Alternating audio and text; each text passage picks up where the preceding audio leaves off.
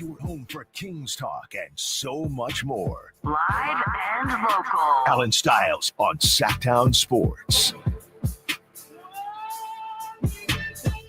Allen Stiles, Sacktown Sports, taking you up to 2 p.m. We have Allen made Stiles. it. We have made it. Just messing with this connection. Hold on. We have made it, and it's going to be a heck of a show today. I'm pulling double duty. I got to hop in the car here at around 11 o'clock, and once we do that, we will keep it going from Doco. And like I said, if anybody is in the building at Doco for work or anything like that, be sure to stop on by and say what's up to your boy, because we're going to be talking to your favorite media members from Sacramento. We're also going to be breaking down all things Warriors Kings part 3? It's part 3. There you go. So it's going to be a lot of fun here on a Friday. We are keeping the vibes very, very positive. I was talking to Kyle before the show just about some of the De'Aaron Fox stuff and should we get into it. Look, he had some things to say about the organization, and you know what? I think I'm making the decision. Today's not that day. Today's not that day. Well, everything that he's always going to be saying something, right? It doesn't really matter. It's still pretty fresh. So when March 7th rolls around, we can have that conversation, because I'm sure he would have said 12 things that people are going to associate in different ways. But today is not the day for that. Today is the day to think about the ceiling of this Sacramento Kings team and to think about what if everything goes right. I feel as if this whole week there's been a lot of talk about what if things go wrong, what happens if they don't make the playoffs, what happens if they do. What happens if Zach LaVine is that dude in Chicago, from Chicago? What happens if Malik Monk does start to figure out the point guard position from the standpoint of picking his spots, right? And, okay, it's attack time. Okay, now it's distribute time. What happens if engaged Keegan Murray is just another level? We saw what happened with Josh Allen when he got engaged. He won an MVP. So what happens if engaged Keegan Murray, congrats to the happy couple, what happens if engaged Keegan Murray is even more engaged from the three-point line? What happens? What happens if Doug Christie, they did find lightning in a bottle with him as a head coach? What happens if Domantas Sabonis decides, I'm going to continue to take this to another level because I don't want to keep getting snubbed? I don't even know what that level looks like. 30 rebounds in a game? Who knows? What happens if Jake LaRavia ends up being that backup wing that we've needed? What happens if Trey Lyles' three ball says, I'm coming home, Trey. I know you missed me, but I'm coming home and I'm here now. What happens if all these things happen? So a lot of good conversations are going to happen today. And of course, even though we're running around, we're still going to get to your calls. Once we get to Doco, it really just depends on how many guests we get, and everyone's running and they're writing stories and they're doing a great job for all of the Kings fans out there. But Kyle is staying in the building, in the studio. So Kyle will let me know if any calls come in and we will fit you in if we can. But we definitely want to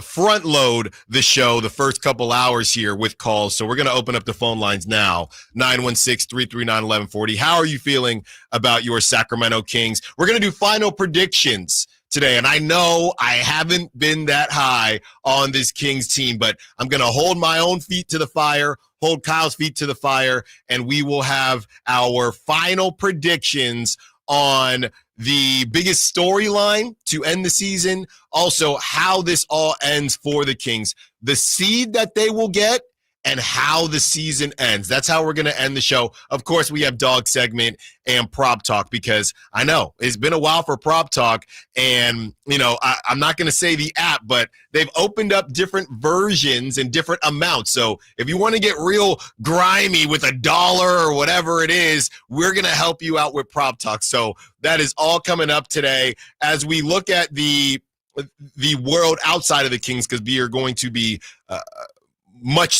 very much so in the Kings world. That nation's face-off was outstanding.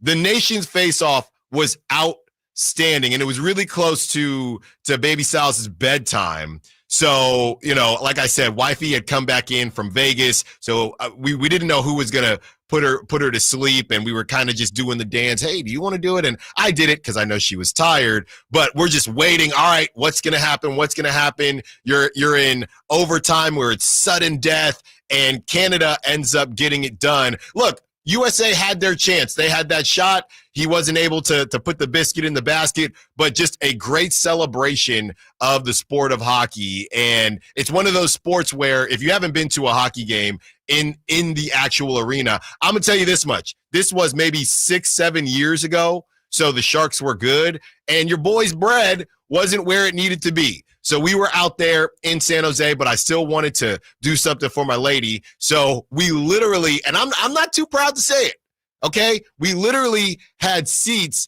in the last row for the Sharks game, the very, very back. And I'm not just saying this because I'm trying to make myself feel better. It did not even feel like it.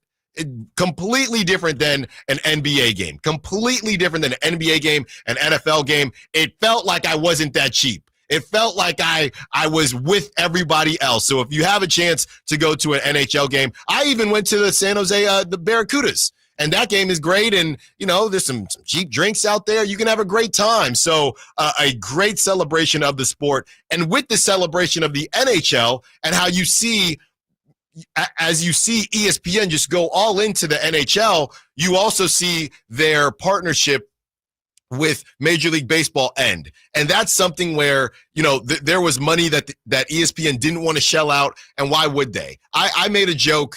This was maybe 4 or 5 years ago about the only time they talk baseball is during the playoffs. I know they did their Sunday night baseball, but they have their Pedro go. They have 1 or 2 guys that they have, but they just did not invest in the sport at all when this is a really good time to invest. With the rule changes, with the amount of elite athletes that are playing. And I know I'm a baseball guy, but this was a great opportunity for them to try to invest. They didn't. Having Mad Dog on a First Take segment once a week to complain and talk about baseball ain't enough. So ESPN said, hey, here's the amount of money we're willing to continue to give you. And Major League Baseball said, that's not it. Right. And on top of that, you don't promote us anyway. So that partnership ends. It's a bit sad as we all have a lot of memories of Major League Baseball on ESPN. They're still going to try to. I read the piece that they put out. The PR piece.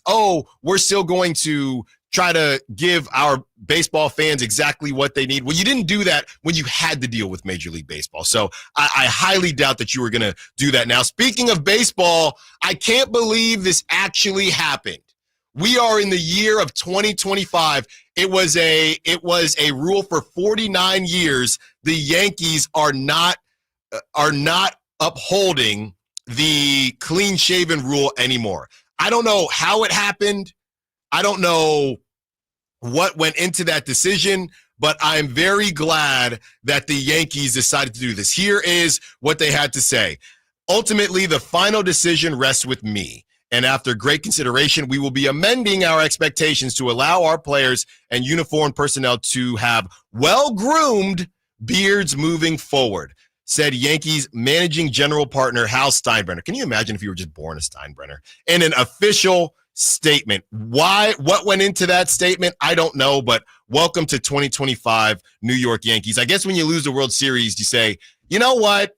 Screw it. Let's figure something out. I don't know. My Hal Steinbrenner point is imagine being the son of this giant, basically organized crime boss who happened to buy the Yankees and then just being the absolute dork that Hal Steinbrenner is. How do you go from George Steinbrenner, cult of personality, organized crime, allegedly ringer in the 70s to his dork of a son that now runs the Yankees? So you have that rule kind of changing everything, and I don't know what quote unquote well-groomed means. Kyle, do you think I would?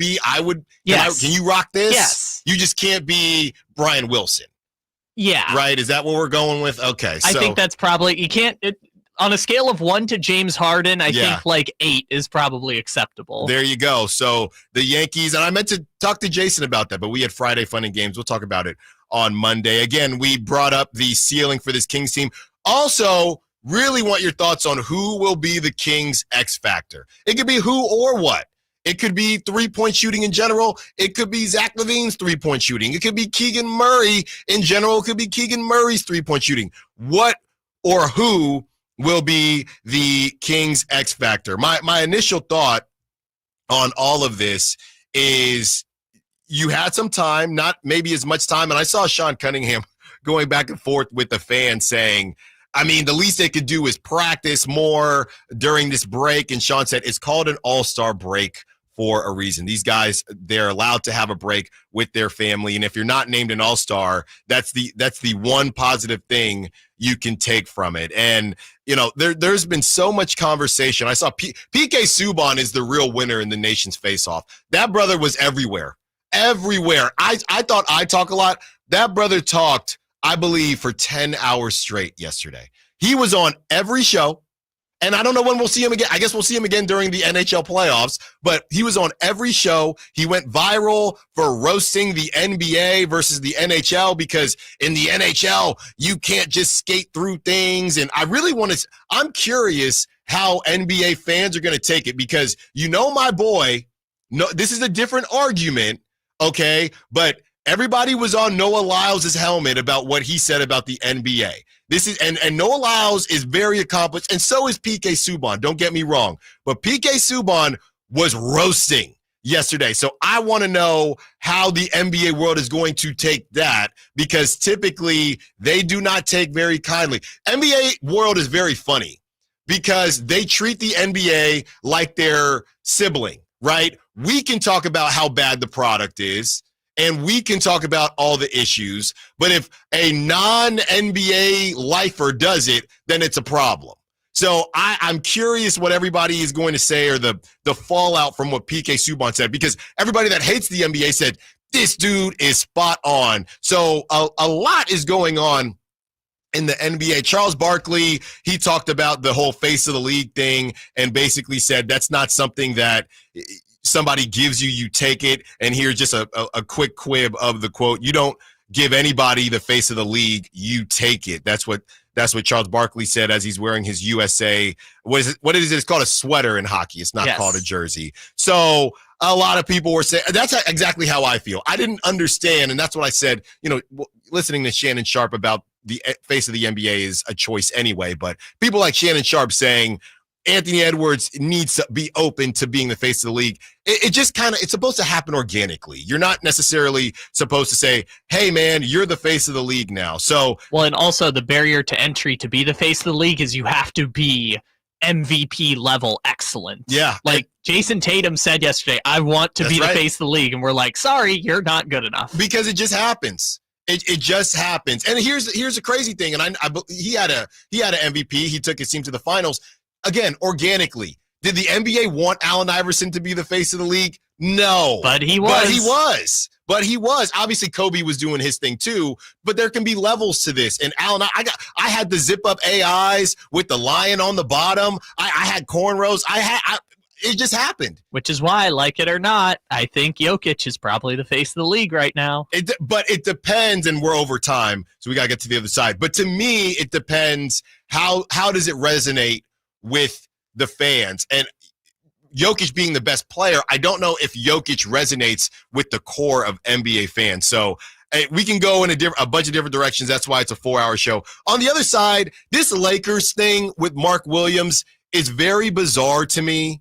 And we're going to also get to Markelle Fultz as he speaks for the first time as a Sacramento King. But real quick, this Mark Williams thing, he gets interviewed after the Laker game from a couple nights ago. And the whole thing is really weird to me, and it's feeling very tinfoil hat, if you ask me. Allen Stiles, Sacktown Sports. On the move? Got somewhere to be? Take Sacramento Kings basketball with you. The Sacktown Sports app will let you stay connected to your passion. Never miss a moment of Sacramento Kings basketball with the Sacktown Sports app. At Stockton Honda, we know how to honor a great deal. Like right now, during our President's Day sales event, you can find star-spangled savings on some of our best models. Why not stop in today and see for yourself? Save thousands with low APR financing and great lease rates on over 500 new Hondas at Stockton Honda. Anytime, anywhere, it's all here.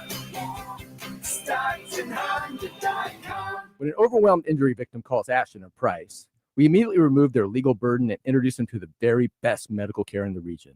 They focus on their health, and we handle all the rest. When they reach the end of their medical journey and are reunited with happiness and hope, we unleash our decades of legal experience to obtain maximum compensation. We are real, local, experienced litigators and snappy dressers too. Consultation's free, and there's never a fee until we win. Remember, for the best advice, don't think twice. Call Ashton and Price.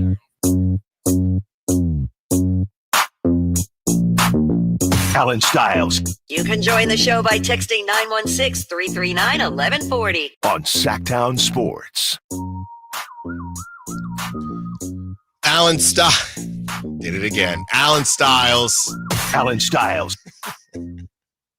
I will stop doing that. For those who don't get the joke, this is my training mechanism for Styles to stop saying Allen Stiles at the beginning of the intro. Allen Stiles. That's right. So Kyle cut some really good rejoiners for us to start the show and throughout the show, and I'm still getting used to having them. And I keep saying my name a little bit too much. So we're gonna work through that, and you're gonna help me. Okay, just flood the text line and flood the Sack Chat with Allen Stiles when I do Allen it. Stiles. I'm not doing it for the rest of the show. I'm not. I am training myself right now. Yeah, but then during a break, you're going to pull up Twitter on your computer and just forget. Yeah, that's probably right. I had this from where is the 970? The 970 first text that we have, and not the first text of the show, but first text that we'll get to. Why doesn't Golden One Center use the cowbell clip from SNL to fire up the crowd? Didn't they? They used to. Okay, they definitely did. They used to years ago. They also do what's it called? The cowbell cam sometimes on the scoreboard. Also 970 Greenlee, Colorado.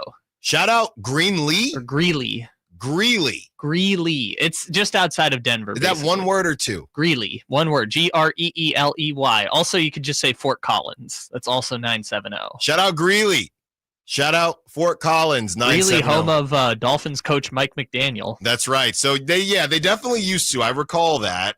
And I think it just kind of aged out. So maybe they'll bring it back, 970. When they do the cowbell cam, though, it they pan to crowd shots and then players ringing the cowbell, and then sometimes they'll go to that clip of, is it Christopher Walken saying whatever, I got a disease and the only only prescription is more cowbell. Yeah. So great stuff, 970. Maybe they'll bring it back tonight.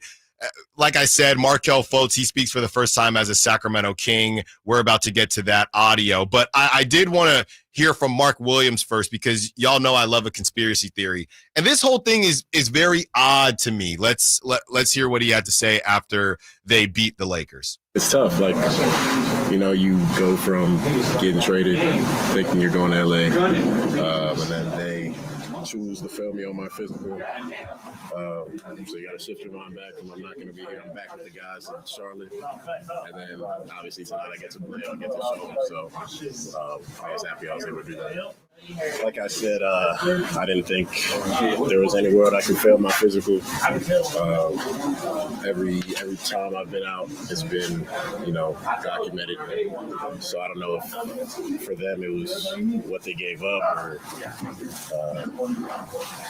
what went into that reasoning. But I don't think it was solely because of my physical. Because like I said, I've been playing all year, and I think my minutes and my production on the court speaks for itself.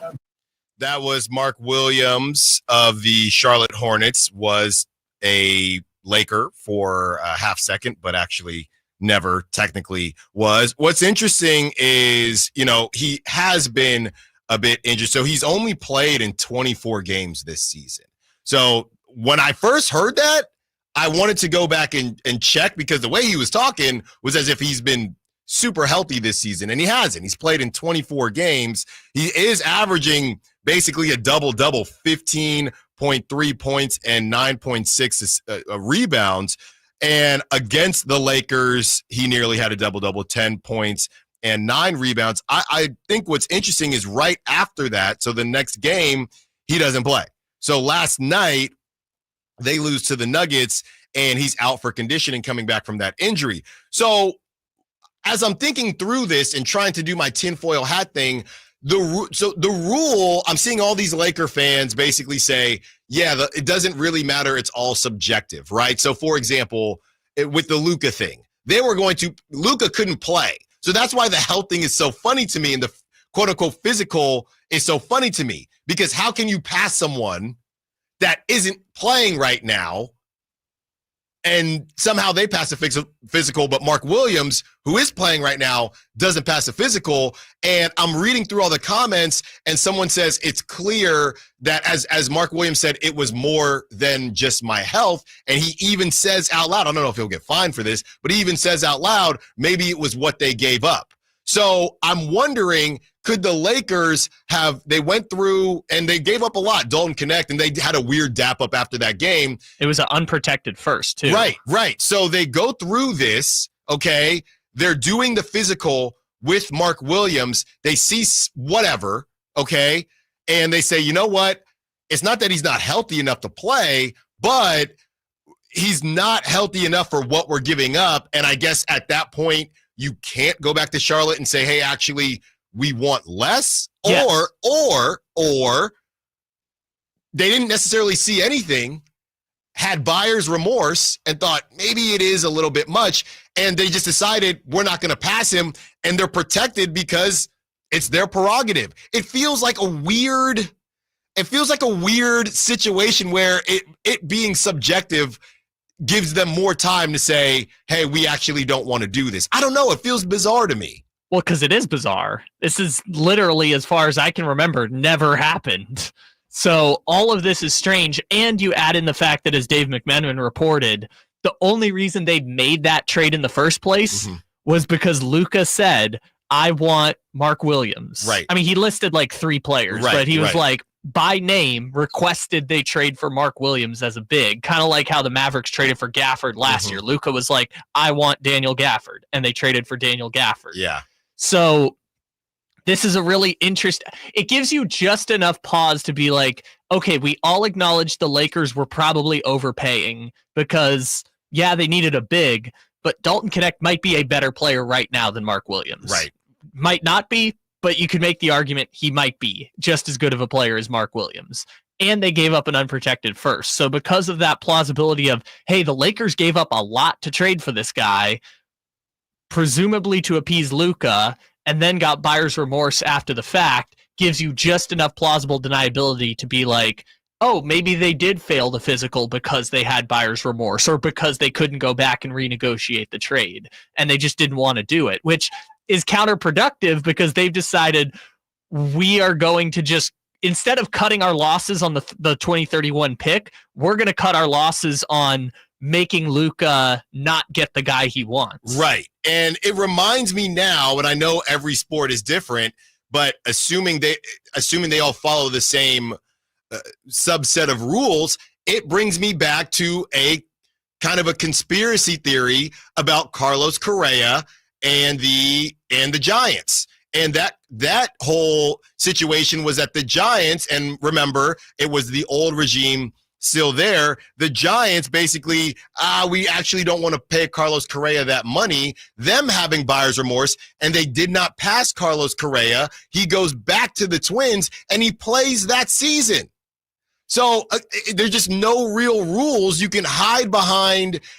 Is there a level of health that somebody could be where it's, hey, there's no way you can not pass this guy? Because everybody at some point in their career got dinged up. So you give yourself a certain amount of time to where it's, do we actually want to do this deal? And Farhan essentially said, I don't know that Carlos Correa is actually worth this, and he does have that ankle thing, so let's not pass his physical. And then he went on to play that season with the Twins. And if I'm not mistaken, the Twins made the playoff that season. So very just interesting stuff, and it just feels very Lakery and something that only the Lakers could get away with. But I guess technically the Giants did too. Now, the Giants, that wasn't a trade. That was a free agent signing. So that was a difference. The Giants just kind of put Carlos Correa in a bad spot. The Hornets and the Lakers. And there was a clip of Dalton Knecht when last night LeBron had this crazy dunk and Dalton Knecht just had no reaction. So I don't know. Look, man, come to Sacramento and get your mind right. And this is where you were always supposed to be anyway. So we'll get you out here and we'll get you right. On the other side, let's hear from the newest Sacramento King, Markelle Fultz. He speaks for the first time as a Sacramento King and what he can bring to this roster. Allen Stiles, Sacktown Sports. Sacramento weather is brought to you by Elk Grove Honda. I'm Tamara Berg in the KCRA 3 Weather Center. Welcome to your Friday. Out the door to a cool start with some areas of patchy fog. As the fog fades, we're looking at mostly sunny skies and light winds this afternoon. Highs will peak in the upper 60s. Get the latest forecast on the KCRA 3 News and the KCRA 3 app. Elk Grove Honda reports that Honda has earned 3 coveted 2025 Car and Driver 10 Best Awards for the 3rd year in a row, honoring Honda Civic, Accord, and CRV. We're Elk Grove Honda in the Elk Grove Auto Mall, Highway 99 at Elk Grove Boulevard. I gotta get an Elk Grove Honda. Hey, what's up, Sacramento? It's Kyle Draper. Turn up the cleanliness at your restaurant, healthcare, or industrial business with Alsco Uniforms, the official sponsor of the Sacramento Kings Mop Crew. We've got you covered with crisp uniforms, hygienically clean linens, floor mats, and of course, mops delivered weekly. But that's not all. Alsco Uniforms also offers weekly services for first aid and restroom supplies. Discover why it pays to keep clean with Alsco Uniforms. Just go to alsco.com to learn more. Again, that's ALSCO.com. Sacramento's premier country music festival, Country in the Park, is coming back May 16th and 17th at Cal Expo with Bailey Zimmerman, Billy Currington, Cole Wetzel, Nate Smith, and more. You'll enjoy food trucks, rock walls, and a mechanical bull, line dancing, and more. Single-day GA tickets start at $52 at CITPFest.com. Country in the Park, May 16th and 17th with the California Army National Guard. Find out more at CITPFest.com. Hey, Mom, I've been meaning to talk to you about some new COVID information I saw online. I read that Black folks like us with certain conditions like diabetes, heart disease, mental health conditions, or being 50 and older, like you, are at high risk. Boy, you sound like a commercial. I'm just saying. I know you love your ginger teas and essential oils, but remember, there are treatment options for COVID-19. I promise if I get sick again, I'll call my doctor to ask about my options. Visit WeTalkWeRise.com to learn more. Brought to you by Pfizer. ZipRecruiter is the place. ZipRecruiter is the place for talented teachers, savvy software developers, and master mixologists. ZipRecruiter is the place where you meet all these people and more. That's because ZipRecruiter is the place for job seekers who are looking for new opportunities. In fact, ZipRecruiter helps 10 million people with their job search every day, so you can find the right candidates right away. Try ZipRecruiter for free at ZipRecruiter.com/free. That's ZipRecruiter.com/free. Whitey here, reminding you that not all grills are created equal and every detail matters. Check out the new Napoleon Prestige and Rogue models and see the difference a Napoleon makes. Napoleon grills have features other grills can't match. They're built different, built better, built to last. Complete with a lifetime warranty and premium stainless steel, boasting absolute quality. Napoleon knows that the smallest details add up to make a big difference when curating your perfect grilling experience. Visit Green Acres Nursery today for your best selection of Napoleon grills and accessories. Why choose a Sleep Number smart bed? Can I make my side softer? Can I make my side firmer? Can we sleep cooler? Sleep Number does that. Cools up to 8 times faster and lets you choose your ideal comfort on either side. Your Sleep Number setting. And now save 50% on the new Sleep Number limited edition smart bed. Limited time. Exclusively at a Sleep Number store near you. Learn more at sleepnumber.com.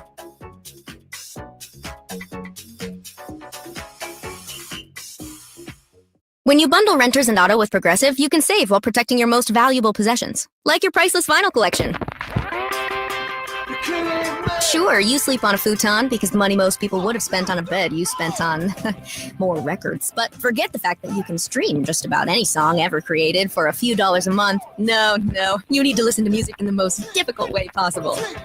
So go ahead and get Progressive so you can save while protecting the things that matter to you. Progressive Casualty Insurance Company and affiliates and other insurers. Not available in all states or situations. Come check out Capital Casino, Sacramento's #1 poker room with the most variety of table games in the region in a safe and friendly environment. Plenty of well-lit parking available, conveniently located in downtown Sacramento. And remember, Capital Casino has the best food, the best service, and the best action. 411 North 16th Street in downtown Sacramento. For more information, log on to capital-casino.com and please gamble responsibly. 1-800-GAMBLER. Got a drain that's clogged up? Or maybe a toilet? Or a faucet that just won't quit leaking? Kenny and Jerry here from Bell Brothers, and we want you to know that it does make a difference which plumber you call. At Bell Brothers, we respect your time by showing up when we say we'll be there. Our technicians are all background checked and drug tested and will greet you with a smile. They're trained to do the job right the first time, and they carry over 1,000 parts on their trucks, so they won't have to order something and then come back later. They leave the work area cleaner than they found it, and your final bill will be the same as they quoted. That's why they call us the No Surprise Guys. So if you need a plumber, it does make a difference who you call. Call Bell Brothers. Our number is 916-444-1234 or find us online at thenosurpriseguys.com. That's 916-444-1234 or find us online at thenosurpriseguys.com. The No Surprise Guys, Bell Brothers.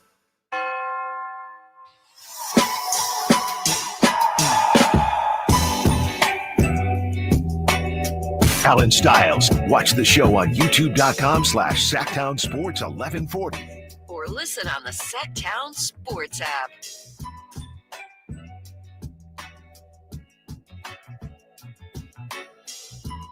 Getting you ready. Getting you ready for Warriors, Kings tonight. It is, the energy. I will say we can complain about the schedule, and there are a lot of reasons to complain from time to time, but they got it right with this one. To line it up, everybody just thirsty for basketball, and on top of that, it's against the Warriors, your rival. That's something else. So very excited for the game tonight, and I know they didn't even prepare for this. 28-27 Kings, 28-27 Warriors. Yeah, at some point they will stop mirroring each other. I just don't know when that point will be. Now they both have a couple new additions, right? Some bigger than others, and we're about to hear from the newest addition from the Sacramento Kings, Markelle Fultz. Real quick, just another update. Most of our calls will happen at the front of the show. At 12 o'clock, I got a boogie. So at 11:45, I'm boogieing on down to Doco. I think they are setting that up right now for me. And once I get down to Doco, we're going to meet with some media members, some in-house, some out-of-house, as we get you ready for Kings Warriors, and they're going to talk about what they saw at shoot around, who's hot, who's not. I know that's the morning show, not this one. So a lot of fun, but we're going to get to your calls then as well. But because we're going to be in and out of interviews and things like that, we're trying to front load the show with calls. So if you want to hype up your fellow Sacramento Kings fans, call on in, or if you have something to get off your chest, speak now, or maybe you'll get to speak in a couple hours as well. Let's hear Markelle Fultz speak for the first time as a Sacramento King. Here it is. It's a blessing, somebody that had a journey that I've had. I have a real appreciation to be able to play this game and to be able to have this opportunity. So for me, it's just a blessing to be able to be out here and have the opportunity to hoop. What's the last year been like for you? It's been amazing for me, just being able to take time for myself and get my body and mental right, and really just get my body good. So for me, that's all it was for me, and now I feel good, and I've been blessed enough to have this opportunity to go hoop. Came to watch me work out. Of course, they've been in contact with my agent. My agent does a good job of allowing me to just focus on basketball and things I need to focus on. But like I said, I've been working my tail off all year round to be ready for this opportunity when I felt right. And he's done a great job of keeping teams, ready for me and letting them know that, I've been working and not just sitting around. And when I felt right, they came to watch me work out, and it just happened to work out perfect. One thing I've learned coming through an ACL injury, I've tried doing everything that you can to get ready to play basketball.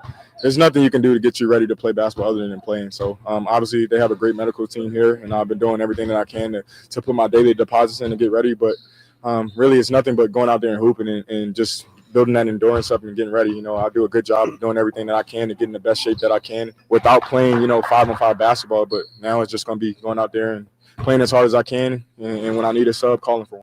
Health is wealth, man. And as we all know, battling with injuries is about being consistent and staying healthy. So for me, It was no reason for me to rush into anything. You know, I feel like for myself, I've already played through injuries. I already played through a lot of things. So I told myself and I told my team that my main focus was just taking care of my body and giving myself the chance to rest and make sure I felt strong and good enough to be able to go out there and give my all. So it wasn't a hard decision for me. It was something that, you know, a decision I made. And I know a lot of people say a lot of things, but I was never worried about that. I knew what I had going on. I knew what I wanted to do, and I executed that, and now I have a chance to go out there and play again. Great stuff from Markelle Fultz. I love what I'm hearing. He's saying all the right things. Love the blonde hair. He's had a couple different hairstyles. I like the blonde hair. He starts balling out. We'll see some blonde hair in the stands as well. I think it remains to be seen. Yesterday it was announced that Devin Carter will be returning to the Sacramento Kings. A bit of interesting timing. Not sure how Devin Carter's minutes will be distributed along with Markelle Fultz, if either of them will get any time at all. And we have sound from Doug Christie on what that role will look like for Markelle Fultz specifically. And Doug's not really sure either. Here it is. We got hoopers, man. He's a hooper. What that means in the big scheme of things, until you put it in the gumbo, you don't know how it tastes. Love it. There you go. What do you think he means by that? It means he has no clue what is going. I don't know. And we got prop talk at the end of the show. And I think the prop talks that we pick are the safe picks, but I have no clue what the rotations are going to look like tonight. We got hoopers, man. Yeah. We got hoopers. We got hoopers, man. I think he could simplify any question you ask. It could be, hey, you know, it could be quantum physics, and he would find a way to put it in layman's terms. We got hoopers. Yeah, that's it. You could ask him a question about the foundings of the universe and life's great mysteries. Yeah. And he would talk to you about the energy that we're going to bring to the conversation. Yeah. Sometimes, you know, when there's an asteroid coming at you, you got to say, hey, man. We got hoopers. It's always we, not me. You know, we got hoopers, man. You tell that asteroid what that means in the big scheme of things. Until you put it in the gumbo, you don't know how it tastes. Right? Yeah. I mean, he's not wrong. You could answer any question that way, and it would make equally as much sense as Doug Christie talking about what Markelle Fultz's role is going to be.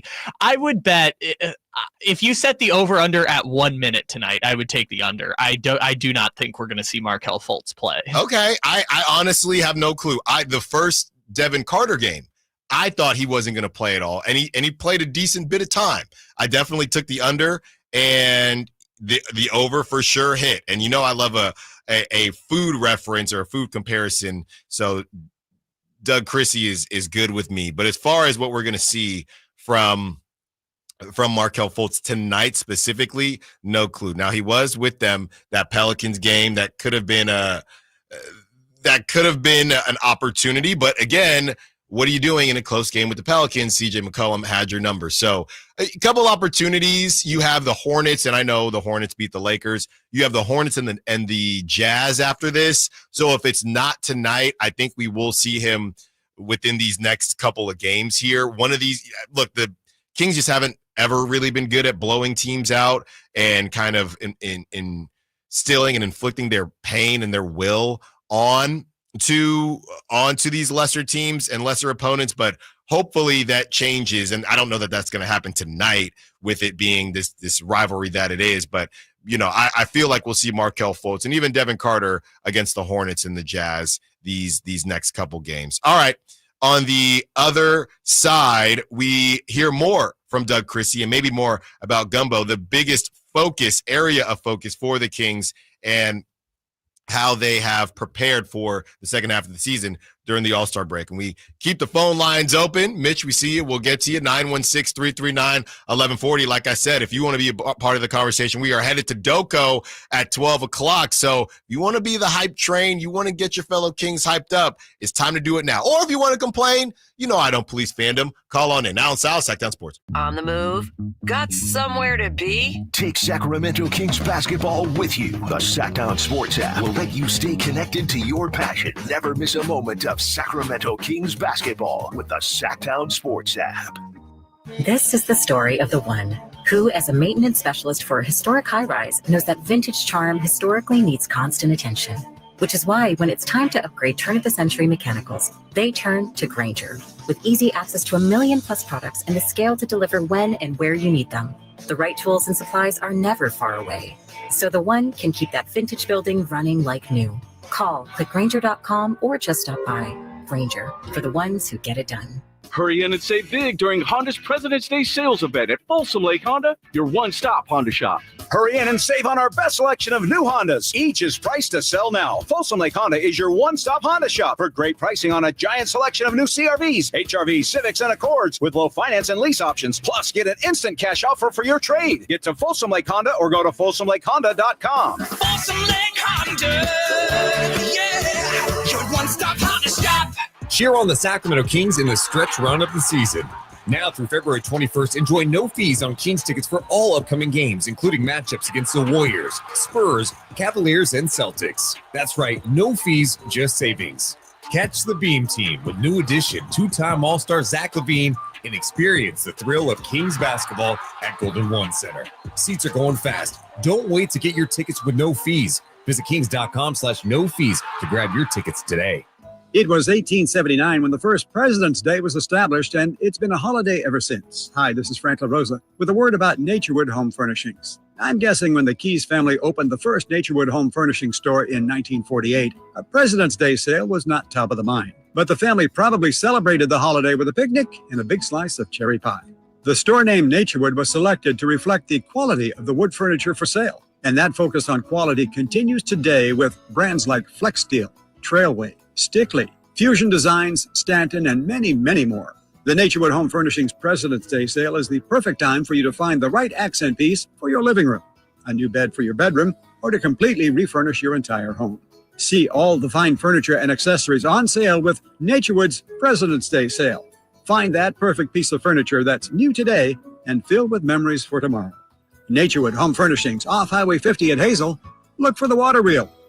Hey, what's up? We're talking to Chad Hoblet of Hoblet Dodge, Chrysler, Jeep, Ram, and Woodland. What's happening, Chad, for the President's Day sales event? Get the presidential treatment and savings with up to $16,000 off MSRP on new 2025 Ram 1500 crew cabs. With over 400 new Ram trucks available, your truck is waiting at the Hoblet Ram Truck Center. $16,000 off MSRP on the new 2025s. That's not what I was expecting. We aren't trying to sell you last year's leftovers. When you need a good deal on the newest truck, Hoblet needs to be your first stop. Plus, check out the huge selection of certified pre-owned vehicles at the Hoblet Certified Pre-Owned Supercenter with over 220 vehicles available and 40 under $20,000. Search, select, and save through their whole inventory at HobletDodge.com. Unbeatable prices, unbeatable selection. Nobody beats Hoblet, period. $16,000 total net savings on select new 2025 Ram 1500 after $9,000 factory rebates and $7,000 dealer discounts. Rebates include $2,000 Chrysler Capital bonus cash. Must finance through Chrysler. An on-the-job $500 upfit incentive. Must show business ownership and $500 upfit. 5 with this net savings. See dealer for details. Serious accident. You deserve the law offices of Jeremy Winter. 877-637-3237.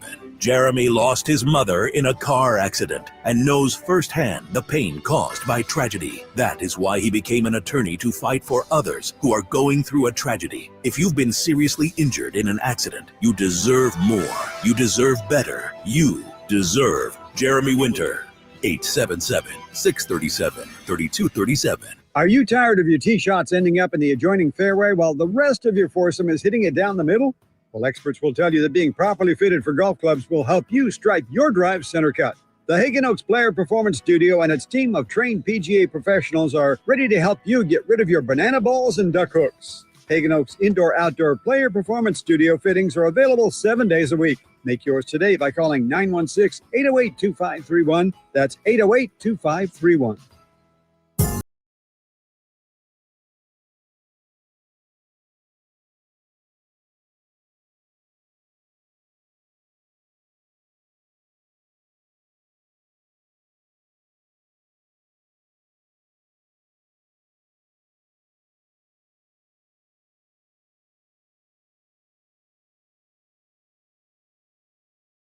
Your home for Kings talk and so much more. Live and local. Allen Stiles on Sacktown Sports.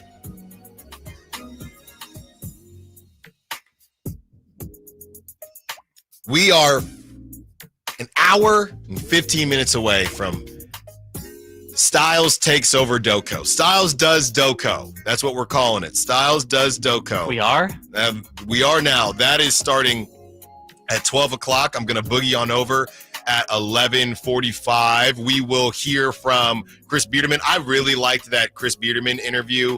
And if you missed it, we're going to fire that up while I am driving on over to Doko. So that's coming up at 11:45 in an hour if you missed it. And then I will hop back on at 12 o'clock, and we will rock and roll live from Doko, talking to your favorite media members from the Sacramento Kings, some in-house, some out-of-house as well. And maybe your favorite coach is Doug Christie. It could be moving in that direction. We're going to hear from Doug Christie, but let's go to Mitch first, who wants to be part of the conversation, get the calls going. What's up, Mitch? What you got for us? I just hope Fultz and Devin Carr will be given a chance to show what they have, especially Carr. Tats have quite a few on him. Mm-hmm. I don't think the rest of the season looks so good because it's that power forward, a lack of defensive rebounding. I'd rather see them get in the lottery for Coop. It's going to be a good draft. Great draft, I heard. Yeah. Thanks for the call, Mitch. Have a great weekend. I just don't know where, and Kyle and I, we've done this ad nauseum here. I just don't know where the minutes are going to come from. It's just that simple to me. The Markelle, not for both of them. Maybe Markelle Fultz, maybe Devin Carter, but I don't know where the minutes are going to come from both of them. Not the way that Doug has been doing the rotations. And then it comes down to, you're saving, I guess, Malik's energy, but we just don't know what it even looks like. Markelle Fultz might get out there and you're thinking, I don't want that guy out there for 10 minutes. We have no clue. We have more of a clue with Devin Carter, but I don't want Devin Carter really out there for 10 minutes right now either. Well, and at the same time, who's going to be on the floor with them? Like, if you're putting Markelle Fultz in, you've got to have two of the three of Malik, LaVine, and you need shooters. Yes, you cannot have him out there. I wouldn't even have him out there. Keegan is not enough. You need you can't have Markelle Fultz because, you think about it, okay, as long as there are enough starters, you can't have Markelle Fultz out there with a Jake LaRavia. I know Jake LaRavia can shoot the rock, but he hasn't really shot the rock well with the Kings yet. Even Zach LaVine's still trying to get into it. So I just don't know. And I asked this to Chris Biederman. Like I said, we're playing that interview in an hour. I asked him, when is it not early anymore? Everyone makes trade deadline moves. The Kings decided to flip their whole roster at the trade deadline. So it's not the same as, I guess the Luka thing is similar, but how long? It's been 6 games now. Is it the 10-game mark where you start to think, okay, and it depends on what that record looks like. Okay, you guys need to start figuring it out now. And I don't know when that's going to be. And it's like Markelle said in his quote, like, you're talking about someone who hasn't played basketball since May of 2024. It's the same thing with Devin Carter. We need to cool off on some of the expectations.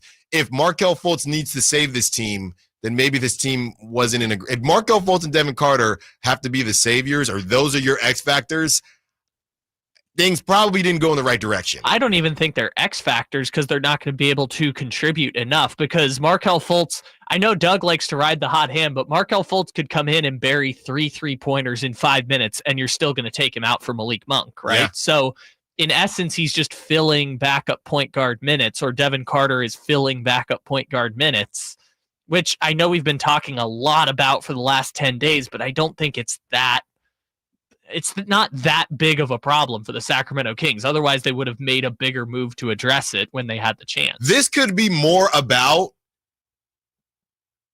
using Malik in a better way. There's been so much Malik right now, and it's clearly affecting his shooting. He's missing wide open 3-pointers. Having Markelle Fultz, somebody that you do trust, maybe helps the rotation so that Malik isn't as burnt out just throughout the game, not just towards the end of the game, but just throughout the game. Also, just so that Malik isn't thinking as much. Yeah. And I don't know this is the case, but basketball is one of those things where you just got to second nature go. Play your game.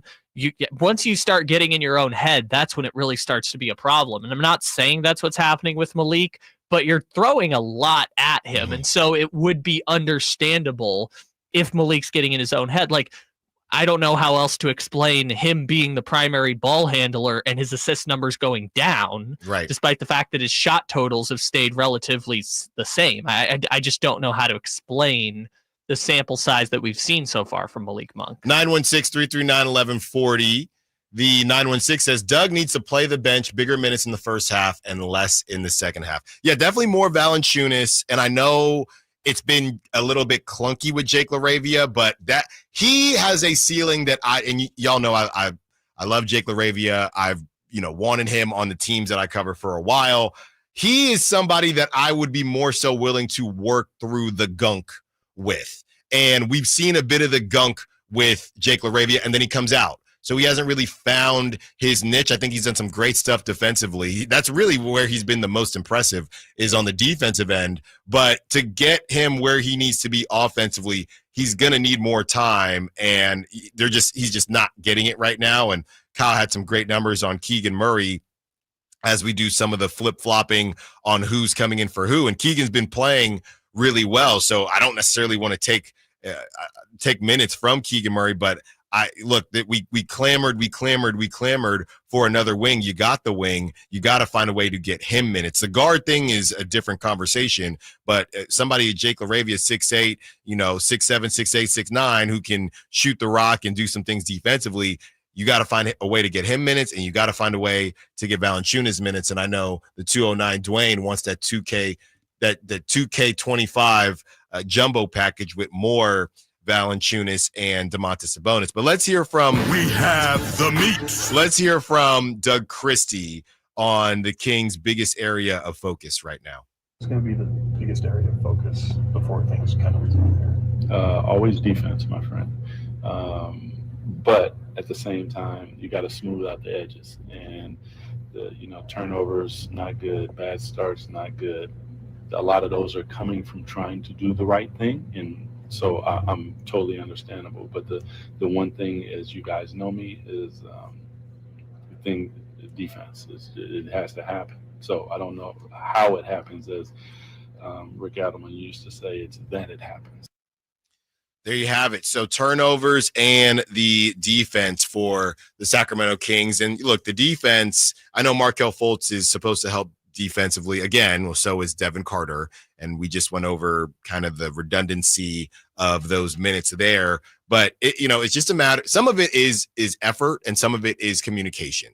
So we've talked so much about the offensive end and getting Zach LaVine in the mix there. But look, these guys are all pretty darn athletic. I know they're not the best defenders in the world, but some of this, the only person, or I guess the lowest ceiling when you talk about the defensive end, is probably DeMar DeRozan, because on top of it, he's never been a great defender. And then you throw in age, and you throw in him still having to do a lot offensively. But besides that, I expect the defense to look a bit better. Malik Monk has always given great effort in everything he does, including defense. He's not a great defender, but he's always given great effort. So I do think that these practices and the communication is tonight a night where we'll see it. I don't know, because y'all know that, I got into it with the 925 on the text line about maybe putting too much on the Golden State Warriors, but I just think that they're playing pretty well right now. And I just think it's a numbers game, and I think that they kind of owe the Sacramento Kings, or they might feel like they owe the Sacramento Kings. And you know how they are when they get a big brother, and they got the big brother and Jimmy Butler. So I don't feel great about tonight, but moving forward, I do believe that the communication, Zach LaVine's athleticism, and some of the things that we've seen so far should lead to better defense. They're not going to be the Orlando Magic, but they should be able to compete at a higher level on the defensive end. So we will see if that does happen tonight. And I hope I'm wrong about tonight's game. We haven't given predictions yet, but I hope I'm wrong about tonight's game. But with that being said, let's talk about some of the matchups that we may see tonight. And Doug Christie talks about having a team defense with players who aren't necessarily lockdown defenders. We'll get to that on the other side. Allen Stiles, Sacktown Sports. Live and local. With everything 49ers. Intercepted by Fred Warner. Dives for the end zone. Touchdown! San Francisco! A ball George went up and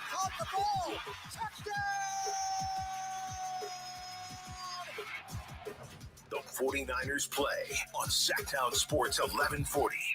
Hurry in and save big during Honda's President's Day sales event at Folsom Lake Honda, your one-stop Honda shop.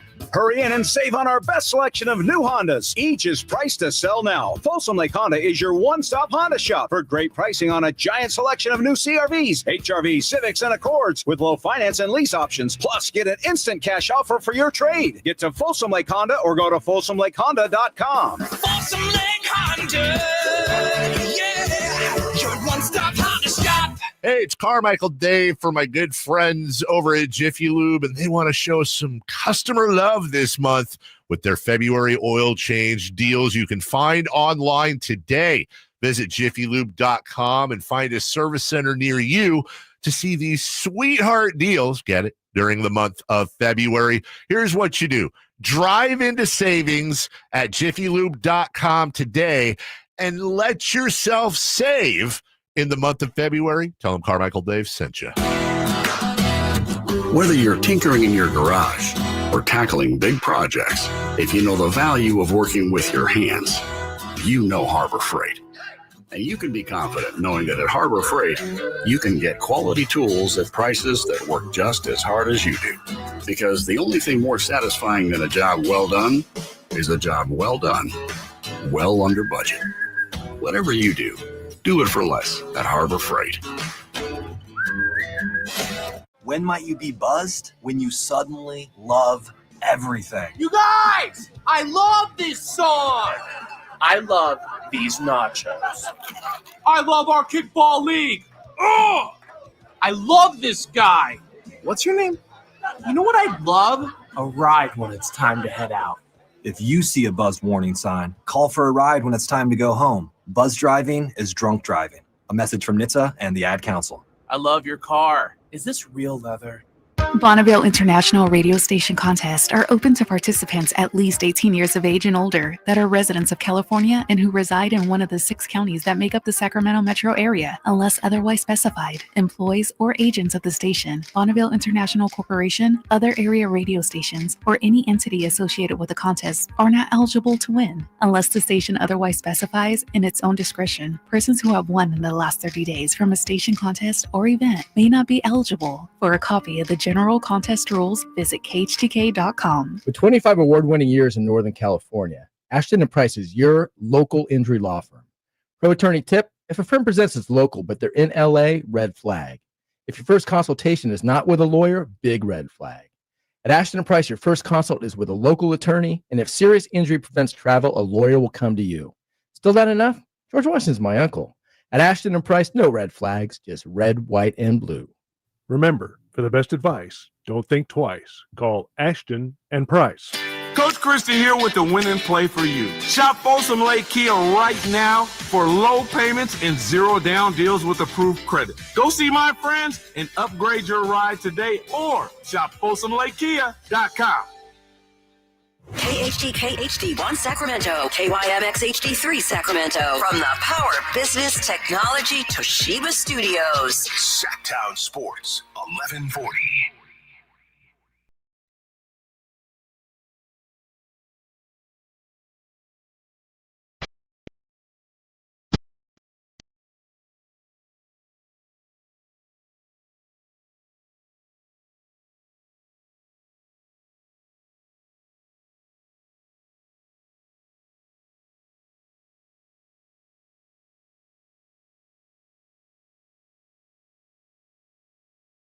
Allen Stiles. Watch the show on youtube.com/Sacktown Sports 1140. Or listen on the Sacktown Sports app.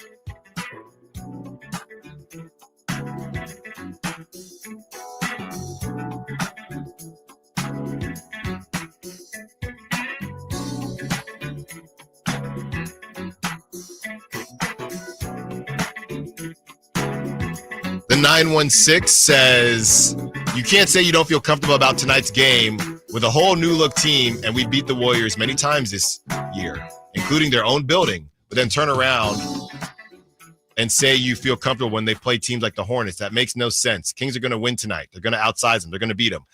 916, respectfully, what you just said made absolutely no sense. Absolutely no sense. You're saying that I can't say that I'm comfortable with the Warriors beating or the Kings beating the Warriors, but I'm comfortable with them beating the Hornets. Well, I think the Warriors are better than the Hornets, so that's why I'm not as comfortable. And you went on to say it's a new look team. Yeah, it is a new look team. They beat the Warriors many times this year with a different team. It's a new look team. So, and by the way, that bad man Jimmy Butler is also playing for the Golden State Warriors now. What did they have to give up to get him? A guy who scored 4 points the last time they played against the Kings. Did Andrew Wiggins play? Andrew Wiggins didn't play one of them, but I thought that was the second one. No, and again, look, we'll see what happens tonight. But the Kings were struggling against the Pelicans, and the last time the Kings beat the Warriors, I'm not putting an asterisk next to that game because they won, but you cannot pull it up, Kyle. Do you have it up right now? Draymond, I know Draymond didn't play. I know Kuminga didn't play. Yeah, here was the starting lineup that night. It was Steph Curry, Buddy Hield, Gary Payton II, who I don't think will play tonight. Yes, he's out tonight. Andrew Wiggins, Kevon Looney, and then off the bench it was Guy Santos, Quentin Post, Trace Jackson Davis, and Lindy Waters III. I mean, come on. Oh, and Moses Moody played 26 minutes. Come on. Now, Moses Moody might play 26 minutes. No, right. Now, there's still no Kuminga, but you add Draymond Green and Jimmy Butler. I can say I don't feel comfortable about tonight, but I feel more comfortable about the Hornets. I don't think that's a crazy statement. And hopefully I'm wrong. I love a beam against the Warriors. I love that. I'm just doing math in my head. That's all. I just realized this is kind of crazy. The first time we played, which was the 30-point blowout, Trace Jackson Davis, the starting center, played 18 minutes and had 0 points. We did the show the next day, and I said, I don't know what Trace Jackson Davis is good at. And that's the game that De'Aaron Fox did not play. Yes. So that's the one parallel I'll give you. Which the Kings starting lineup that night was Malik Monk, Keon Ellis, Keegan Murray, DeMar DeRozan, Domantas Sabonis. There you go. And then the next time they played, which was the game they won where Steph had like 2 points in the second half, they had to start Kevon Looney, who played 10 minutes and scored 0 points. And then they ended up bringing in, that was kind of the Quentin Post coming out party. Which I look at it tonight, and I'm like, I think I know what their starting lineup is going to be, which makes it hard to do the matchups thing, which was the segment we were going to do here. But like, they're not going to start Draymond at center, right? No, they can't. So then what? It's going to be Curry, Podziemski, Butler, Draymond, and Post? I think they might go Post, but I think that Sabonis, to the 916's point, I think Sabonis will take care of Post. Post is taller than Sabonis, but he's a little rook. Sabonis made barbecue chicken out of Trace Jackson Davis, so they can't really play him. Or they sacrifice. It depends on how much they care about the scoring that they get from Post. Do you just sacrifice, or do you just go Kevon Looney? And he gives you the best chance against Sabonis. They did that, and I think he might have gotten hurt in the middle of that game was part of it, but they tried it. He played 10 minutes and had 0 points, which this goes back to, I think it was Dwayne on the text line was talking about our Lithuanian lumber. We have the meat. Right. I don't think you need that because, one, Sabonis and Valanciunas are really good spotting each other. We figured out with the rotations before the All-Star break, basically Sabonis and Valanciunas' minutes add up to 48. LaRavia and DeRozan's minutes add up to about 48, and Keegan and Lyles' minutes add up to 48. So those three are spotting each other. Like when one comes out, the other comes in, et cetera, et cetera. I don't think they need to do the Lithuanian lumber lineup just because the Warriors don't have one guy that can defend them. And so, two, you mess up your spacing, and what you want is Sabonis to just be able to work in the middle and spray threes to the Keegans and the LaRavias and whoever else. Well, and also you look at what Steph has kind of perfected to that pick and roll where he gets the big on him. And if you go jumbo package, that's more opportunities for him to do that. And again, you want to send a second, that's fine. But now, and I know Jimmy Butler doesn't shoot threes per se, but he's got that IQ. So you have more options for Steph to pass out of that double. That ball swings back around. And sure, are you living with, look, I'm not saying this team is not beating. I don't believe this team is beating the Thunder or making a championship run. I'm not saying that, but you swing things around, and do you live as the Kings? I guess in that opinion, their perimeter shooting hasn't really changed, even though Guy Santos balled out against the Kings last game. So it's, if you still want to spam the double team, you just say, hey, Brandon Pajemski's going to beat us today. And I do think, I'm going to be honest, I do think there is a level of pride with Doug Christie with the defense as we get into this sound that kind of speaks to it. I do think there's a level of pride where if you double Steph all night, obviously you need the W and no one's going to say anything, but I do think there's a level of pride. And we saw it with CJ McCollum, to be honest, and they lost that game. Don't get me wrong, but I do think there's a level of pride where it's, hey man, you're just going to double Steph all night, really? And that's on the Warriors to make it hurt. So I'm very interested in how they go about it because, look, Steve Kerr is a Hall of Fame coach. You would think that they've played each other so many times, they'll have something cooked up for if they start spamming the double team again. Here's Doug Christie on having a good team defense if your individuals aren't spectacular. How do you scheme your way around some of the deficiencies that you might have? Because defense is an individual. We don't play individual sport. Defense is a collective. We play a team sport. So even on our squad, we didn't have necessarily a whole bunch of individual defenders, but collectively, the ability to communicate at a high level, the ability to do early work, to be handsy and physical and pull the trigger and make sure that we're making very decisive decisions. Like we pull the trigger and it happens, and from there everybody responds, as opposed to always being reactive and getting hit first. I'm not a get hit first guy. Yeah, this is a big game for who strikes first. And we've seen the Kings beat the Warriors in a couple different ways. These are different rosters now, but we've seen the Kings go down against the Warriors. This was last season, but we've seen the Kings go down against the Warriors and come back. We've seen the Kings just beat the bleep out of them and run them out the building. And we know that they can do this in a couple different ways. Again, I just think that they are looking, and this is what the Warriors always do against the Kings. They are looking at this game as an opportunity to springboard them into a run. I saw one of my former coworkers over there in the Bay Area who is a host, and he said, wow, as we do a little bit of mini pocket watching, the Suns lost, and was it the Mavericks? The Suns lost, and the Clippers. The Clippers lost too. So they're licking their chops thinking all he said was, this is a huge game tomorrow night for both teams. So the game tonight, and it is, because the Clippers lose, the Suns lose, and the Suns were kind of behind, and the Lakers do win, but this is a huge game, and the Warriors are thinking, look, this is still a little bro. They've got us the last couple times.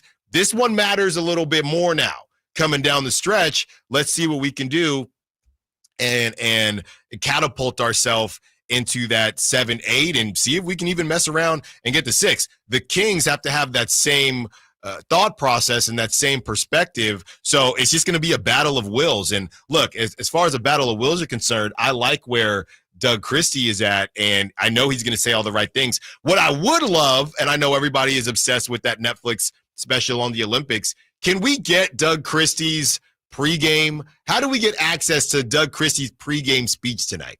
That's what I want, because I just think there's going to be a lot of gems in this one tonight. This is where Doug Christie just absolutely cooks and gets the boys ready to go. So I don't think we are going to be able to get that, but I'd love to hear that one. I'd love to hear something from Doug Christie, because both teams are trying to go on a run here. And to the point about the rivalry, if you go back to the Beam Team season and take their last 14 matchups, which I think was the last regular season game, the playoffs, all the regular season last year, the play-in, everything. If you take their last, actually, we can go 16 matchups. Kings have won 8. Warriors have won 8. The Kings knocked the Warriors out of the play-in last. Right. Well, ended the big three. Right. Ended Steph, Clay, and Draymond. Ended their entire time with the Warriors. The Warriors obviously knocked the Beam Team out of the playoffs. Kings are 2-0 this season. They can win the season series tonight. It's been a super evenly matched rivalry even beyond that, regardless of whether people think it's a real rivalry or not, or NBA putting it on Rivals Week. They've been super evenly matched over this last however many games, and now it's you still have Domas and Steph, but other than that, it's basically a brand new core coming into this game. So this is interesting, and you might have some information on this, Kyle, because off the top of my head, I'm trying to figure out what the rules are when you play a team 4 times. So the Kings aren't done with the Warriors. Kings are up 2-0. If they win tonight, like you said, they get the season series, and more importantly, the tiebreaker. If they lose, so they have 2 opportunities to win the series. If they lose both and it's 2-2, how does the NBA decide that tiebreaker? Let's see. Games against each other, then division leader. So as long as neither of them win the division, that doesn't matter. Mm-hmm. If it's 2 teams in the same division, they would go to division win-loss record. Oh man, you gotta win one of these. You have to. This is huge. And then if it's after that, conference win-loss record. I don't even want to get into all that. So yeah, 4 games. You win tonight, like you said, Kyle. You win tonight. You basically gain what? 2 games or a game and a half on the Warriors, because now you'll have that tiebreaker. So very important game tonight for both teams, because the Warriors, they know, all right, well, we're chasing the Kings, not just the win. We can't be tied with them. We have to beat them because we don't have the tiebreaker. Which is why this game is essentially a 3-game swing tonight. Because if the Kings win, they have a 2-game lead on the Warriors, because the Warriors cannot catch them. So, but with the tiebreaker. So this could either be the Warriors are 1-up or the Kings are 1-up with a tiebreaker locked in. Well, the second half is here. Let's talk about that X Factor. Who will be my X Factor for the second half? Who will be Kyle's X Factor for the second half? Who will be your X Factor for the second half? Let's open up those phone lines, 916-339-1140. Allen Stiles, Sacktown Sports. Keegan Murray plays here. Keegan scores another 3-pointer. Keegan Murray knocking it down for 23 points. Match De'Aaron Fox for game scoring honors. Sacktown Sports is your proud home of the Sacramento Kings. Coach Doug Christie here for your truck headquarters, reminding you that every deal at Folsom Lake Ford is a slam dunk. Shop all your favorite models on sale now, including America's best-selling truck for over 47 years, Ford F-Series, plus a huge selection of Broncos, Bronco Sports, and all of Ford's award-winning SUVs at FolsomLakeFord.com. Listen, I know a great play when I see one, and if you want to save on a new Ford, you got to drive the lane straight to Folsom Lake Ford in the Folsom Auto Mall. Right now, buy any new Ford with 0 down on approval of credit. Save big with low interest financing, and Folsom Lake Ford always pays top dollar for your trade. So hurry to Folsom Lake Ford, a 6-time Triple Crown winner for sales and service excellence. That's why they're my trusted dealer, and they should be yours too. Tell them Coach Doug Christie sent you, or shop them online at FolsomLakeFord.com.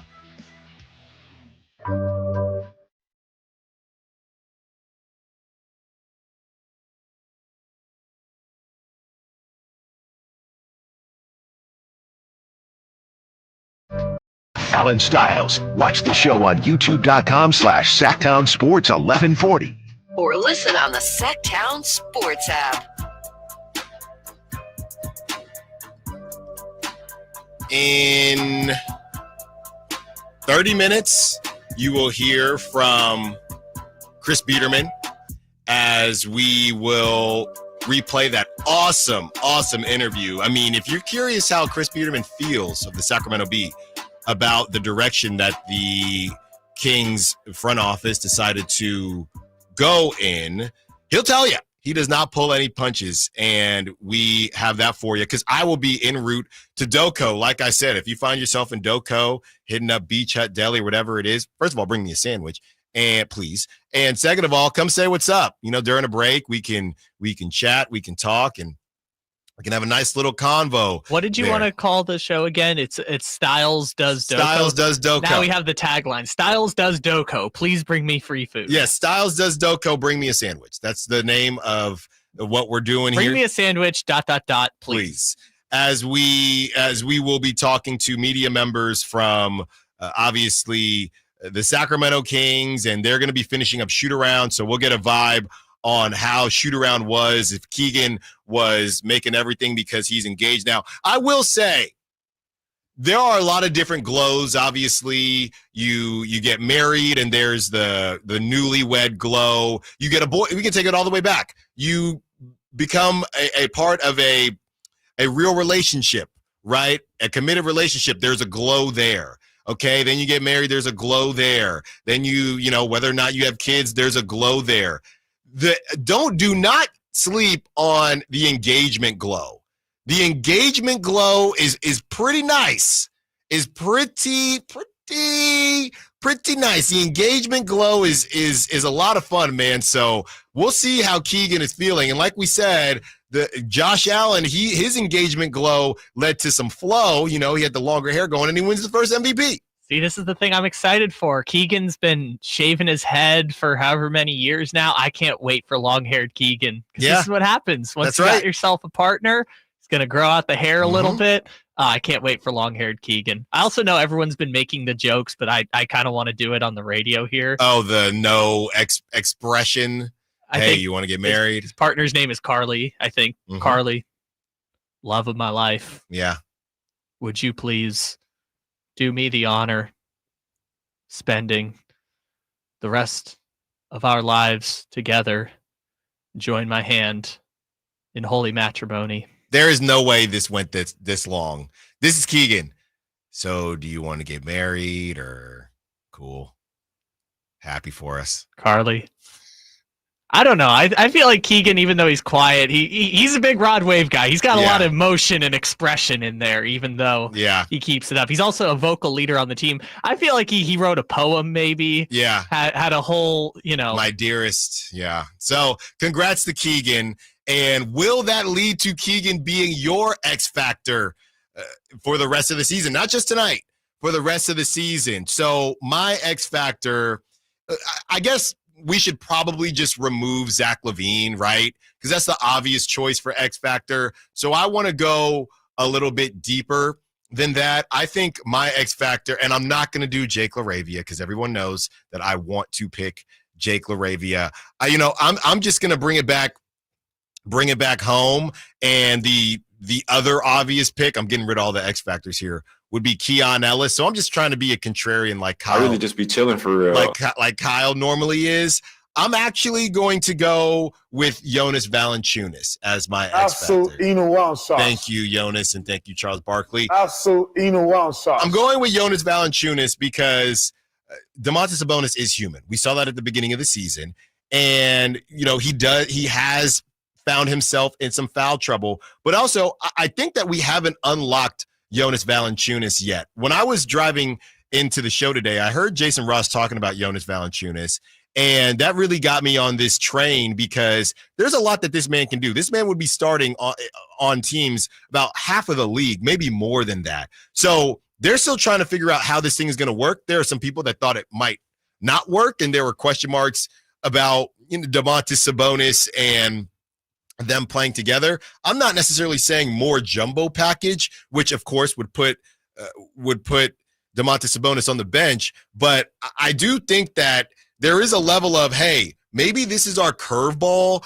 And as crazy as the numbers have been for Domantas Sabonis, you haven't been winning games, right? So maybe there is a different version of this offense and defense. I know Jonas Valanciunas is not known necessarily as a rim protector, but maybe there's a different version of this offense and this defense, with Domantas Sabonis on the bench at times that can free some things up. Jonas Valanciunas is a pretty talented scorer. So I do think figuring out how to utilize Domantas Sabonis could be the X factor amongst the obvious X factors that I was trying to avoid, like the Keon Ellis's and the Zach LaVine. So I'm actually going to go with Jonas Valanciunas. This dude is really good, and this dude can play a lot of minutes. He's a starting center. So can Doug, Jay Triano, and the crew figure out how to utilize Jonas Valanciunas on a team with a kind of a specific setup with Domantas Sabonis? Absolutely no one sauce. Kyle, do you have an X factor? I do, and I'm going to preface it by saying that I would also pick Zach LaVine if I had every option available, because, again, not just Zach LaVine being important for this season, just the entire blueprint of what they're trying to do hinges on Zach LaVine. If I'm going to pick one, though, I am going to go with the guy we were talking about a little bit earlier. In nomine Patris et Filii et Spiritus Sancti. Because, like we talked about, we've been trying for almost 6 shows now, which, if you take all the shows in totality, 24 hours. We've been trying for 24 hours of radio to dissect the numbers on what Malik Monk has done since taking over the starting point guard role, and it just doesn't have any correlation to it.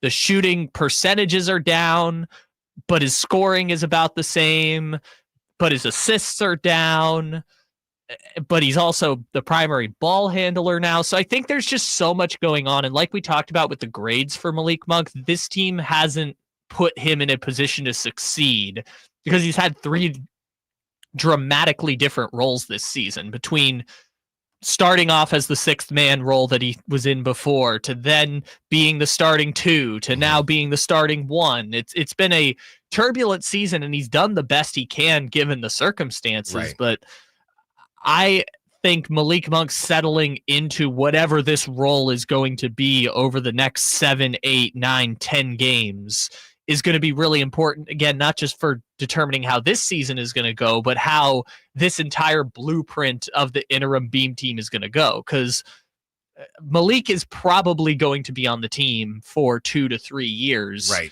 At some point, he might become the longest tenured Sacramento King, depending on how all of it goes. But I just don't know how to put Malik in the best position to succeed on a team that also has Zach LaVine and DeMar DeRozan. So I hope he's not the odd man out just because he's making the least amount of money and his position is the most flexible, in terms of sometimes he's going to be the 1, sometimes he's going to be the 2.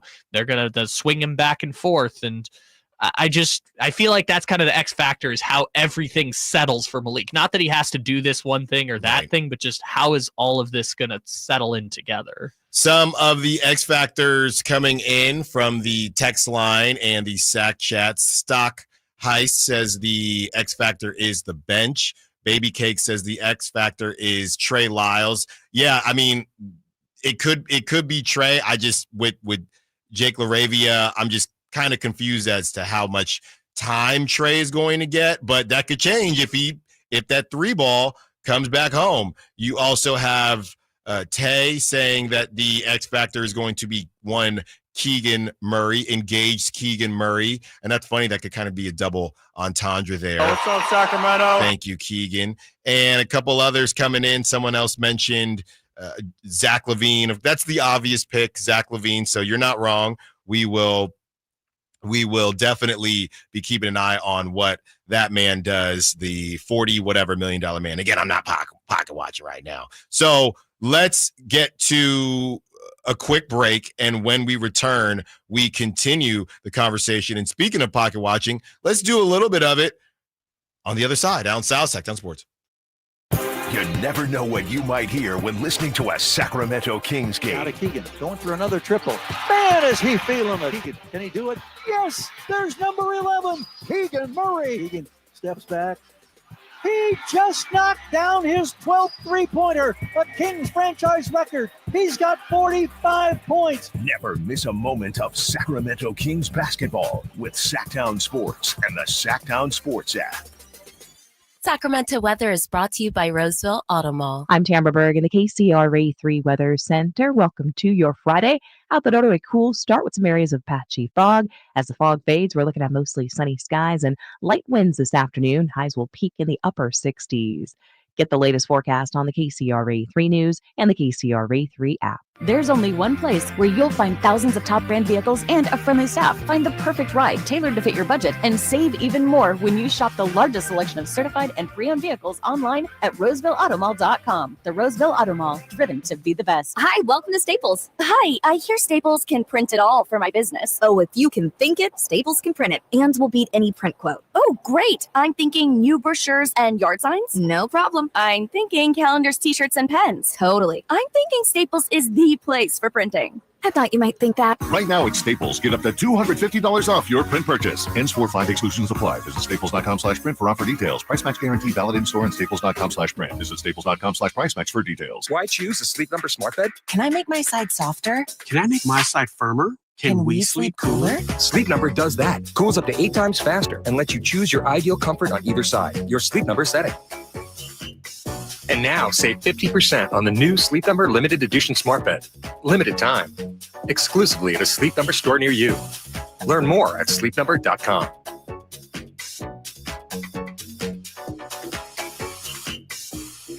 Finally, an easy way to find home improvement contractors. Just visit subcontractorsunited.com and simplify your search for home services professionals. From cabinets to windows, roofing to plumbing, Subcontractors United is an easy, simple way to find and hire a home improvement contractor. And you never have to give up personal information. So no harassing phone calls like you get from those other websites. Subcontractorsunited.com is sponsored by D&D Cabinets and Savage Design. Play and win to take your loyalty to new heights at Sky River Casino. Join Sky River Rewards today for a chance to receive up to $2,500 in free play. Plus, you'll be in the know about upcoming special events and offers. Just minutes from Sacramento, right off Highway 99 in Elk Grove. Join in the fun with rewards that add up and up. Sky's the limit at Sky River Casino. Visit us to see how. Must be 21 or over. Gambling problem? Call 1-800-GAMBLER. Mike Rowe here with a quick question. Have you noticed cracks in your drywall, chimney, or exterior walls? I hope not, because if you have, they could be indications that you've got a much bigger problem with your foundation. That's where Groundworks comes in. They can honestly assess your situation and create a plan to stabilize your foundation. Schedule your free inspection at groundworks.com/row. And while you're there, check out my latest dirty job. It's a good one. Licensed in all states where work is performed. See website for details. Sacramento's premier country music festival, Country in the Park, is coming back May 16th and 17th at Cal Expo with Bailey Zimmerman, Billy Currington, Cole Wetzel, Nate Smith, and more. You'll enjoy food trucks, rock walls, and a mechanical bull, line dancing, and more. Single-day GA tickets start at $52 at CITPFest.com. Country in the Park, May 16th and 17th with the California Army National Guard. Find out more at CITPFest.com.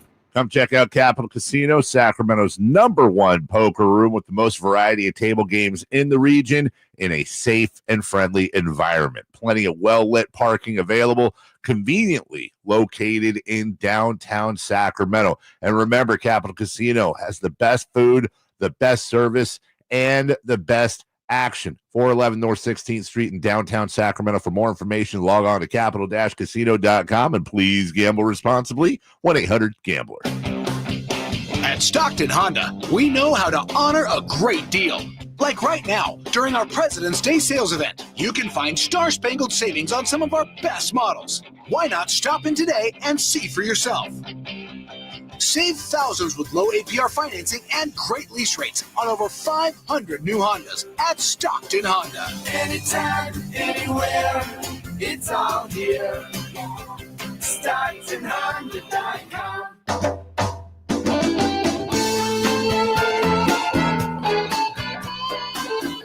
Allen Stiles You can join the show by texting 916-339-1140 on Sacktown Sports.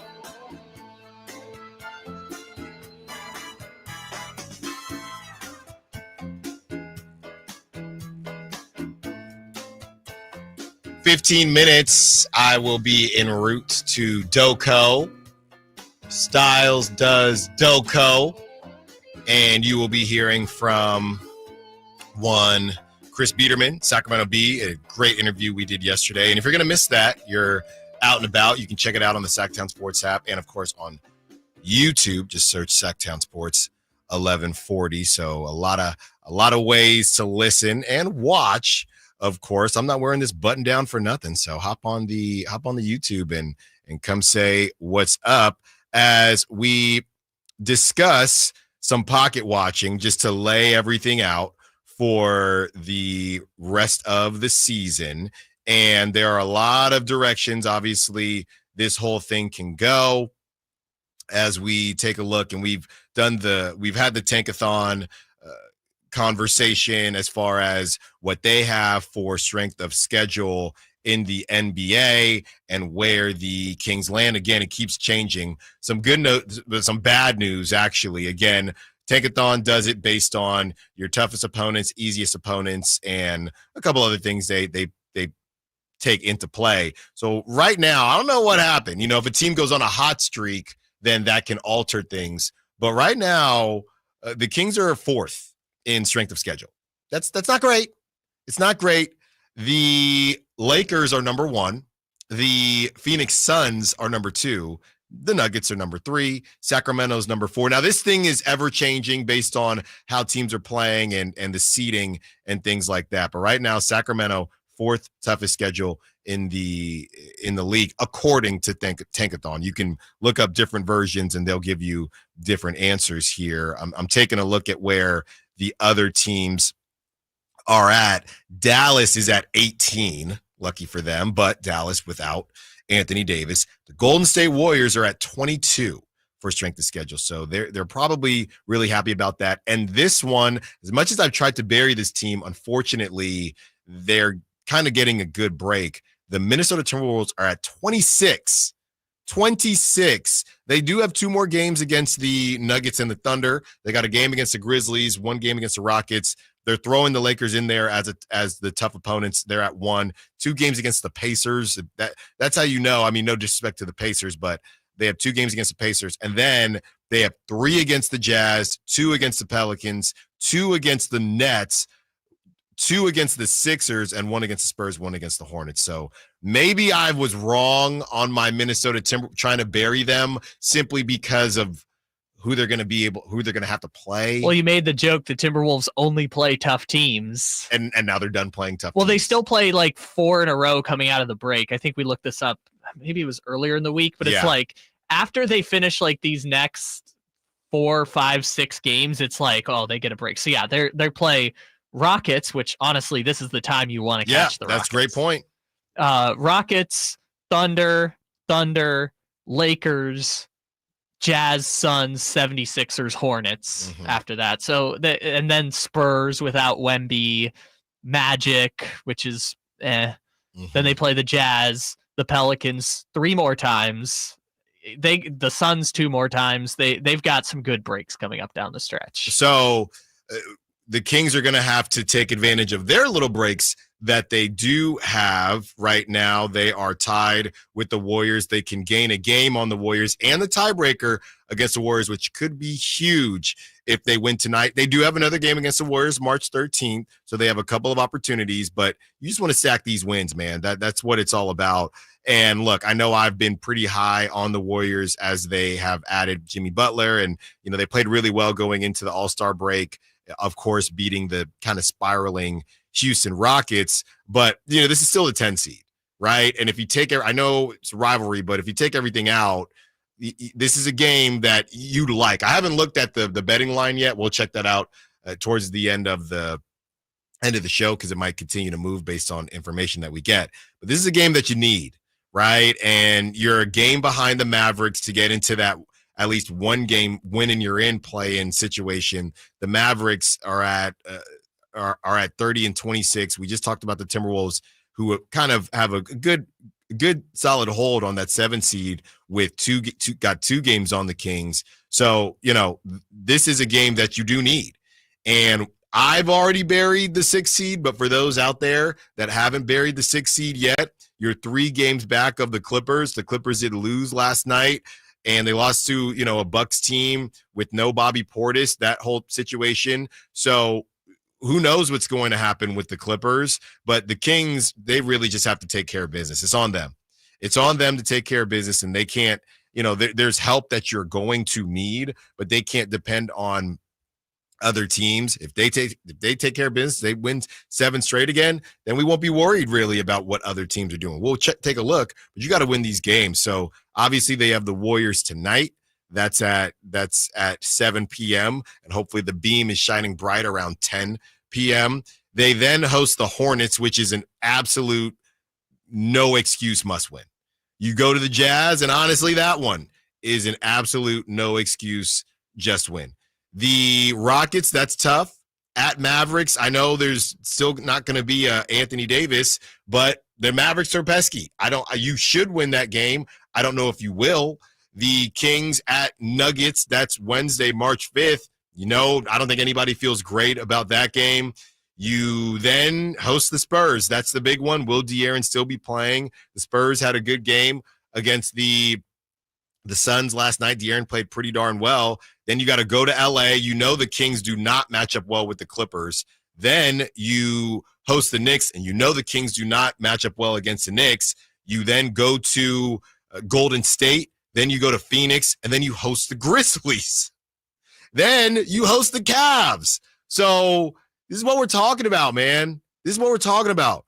After that, you get a break against the Chicago Bulls, and March 22nd, you host the Bucks, and you host the Celtics, then you host the Thunder.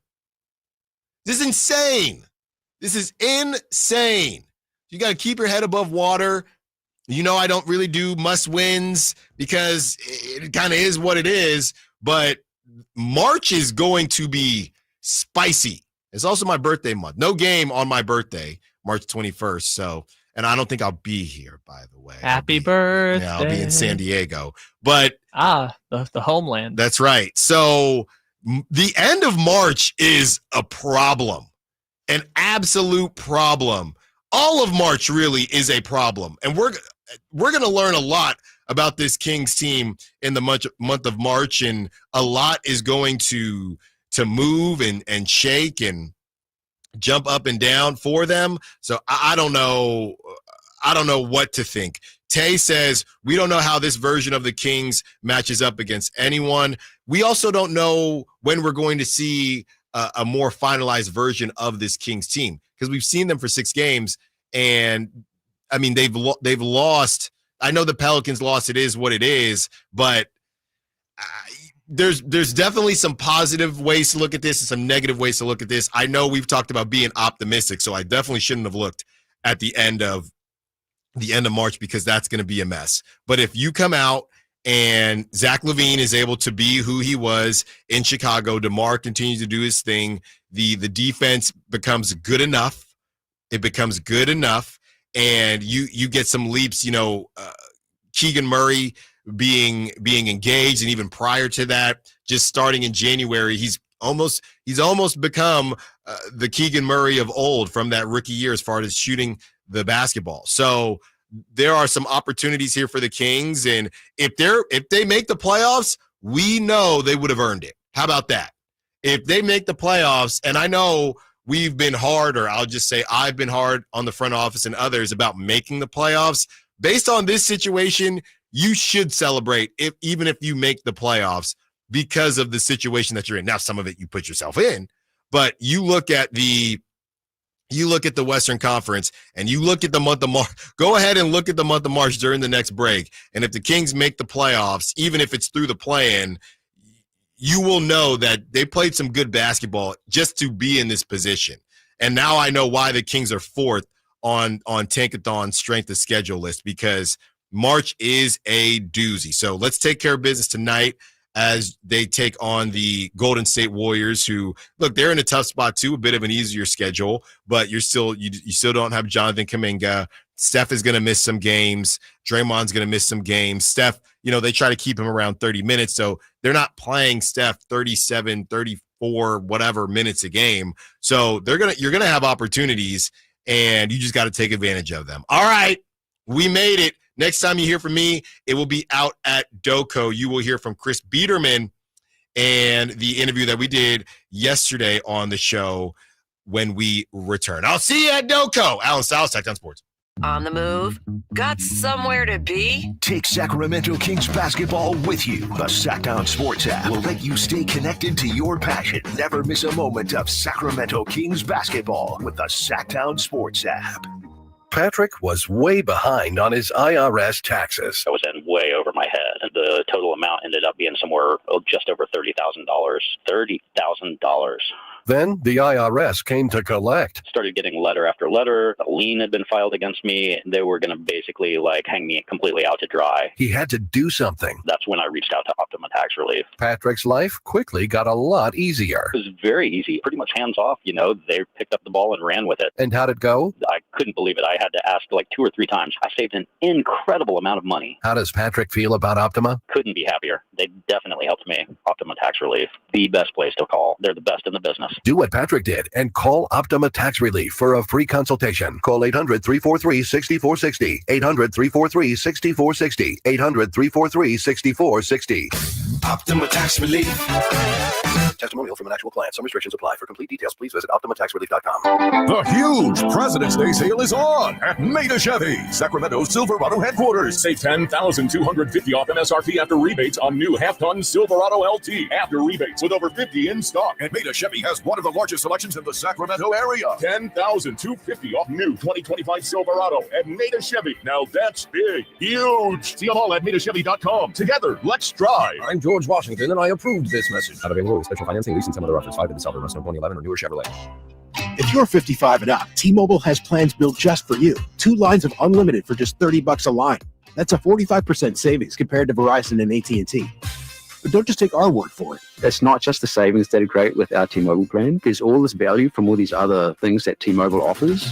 T-Mobile has been such a savings for us. We love it. Switch today and get 2 free 5G phones like the Motorola Edge with Turbo Power charging that gives you power for the day in just 15 minutes. And customers 55 and up can get 2 lines of talk, text, and data for only $30 a line. Go to T-Mobile.com/choice55 to learn more. With AutoPay plus taxes and fees, plus $5 per line without AutoPay. Debit or bank account required. 45% off 2 lines versus AT&T Starter and Verizon Welcome. Plan benefits vary. Motorola Edge on us with 24 monthly bill credits and new line for well-qualified customers, plus tax and $35 per line connection charge. See details at T-Mobile.com. Motorola Edge requires 68-watt charger. Charger sold separately. Actual performance will vary based on usage and configuration. It was 1879 when the first President's Day was established, and it's been a holiday ever since. Hi, this is Frank LaRosa with a word about Naturewood Home Furnishings. I'm guessing when the Keys family opened the first Naturewood Home Furnishing store in 1948, a President's Day sale was not top of the mind. But the family probably celebrated the holiday with a picnic and a big slice of cherry pie. The store name Naturewood was selected to reflect the quality of the wood furniture for sale. And that focus on quality continues today with brands like FlexSteel, Trailway, Stickley, Fusion Designs, Stanton, and many, many more. The Naturewood Home Furnishings President's Day sale is the perfect time for you to find the right accent piece for your living room, a new bed for your bedroom, or to completely refurnish your entire home. See all the fine furniture and accessories on sale with Naturewood's President's Day sale. Find that perfect piece of furniture that's new today and filled with memories for tomorrow. Naturewood Home Furnishings off Highway 50 at Hazel. Look for the water wheel. What's up? We're talking to Chad Hoblet of Hoblet Dodge Chrysler Jeep Ram in Woodland. Chad, tell me what's happening for the President's Day sales event. Right now, save thousands and thousands more in the years to come when you save up to $14,000 off MSRP on all remaining new 2024 Jeep Grand Cherokee 4xe plug-in hybrids. Chad, on all remaining 2024 Jeep Grand Cherokee 4xe plug-in hybrids? Yes, all of them. And with 56 MPGE, you'll love hauling the family around in one of America's favorite SUVs. Plus, you can't miss the Hoblet Certified Pre-Owned Supercenter with over 220 vehicles available and 40 starting under $20,000. Don't miss your chance to save. Search, select, and save through their whole inventory at HobletDodge.com. Unbeatable prices, unbeatable selection. Nobody beats Hoblet, period. $14,000 total net savings on all remaining new 2024 Jeep Grand Cherokee 4xe plug-in models after $8,500 factory rebates and $5,500 dealer discounts. Rebates include $500 first responder bonus cash for eligible members. At least 5 of this net savings. See dealer for details. High Voltage live boxing action returns to the venue on March 8th as Uppercut Promotions presents Thunder Showdown 2. With 8 big fights, it's a night of great boxing action you won't want to miss. Thunder Showdown 2, coming March 8th to the venue at Thunder Valley Casino Resorts. Fight card subject to change.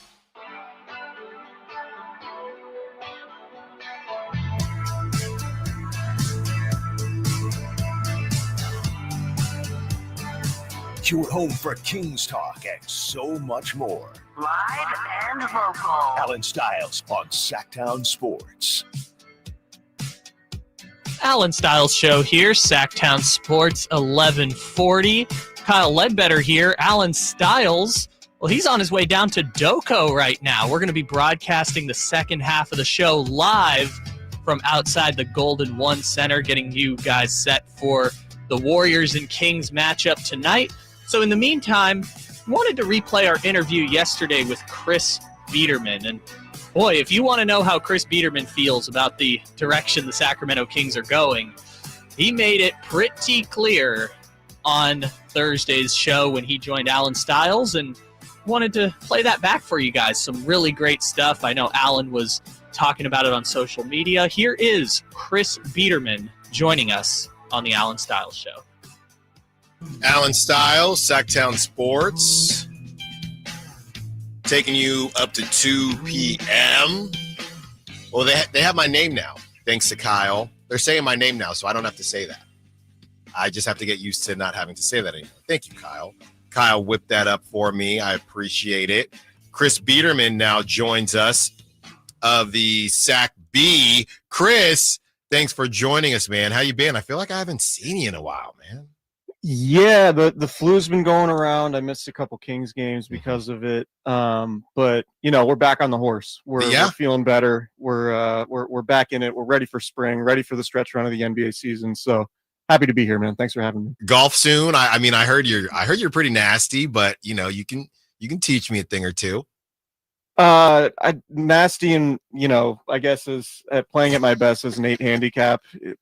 I think there are a number of definitions for nasty, but you know, I'll take it. Okay, I'll take it. All right. Well, I know some people at some parks around here at some courses, so don't worry. I'll have my people call your people. Hey, throw your weight around, man. That's right. No, 2025. I'm that guy now. I'm that guy. Chris Biederman is always that guy. Chris, the question is, do the Kings have enough guys to make a run at this thing? Just very, very simple. What are your expectations for the Kings for, you know, the second part? I know it's not halfway through, but the second half of the season. Yeah, my expectations, particularly with the Victor Wembanyama news today, is that they are probably a play-in team, and that it would be a great development for them if they could sneak into the 6th seed. But I think they're a play-in team, and frankly, like looking at the 6 games since, you know, Zach LaVine's been inserted into the lineup, it hasn't been very good, frankly. Like they've had 3 games against the New Orleans Pelicans, who have the worst record in the Western Conference. And I think the Kings are 19th in the NBA in net rating over that time. The win over Dallas, while it was impressive to see DeMar DeRozan score 40 points and then pull that out, that Dallas team lost all of their bigs. The Kings still turned the ball over 21 times.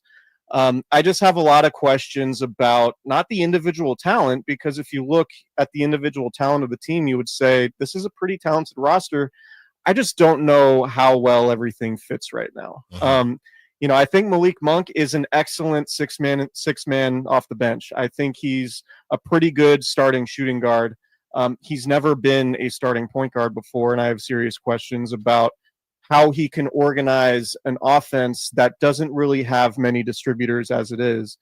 I think Keon Ellis is obviously somebody who needs to play, but he plays the same position as the guy you just traded for and are paying a lot of money to in Zach LaVine. Yeah. And I don't think you're taking a future Hall of Famer / you know, one of the best clutch players in the league, DeMar DeRozan, off the floor. I know the numbers are good. I saw your guy Brandon Nunez tweet out or retweet somebody today who said the Keon Ellis, DeMar DeRozan, Keegan Murray, Zach LaVine, Domantas Sabonis lineup is like plus 15 or something in 9 minutes. Yeah. That's a really small sample, and I have the same questions like, is there anybody who's really initiating the offense in that lineup if that sample size grows? So the Kings are going to be able to score. I just have I have a lot of doubts about their ability to defend. And for that reason, until they show otherwise, I have a hard time believing that they're a playoff team right now. Well, you know, it's interesting because trade deadlines, obviously, everybody is working with the same deadline. We're talking to Chris Biederman of the Sacramento Bee. Everybody is working with the same deadlines, and you decide to make certain moves. Now we've seen some huge moves made with Luka Doncic and, De'Aaron Fox. That move with the Spurs, that was more so for the future. If you look at the Mavs and what they did last season, you added supplemental pieces to what you already had. So you're not changing the whole face of your team to try to make some type of run in a couple months. So my question to you, as we sit here and we say, hey, 6 games is a small sample size, we know, because we've had conversations, off the record about what this team is actually trying to accomplish. They really want to make the playoffs this season. So because of that timeline is a little bit different. So my question to you is, how much time is, okay, enough? We know what this team is going to be. It's been 6 games and we can say that's early. When is it no longer early? Yeah, I mean, it's getting late early. Right. I would say, right? Like to make that move late in the season. And look, I understand the players are in a difficult position, right? Like they're adjusting to a new coach. Mm-hmm. They're adjusting to basically a completely new core. They have added depth in Jake LaRavia, which has been helpful. He needs more time. He needs more time out there. I think so. But that's a decision the Kings made. Like you make a coaching change mid-season and you trade De'Aaron Fox midway through the season. Like, yeah, you're putting the players in a really tough spot. So I have a hard time using like the lack of cohesion, the lack of practice time, all of that as an excuse for this team, because these are decisions that the team made. And whether or not you want to, you could quibble about, well, was this a Monty McNair decision? Is this a Vivek Ranadive series of decisions? I think those are discussions to be had. But the point is the Kings made these decisions to make all these changes midway through the season with an emphasis on trying to get to the playoffs. Yeah. And that just raises your level of difficulty, I think, given how crowded the Western Conference is. So, I think I just have a hard time. Like, if it were me, if I'm running the team and just to editorialize, and I have to trade De'Aaron Fox, which I still don't think the Kings had to trade De'Aaron Fox. I think they could have waited until the offseason and still made a push. But if it's me and I'm trading a franchise player, I don't really see the point in racing to the middle. Right. Like throughout the NBA, there seem to be 2 directions that competent organizations want to go to. They either want to contend and do everything they can to make a run at the conference finals or the finals, or they want to race to the bottom to accumulate as many draft assets as possible and draft their potentially next face of the franchise, right? And the Kings, I guess they really want to make the playoffs, but they seem to be racing to the middle towards that purgatory area where the vast majority of the NBA wants to avoid. Yeah. And you have an aging roster. You're built around DeMar DeRozan, who's 35 in his mid-30s. You have Zach LaVine, who's probably on the back 9 of his career more so than the front. And like you did get a little bit older with the De'Aaron Fox trade. If it were me making those decisions, I would have said, okay, even if you do make the playoffs, you're probably losing to OKC or Memphis in the first round. I would have rather taken the draft picks and then try to draft the next year in Fox than race to the middle to potentially get, a handful of playoff games at home and be a first round exit. But that's just me editorializing. I understand why the Kings might have, they have their reasons, obviously, to want to make the playoffs. The team's history suggests that, making the playoffs obviously is really rare and hard to do for them. So I get it, but it's not the route that I would have gone. Chris Biederman just let it sing right there. That was great stuff, Chris. I just got to say, that was great stuff. Talking to Chris Biederman of the Sacramento Bee. With all that being said, Chris, what do you think is the timeline? So I have named this team the interim beam team, because we don't know how long any of these dudes are going to be on the team. What is the timeline you would give the interim beam team? Do you think that if they don't make the playoffs, and I guess it's just any move, right? Anybody from the starting lineup, let's say it that way. So if they don't make the playoffs, just because we know if they make the playoffs, they're running it back. Even if they get swept, if they find a way in the playoffs, they are running it back. Let's say they don't make the playoffs.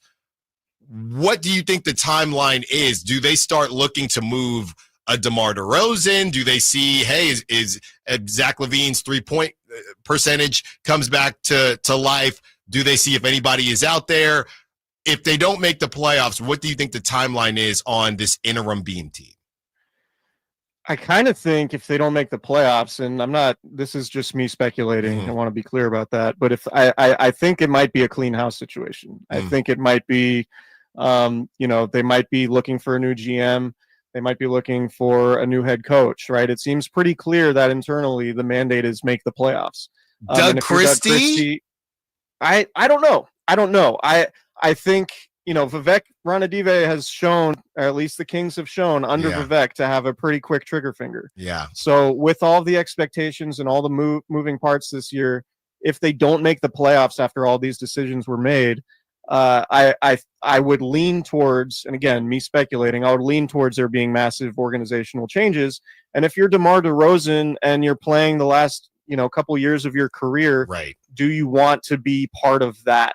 It wouldn't surprise me if DeMar DeRozan did end up getting moved if they didn't make the playoffs. But if they did, I could see DeMar wanting to come back. He's, obviously close to LA. The Kings being in the mix, him being a focal point. Like I do think that would be appealing to him. But if they don't make the playoffs, I mean, one of the last things De'Aaron Fox said to me, I was covering the Kings in Philadelphia right before the trade happened. One of the last things he said was, it's Sacramento, like it's constantly changing. Yeah. Like that you always see changes. So, given what the expectations were this season, given all the changes that we've seen this season, if they don't make the playoffs, I have no reason to believe there wouldn't be more drastic changes in this offseason. In the business world, we call that high turnover rate. You would say the Kings have a very high turnover rate. Chris Biederman, outstanding stuff, man. Look, I know you said you had the flu, but you're back better than ever. I don't know if I was just watching the new Captain America. I don't know if you got the super serum or something like that, but you're on fire right now. Be sure to follow Chris Biederman on social media. Be sure to find all of his great pieces and articles on the Sacramento Bee. Go check that out. Chris, thank you so much. Thanks, man. I appreciate it. That was Chris Biederman joining us yesterday on the show. Really great stuff, talking about how there's always changes going on in Sacramento, and maybe a playoff run is exactly what the Kings need to avoid even more big changes coming up this offseason. How many more big changes can we have? When we come back, we're getting loco out in Doco. Allen Stiles joining us live from outside Golden One Center. Stick around. Last 2 hours of the show coming at you. Allen Stiles Show on Sacktown Sports. The only place you'll find Malik Monk is Sacktown Sports. Oh my, what an athletic move that time by Malik Monk. Hey Sacramento, it's Malik Monk and you're listening to the home of the Sacramento Kings, Sacktown Sports. Your local sports leader. Saving for retirement was tough enough for us. Yes, and navigating markets can be challenging at times. I understand. That's why at Fisher Investments, we take a disciplined approach with your investments. Tell us more about that. We take an active approach to money management, positioning your portfolio for opportunities we see ahead. So all your clients get the same portfolio? No, we tailor your portfolio to your individual goals and needs. What about communication? We don't like being left in the dark. We check in regularly to keep you informed on the markets and your portfolio. Which means you'll help us stay on track. Yes, our goal is your comfortable retirement. And as a fiduciary, we always put your interests first, because we do better when you do better. At Fisher Investments, we're clearly different. Learn more at FisherInvestments.com. Investing in securities involves the risk of loss. Insurance companies perform a very valuable service, but they want to keep their money. Although most cases settle before trial, it is paramount that the insurance companies know that if pressed, your legal team has the experience to take your case all the way. For 25 years, Ashton & Price has earned the reputation that if the insurance company isn't fair, we're ready to force them to be fair. My mom used to warn me, wait till dad gets home. Think of us as dad. The best part, there's no fee until we win. Remember, for the best advice, don't think twice. Call Ashton and Price. Hurry in and save big during Honda's President's Day sales event at Folsom Lake Honda, your one-stop Honda shop. Hurry in and save on our best selection of new Hondas. Each is priced to sell now. Folsom Lake Honda is your one-stop Honda shop for great pricing on a giant selection of new CRVs, HRVs, Civics, and Accords with low finance and lease options. Plus, get an instant cash offer for your trade. Get to Folsom Lake Honda or go to FolsomLakeHonda.com. Folsom Lake Honda,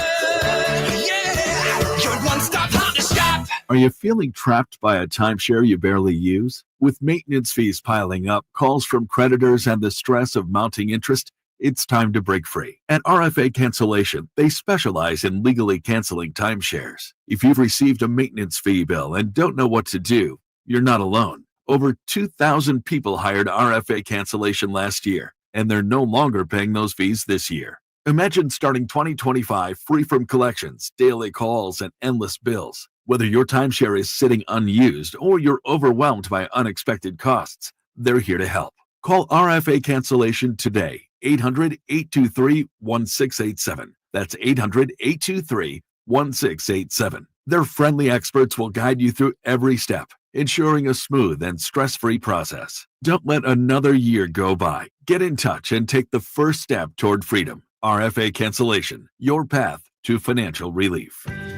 Listen for the Toyota Tahoe Report every Thursday, Friday, and Saturday with Johnny Mosley to get the latest weather conditions in Tahoe throughout this snow season.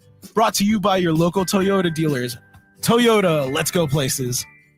Hello, I'm Frank Hopper with Retirement Security Centers with a weekly economic update. Based on the recently released Federal Reserve meeting minutes, the Federal Reserve is holding rates steady for now and unanimously agreeing to keep rates unchanged after their 3 rate cuts in 2024. The reasoning, inflation isn't coming down fast enough. The new potential tariffs from the Trump administration could make these goals even harder to achieve. While Fed policy is less restrictive, officials want more proof that inflation is under control before lowering borrowing costs further. They are keeping a close eye on the economy, labor market, and especially price pressures before making their next move. 60% of a majority of economists don't see the first rate cut in 2025 occurring until March. Interest rate futures are pricing in only 1 rate cut in 2025. For now, borrowing costs remain unchanged, but with the shifting policies, potential tariffs, and economic uncertainty, all eyes are on Washington and the Federal Reserve's next moves. How might this affect you or your family? Please go to frankontheradio.com to schedule an appointment, watch videos, and receive market updates. I'm ready to help you start your journey so you can define your future. Securities and investment advisory services offered through Osaic FA Incorporated, member FINRA SIPC. Osaic FA is separately owned, and other entities and/or marketing names, products, or services referenced here are independent of Osaic Wealth. Are you tired of your tee shots ending up in the adjoining fairway while the rest of your foursome is hitting it down the middle?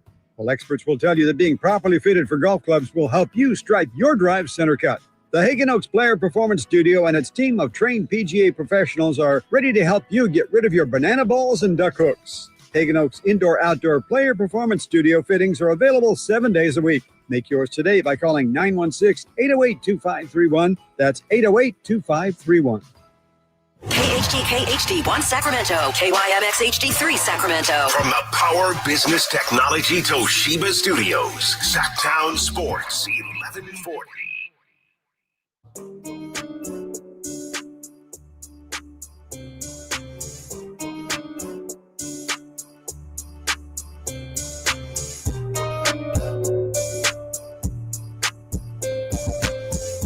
Your home for Kings talk and so much more.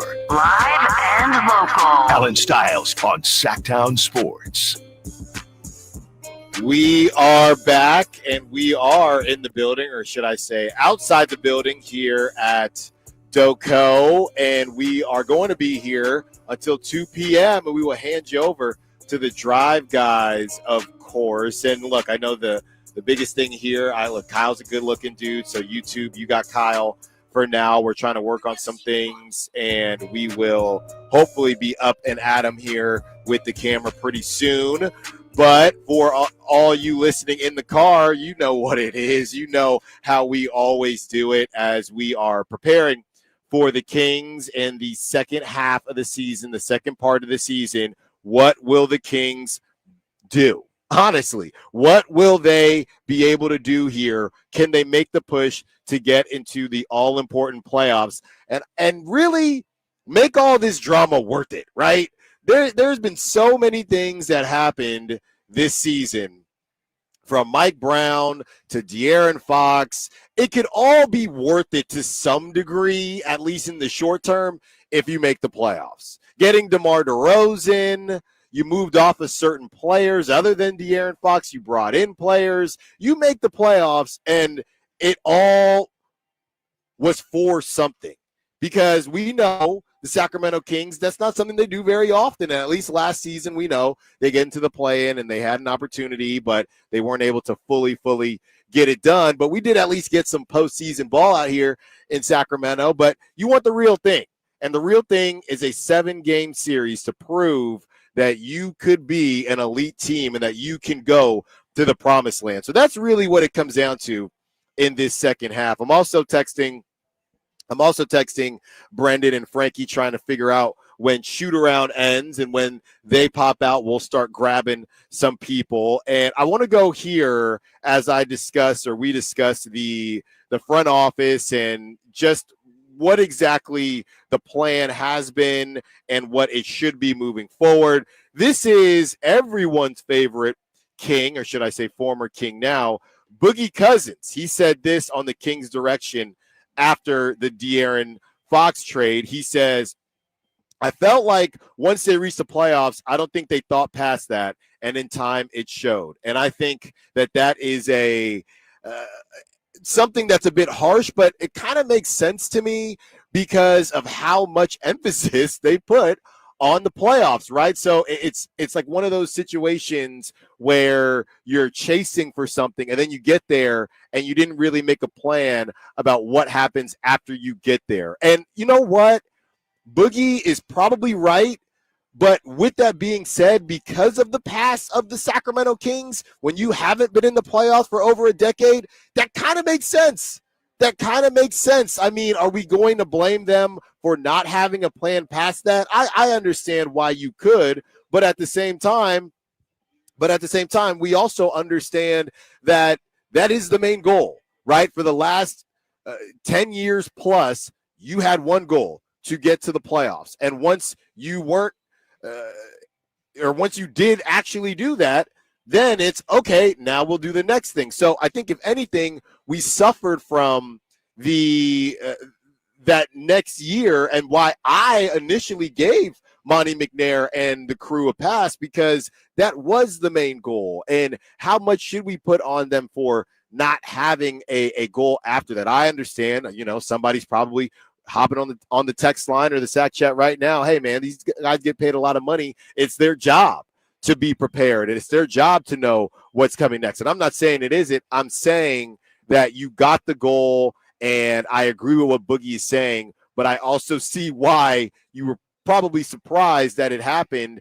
And when you just put the playoffs itself on a pedestal for so long, it might have skewed their ability to look at what's next. So, it's something that the Kings have kind of struggled with, and unfortunately it cost them who many would say their franchise player in De'Aaron Fox, and now they got to bounce back and find a way. And like I continue to say, you make your bed, you got to lay in it. At least on the other side, they've been able to get a decent return back. Does it make complete sense? We're not sure by how much, but we're going to start to see tonight as the Kings take on their, I don't want to say crosstown rivals, but about an hour and a half away, depending on the traffic, maybe 2 hours, depending on the traffic, rivals out here in NorCal. So we'll see what happens there and kind of go from there. The one thing I'm excited about with the game tonight is just the energy in the building, because not only are you talking about a team who hasn't played in over a week. You were in New Orleans, okay, and you really haven't seen this team as a whole in the building since you add Valanciunas and you add Jake LaRavia. You haven't seen them that much, right? So you get to see them, and how do you get to see them? No disrespect to the Charlotte Hornets, no disrespect to the Utah Jazz. You get to see them against one of the most one of the most hated teams that you have as a fan base. I mean, if you made the argument, would you, Friday night after the All-Star, is there any team you'd rather see this Kings team face? Because I don't think it's the Lakers anymore. I mean, maybe you don't want to see the Lakers with Luka, or maybe you do, as they're still trying to figure things out. But really, that's the only other argument, the Los Angeles Lakers. But I do think there's still something, especially with no De'Aaron Fox. And let's not forget, against the Lakers, that whole situation, against the Warriors, that whole situation with Keon Ellis, there was an offensive foul called. Steve Kerr does the flapping sign. Doug Christie doesn't take too kindly to that. And, that was my first indication that, this relationship is changing. There is something a little bit different here with how the Kings and the Warriors are operating. It's less buddy-buddy. There's nobody. I mean, I know Coach Barbosa is still there, but there's not a head coach who used to coach for the Warriors, right? That familiarity is gone. There's not a player signed to another player's brand that they have to then play each other. All that is out the window, right? If I'm not mistaken, what the only connection left off the top of my head, there's no the JaVale McGee connection. If I'm thinking off the top of my head, it's just Leandro Barbosa on a high level. So this is a different situation now, and now we can get a little funky. Now we can get a little chippy with what's going on with the rivalry, because before it was, but it's, oh, let's hug it out, and I'm there, I'm with Under Armour, so there's none of that now. There's none of that. We have no connection to you. I don't really know you. You don't really know me. I don't really have a problem with how you get down. I remember being in the pregame presser and Doug Christie, and look, Sac Media, they were really trying to push this rivalry thing, and Coach Christie did not break. He absolutely did not break. It's just another opponent. It's this, it's that, and that kind of helps, right? Nothing against Mike Brown, and like I said, the situation that it was before, but oh yeah, it's great, and obviously we all knew that Mike Brown had that familiarity. Doug don't give a you-know-what. He really doesn't, and sometimes when you treat a team like another team, it's that level. It's respect, don't get me wrong, but it's that level of, we're not worried about them, we're just worried about us. That makes fans like it even more, because you understand that they're playing a game in a different way. The rivalry was played in a certain way when it was De'Aaron Fox and Mike Brown, the familiarity that the Kings had with the Warriors. This now, to me, has a bit more venom. Okay, like I said, I'm right outside. I'm not trying to get in trouble. They could come out and find me from one of their offices. But there were conversations had about how the Mike Brown thing happened. And if I'm Doug, it's, well, I'm the guy now. So are you saying that I'm not worthy? Now, obviously, you can compartmentalize, but all you're looking for is a little bit of bulletin board material. And there is plenty of bulletin board material. The Warriors, Steve Kerr had some things to say about how the Kings did go about it. Other teams did too, but we know there was that specific connection because Mike Brown was the assistant coach. So this thing has taken on another life form, or let's say it's evolved for all you Pokemon fans out there and Pokemon Go. That's after my time. I just did the normal Pokemon with the cards. So this thing is evolving from, I don't want to say it's Charizard yet, but maybe a Charmander to a Charmeleon. And I think that's exactly what the rivalry needs. And I think it's going to be a lot of fun tonight. All right. On the other side, like I said, I'm texting some of the guys. I just got a response from Jake Gaden. He said he's going to stop by in about an hour. And that's a great point from Peg on the Sat Chat. Did Doug ever guard Steve Kerr? Off the top of my head, I don't know that their timelines matched up, because Steve was the 90s and Doug was the early 2000s, but we'll get some confirmation on that. I don't think it lined up off the top of my head, but maybe towards the end of Steve's. Yes, they did, but it was during Doug's Toronto Raptors days. Played a number of games against Steve Kerr. Let's figure out the numbers. Well, how good did Steve Kerr do against Doug? All right, let's do that on the other side. Like I said, I got a text from Jake Gaden. He said he's going to stop by in about an hour from CBS 13. I'm going to get some information on our in-house peeps, Brendan and Frankie, see how that shoot-around is going. And we will find out if Doug did indeed clamp up Steve Kerr on the other side. And we continue with the positivity. What is the ceiling for the Sacramento Kings team? Allen Stiles, Sacktown Sports. All guests and callers join us from the Folsom Lake Honda hotline. Folsom Lake Honda, your one-stop Honda shop. The only place you'll find Keegan Murray is Sacktown Sports. Out to Keegan Murray, straight away for three, and Keegan knocks down the triple. Hey Sacramento, it's Keegan Murray, and you're listening to the home of Sacramento Kings, Sacktown Sports. Your local sports leader. Sacramento weather is brought to you by Northwest Exteriors. I'm Tamara Berg in the KCRA3 Weather Center. It's finally Friday. We're looking at mostly sunny skies and lighter winds this afternoon. Temperatures will be a little warmer. Highs will peak in the upper 60s, and overnight tonight we'll see clear conditions and temps in the lower 40s. Get the latest forecast on the KCRA3 News and the KCRA3 app. Northwest Exteriors wants to keep you warm this winter with our $89 furnace tune-up. Trusted in Sacramento for heating and cooling systems, book your tune-up today as part of our 30th anniversary special. Call 888-TRUST-NW or visit trustnorthwest.com. Simply the best. Northwest. The sewer system. It's probably the last thing on your mind, and that's okay. Because at the Sacramento Area Sewer District, it's our first priority.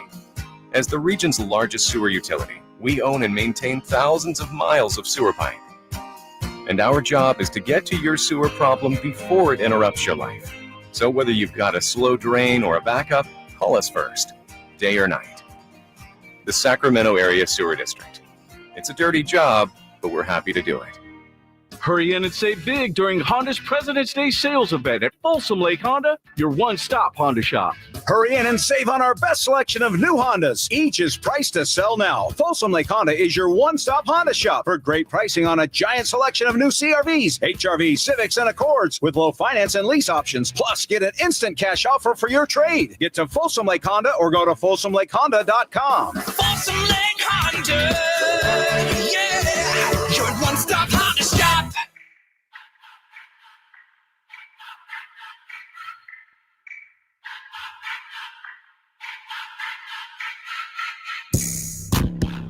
Allen Stiles You can join the show by texting 916-339-1140. on Sacktown Sports.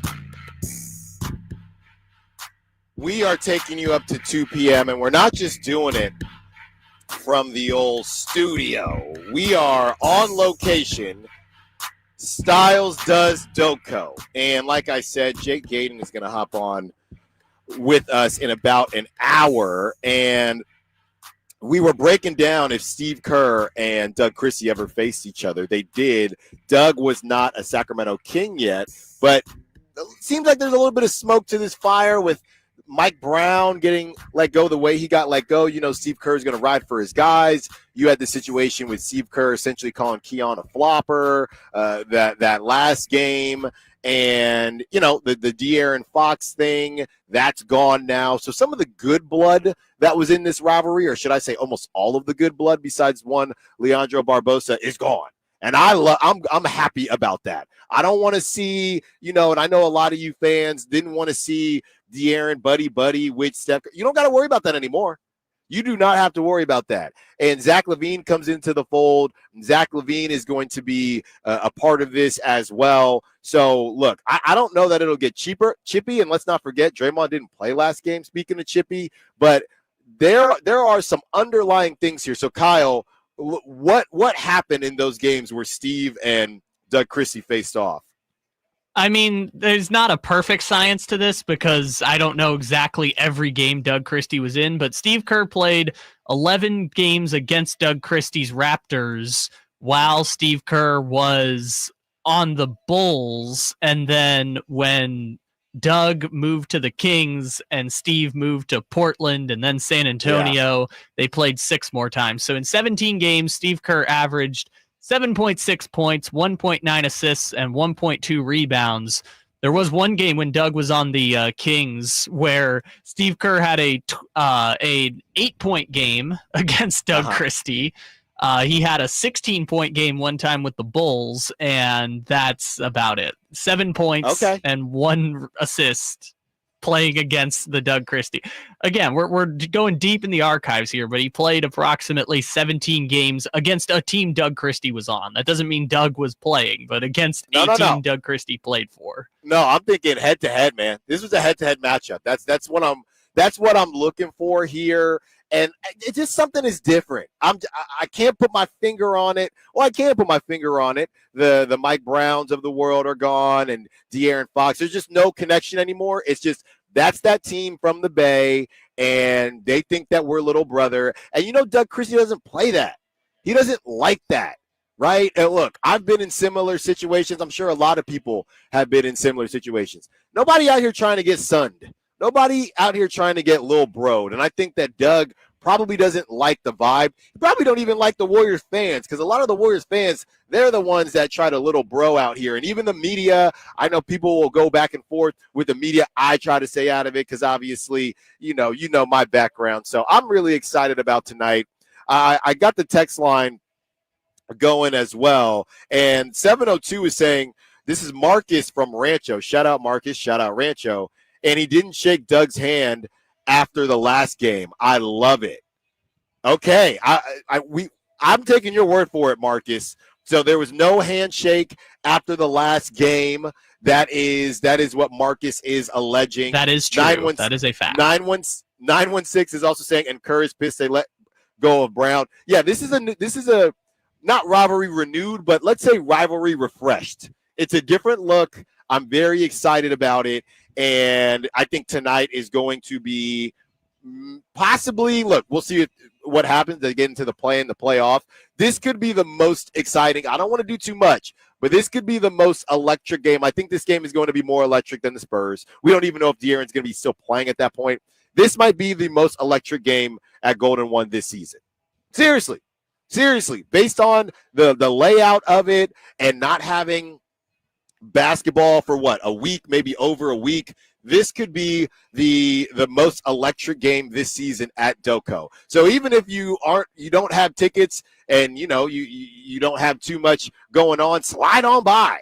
You know what I mean? It's going to be popping. I think the weather is nice right now. The sun is shining. I forgot my shades, but it's going to be a fun time tonight. Hopefully it ends with a beam, but I do think either way, it's going to be a good game. I know people have been getting on me because I feel better about the Warriors in this game than I do the Kings, but I don't see the Warriors blowing the Kings out. I think it's going to be a competitive match either way, and I don't see the Kings blowing the Warriors out. On the text line, the 530 says, would you rather have LaRavia or Lyles going forward? I think the X factor for sure is Keegan Murray, as we had an X factor conversation it feels like it wasn't a couple hours ago, just a couple minutes ago, but I was in the studio. They go on to say if Keegan doesn't take a big leap and he is what he is, a defensive stopper that can knock down shots when needed, what do you think he's worth? Yeah, we had this conversation when we discussed Trey Murphy. And Trey Murphy, we lauded Trey Murphy for about a whole week.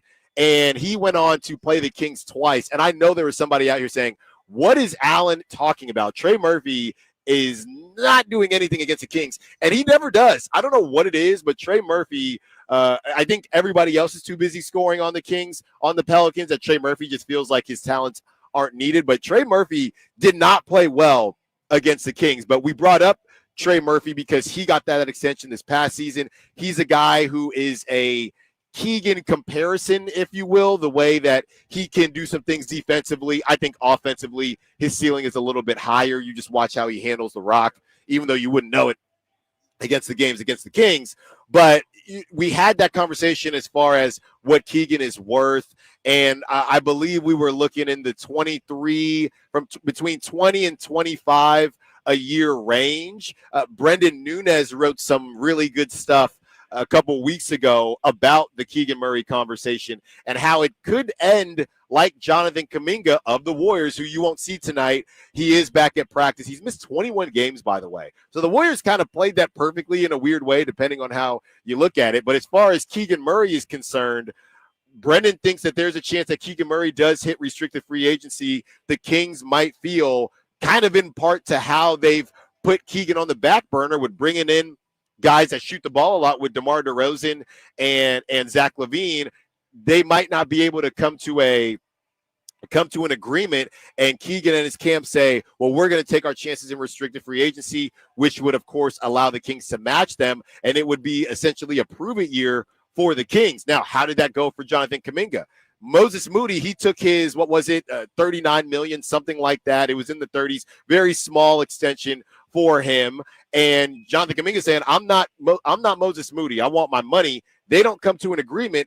Jonathan Kuminga goes on this season to get injured. So like I said, he's missed 21 games. They're using him as their X factor heading into the second half of the season, but they don't necessarily know when he's going to come back. So Jonathan Kuminga on the restricted free agency market, he might, and I don't know what he was initially offered from the Warriors that he turned down, but he might end up making less money than what the Warriors initially offered him. So if Keegan, you have an opportunity to match, but if Keegan does his thing and approve it season next season, we know how a lot of these guys just mentally will go off in those seasons where they're owed money. Keegan could price himself out of the Kings, which sounds crazy, or the Kings say, no, this is kind of what we've been wanting from you, Keegan, and maybe we kind of had to put your back against the wall, and that's exactly what ends up happening. And they say, here, Now you can have your money. And as Kyle has laid out before, this lines up with whether or not DeMar DeRozan is even still on the team, whether or not Zach LaVine is still on the team. So we'll know a lot more by the time that happens. But, there is a decision to be made pretty quickly here. So interesting stuff from Keegan. And I do think that 20 to 25 with the ability to take that next leap, depending on what his role looks like, I do think that that's fair. And hopefully they come to an agreement. We don't have to deal with the drama, but it's possible they don't. But I don't feel too worried about Keegan not being a Sacramento King, unless you are not a huge Sacramento King or Keegan fan and you're thinking, I do want to move on from him. So great question there. On the other side, we continue the positivity. What is the ceiling for this Kings team? Not where they'll end the season. Their ceiling, just in general. How good can they be? Allen Stiles, live from Delco, Sacktown Sports. You never know what you might hear when listening to a Sacramento Kings game. Out of Keegan, going for another triple. Man, is he feeling it. Keegan, can he do it? Yes, there's number 11, Keegan Murray. Keegan steps back. He just knocked down his 12th three-pointer, a Kings franchise record. He's got 45 points. Never miss a moment of Sacramento Kings basketball with Sacktown Sports and the Sacktown Sports app. If you're 55 and up, T-Mobile has plans built just for you. 2 lines of unlimited for just $30 a line. That's a 45% savings compared to Verizon and AT&T. But don't just take our word for it. It's not just the savings that are great with our T-Mobile brand. There's all this value from all these other things that T-Mobile offers. T-Mobile has been such a savings for us. We love it. Switch today and get 2 free 5G phones like the Motorola Edge with Turbo Power charging that gives you power for the day in just 15 minutes. And customers 55 and up can get 2 lines of talk, text, and data for only $30 a line. Go to T-Mobile.com/choice55 to learn more. With AutoPay plus taxes and fees, plus $5 per line without AutoPay. Debit or bank account required. 45% off 2 lines versus AT&T Starter and Verizon Welcome. Plan benefits vary. Motorola Edge on us with 24 monthly bill credits and new line for well-qualified customers, plus tax and $35 per line connection charge. See details at T-Mobile.com. Motorola Edge requires 68-watt charger. Charger sold separately. Actual performance will vary based on usage and configuration.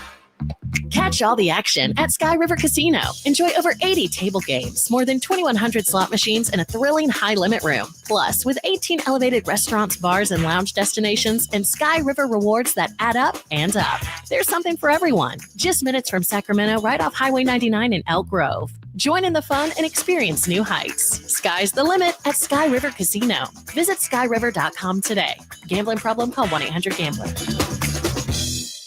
This is the story of the one who, as a maintenance specialist for a historic high-rise, knows that vintage charm historically needs constant attention. Which is why when it's time to upgrade turn-of-the-century mechanicals, they turn to Grainger. With easy access to 1 million+ products and the scale to deliver when and where you need them. The right tools and supplies are never far away. So the one can keep that vintage building running like new. Call, click Grainger.com, or just stop by. Grainger, for the ones who get it done. Sacramento's premier country music festival, Country in the Park, is coming back May 16th and 17th at Cal Expo with Bailey Zimmerman, Billy Currington, Cole Wetzel, Nate Smith, and more. You'll enjoy food trucks, rock walls, and a mechanical bull, line dancing, and more. Single-day GA tickets start at $52 at CITPFest.com. Country in the Park, May 16th and 17th with the California Army National Guard. Find out more at CITPFest.com. High voltage live boxing action returns to the venue on March 8th as Uppercut Promotions presents Thunder Showdown 2. With 8 big fights, it's a night of great boxing action you won't want to miss. Thunder Showdown 2, coming March 8th to the venue at Thunder Valley Casino Resorts. Fight card subject to change. Want the best movie experience in town? Join Sacktown Sports IMAX Pass by visiting SacktownSports.com. Sign up today. You can win tickets to see this week's films at the Esquire IMAX Theater.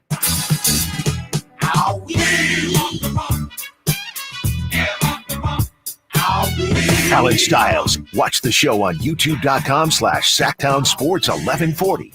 Or listen on the Sacktown Sports app. And it looks like I'm back. Oh, yeah. Got the video going right now.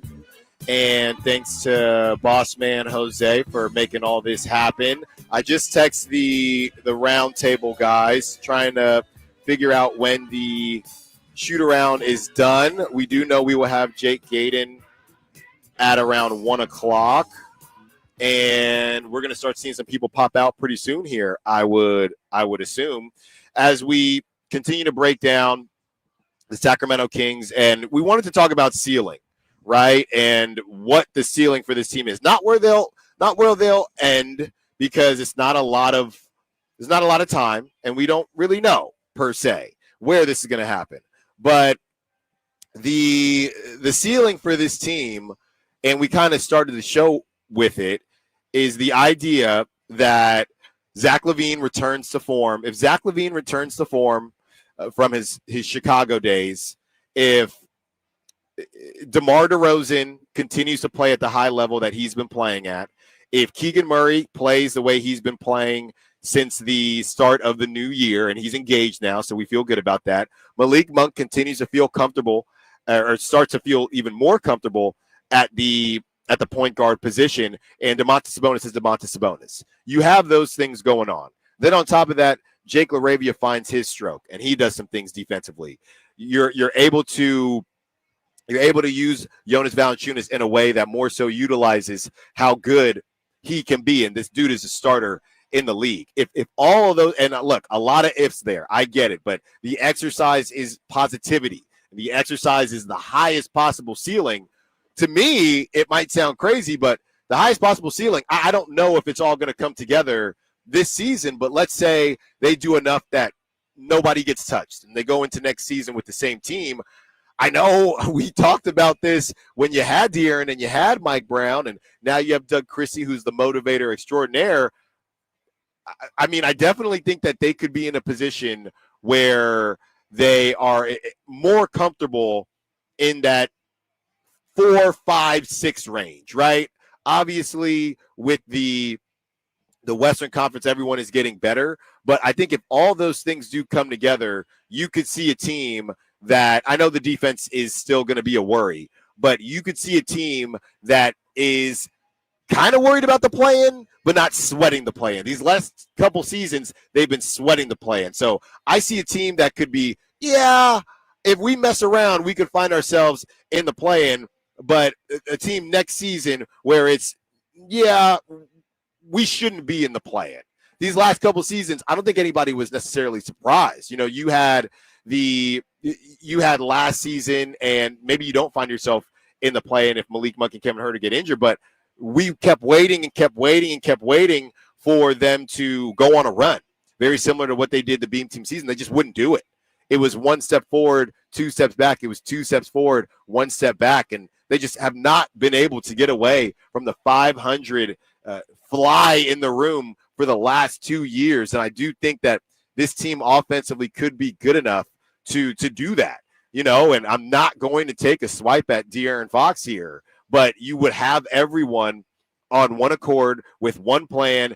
Zach LaVine still, everyone is just trying to play competitive basketball, and you know, the Supermaxes and all this stuff. I just talked about the Keegan Murray situation, but Keegan would be playing to try to get paid.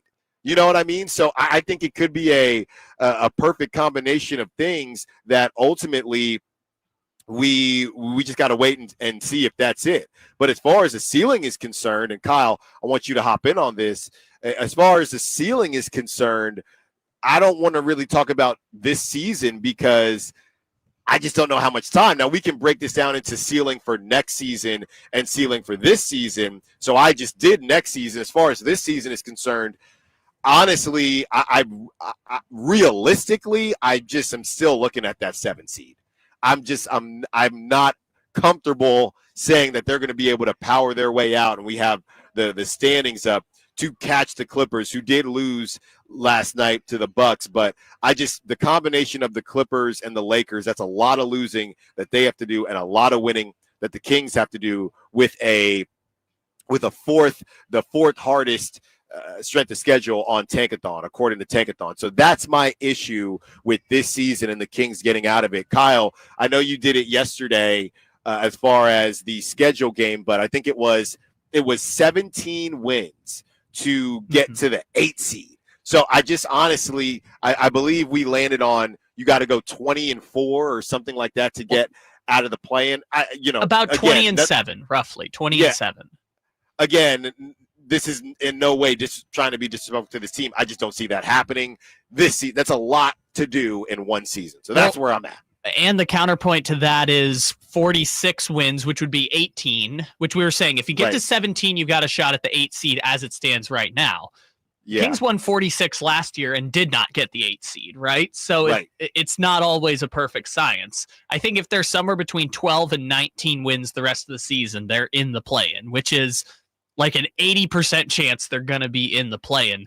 I think regardless of what the ceiling for this team is or isn't going to be next year, anything that happens next year is going to be contingent on what happens with the rest of this season. When we were talking to Chris Biederman yesterday, he said there could be massive changes if they don't make the playoffs. When we were doing our trade grades, we talked about our first half grades. We talked about D+ or C- for the front office. I mean, those are grades that warrant possibly shaking up the front office. And if you shake up the front office, even if you run the group back, the new person that comes in is not going to have those connections to the players that are on the team right now. They're just going to inherit the roster that they are given and decide what to do with it from there. So I think any ceiling conversation that happens for this team or the interim beam team or the Zach LaVine, Malik Monk, Domantas Sabonis version of the Kings, it's going to hinge on they got to get to the playoffs this year. Now, unfortunately,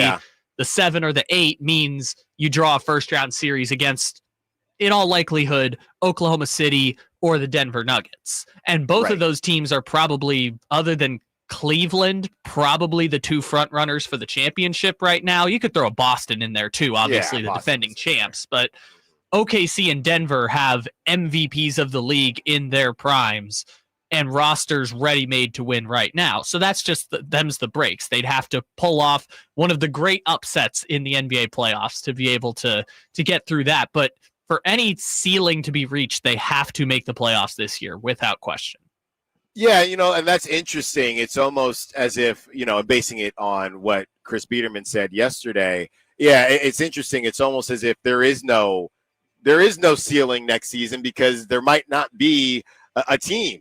And, one note about the Western Conference, and Joe Giroux's former co-worker, now friend of the show, Joe Giroux's on the Sack Chest says ceiling is 5th seed range. I don't know if you're talking about this season, Joe. I don't know about that.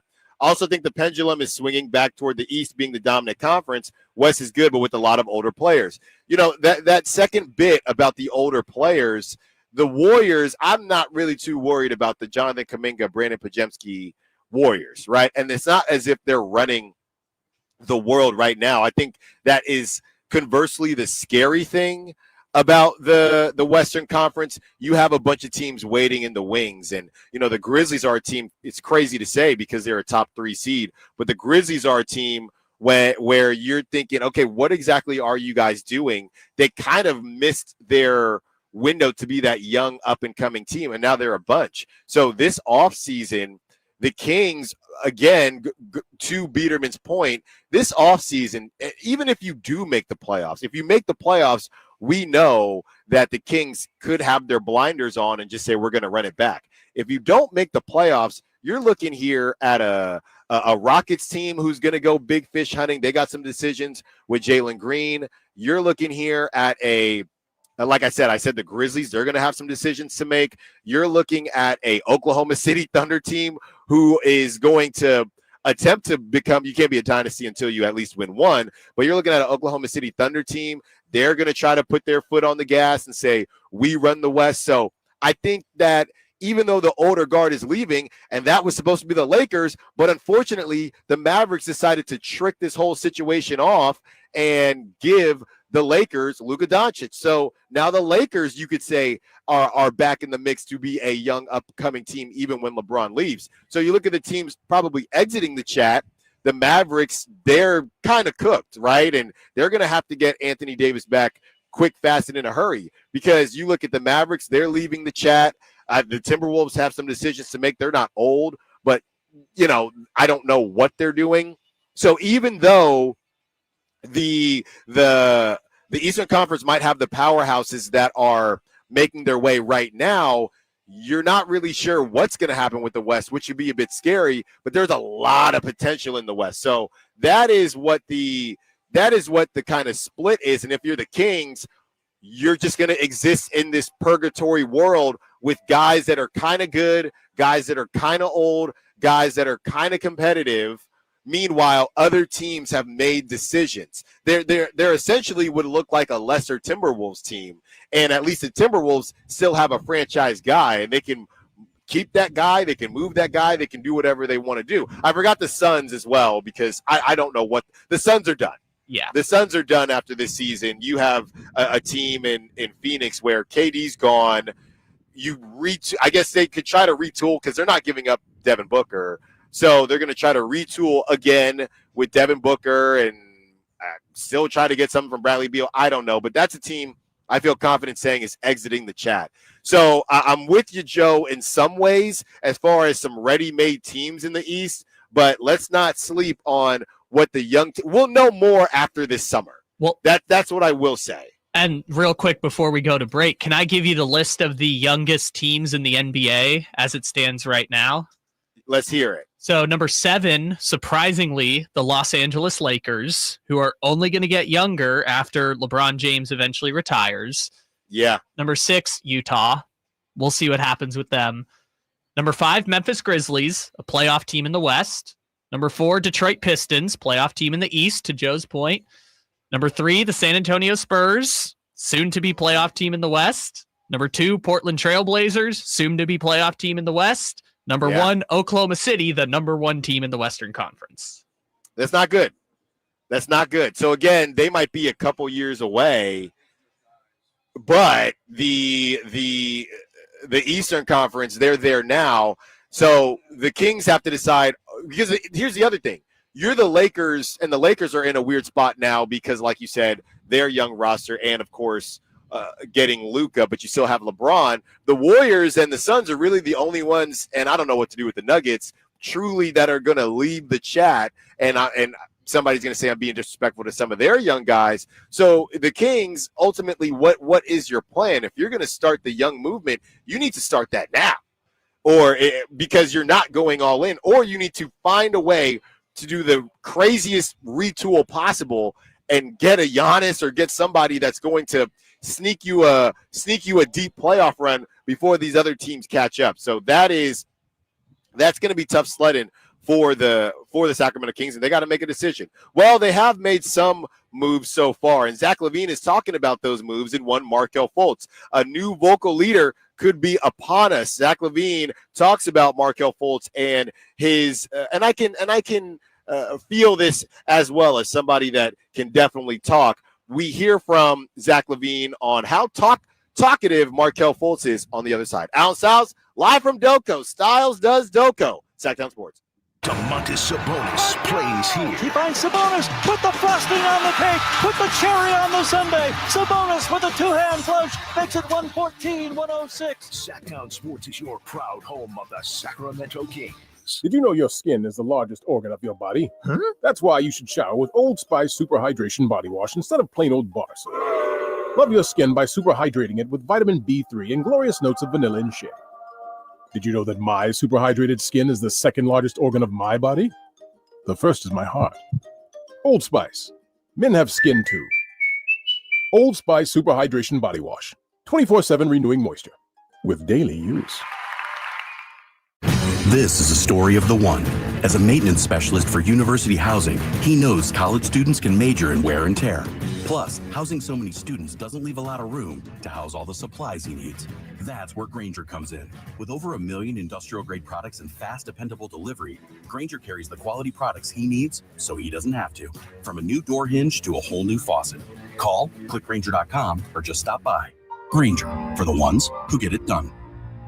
Hi, welcome to Staples. Hi, I hear Staples can print it all for my business. Oh, if you can think it, Staples can print it and will beat any print quote. Oh, great. I'm thinking new brochures and yard signs. No problem. I'm thinking calendars, t-shirts, and pens. Totally. I'm thinking Staples is the place for printing. I thought you might think that. Right now at Staples, get up to $250 off your print purchase. Henceforth, 5 exclusions apply. Visit staples.com/print for offer details. Price match guarantee valid in store and staples.com/print. Visit staples.com/price match for details. Why choose a Sleep Number smart bed? Can I make my side softer? Can I make my side firmer? Can we sleep cooler? Sleep Number does that. Cools up to 8 times faster and lets you choose your ideal comfort on either side. Your Sleep Number setting.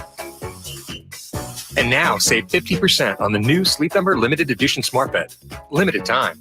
Exclusively at a Sleep Number store near you. Learn more at sleepnumber.com.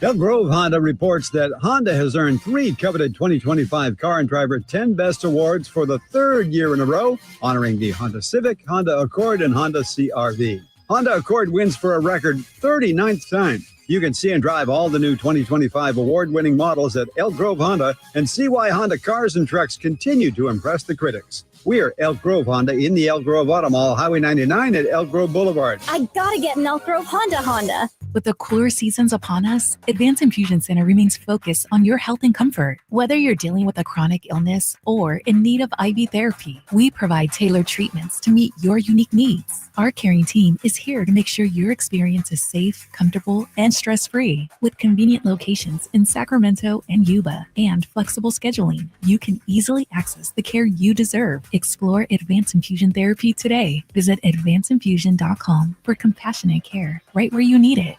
Thunder, feel the thunder. It ignites something inside of you. Lightning and the thunder.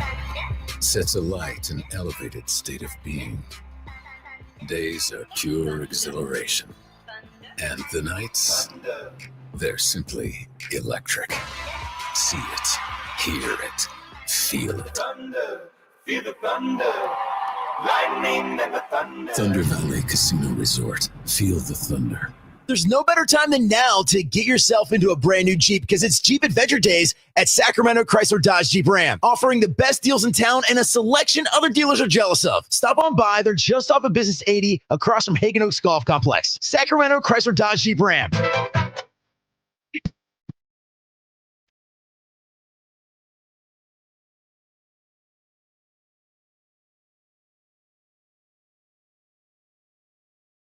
You're home for Kings Talk and so much more. Live and vocal. Allen Stiles on Sacktown Sports. 12:45. We are leading you up to the Drive Guys. And Whitey Gleason, he might be hopping on a little bit later. We'll have Jake Gaden in about 15, 30 minutes as we are catching some people as it's already electric here. Okay, let me tell you that right now. The sun is shining. Bobby from Promotions is running around like a madman. This place, I can just feel the electricity.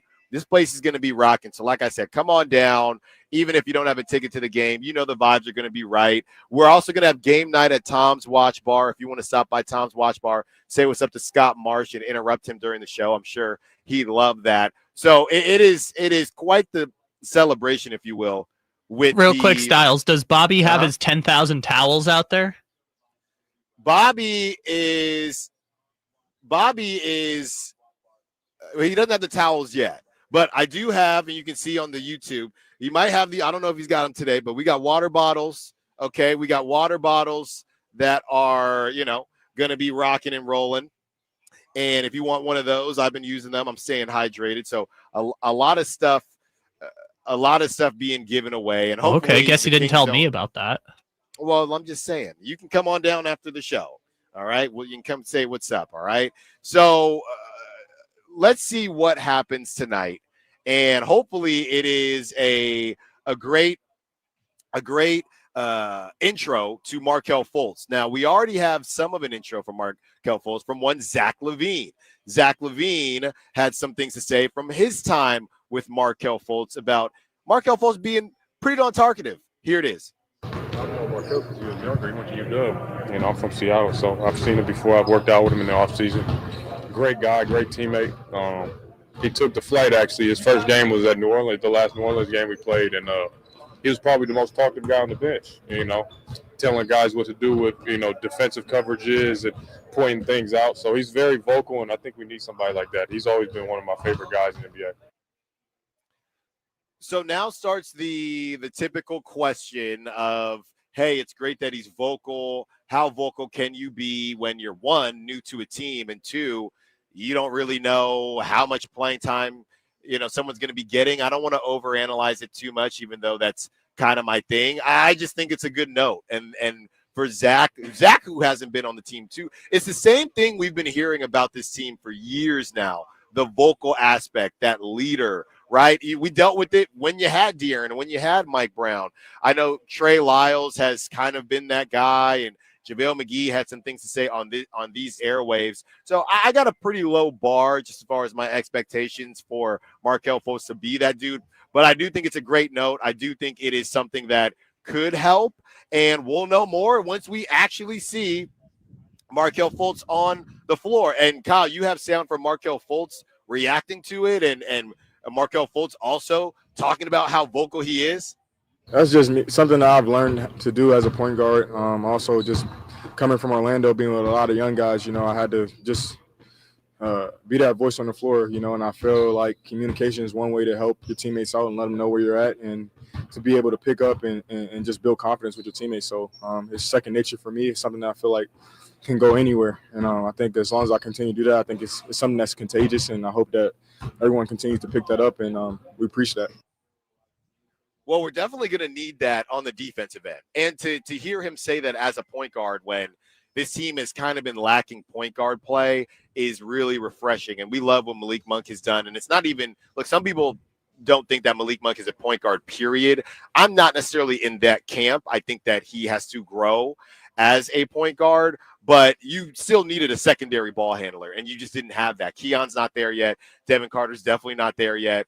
And you moved on from, some of your guys that could handle the rock. And we never even, shout out to Jordan McLaughlin, who we just never really saw. So I don't necessarily know if that's a ball handler that you'd be missing, because I never really watched him play basketball. So you get a Markelle Fultz in there. We'll see what happens. And I'm at the very least excited that there's somebody in there who's a vet, who again is on the same page with everybody else to play some competitive basketball and really make a run at this. Back to the text line we go from the 916, our last conversation. The Kings are a couple years away from being a couple years away, just like always. They got some tough decisions to make. That's for sure. Another 916 says, I know people are concerned about defense, but the Beam team was terrible defensively. It's the offense that can turn it around with just passable defense. The offense, the beginning of the season in particular, was terrible. So if they can lock that in, I am optimistic. And that's right. You're completely right, 916, as we have the ceiling conversation. If Zach LaVine can get cooking, which will open things up for Malik Monk, which will open things up for DeMar DeRozan, you get Valanciunas, who brings another level of offense in there. You know what Domantas Sabonis brings to the table.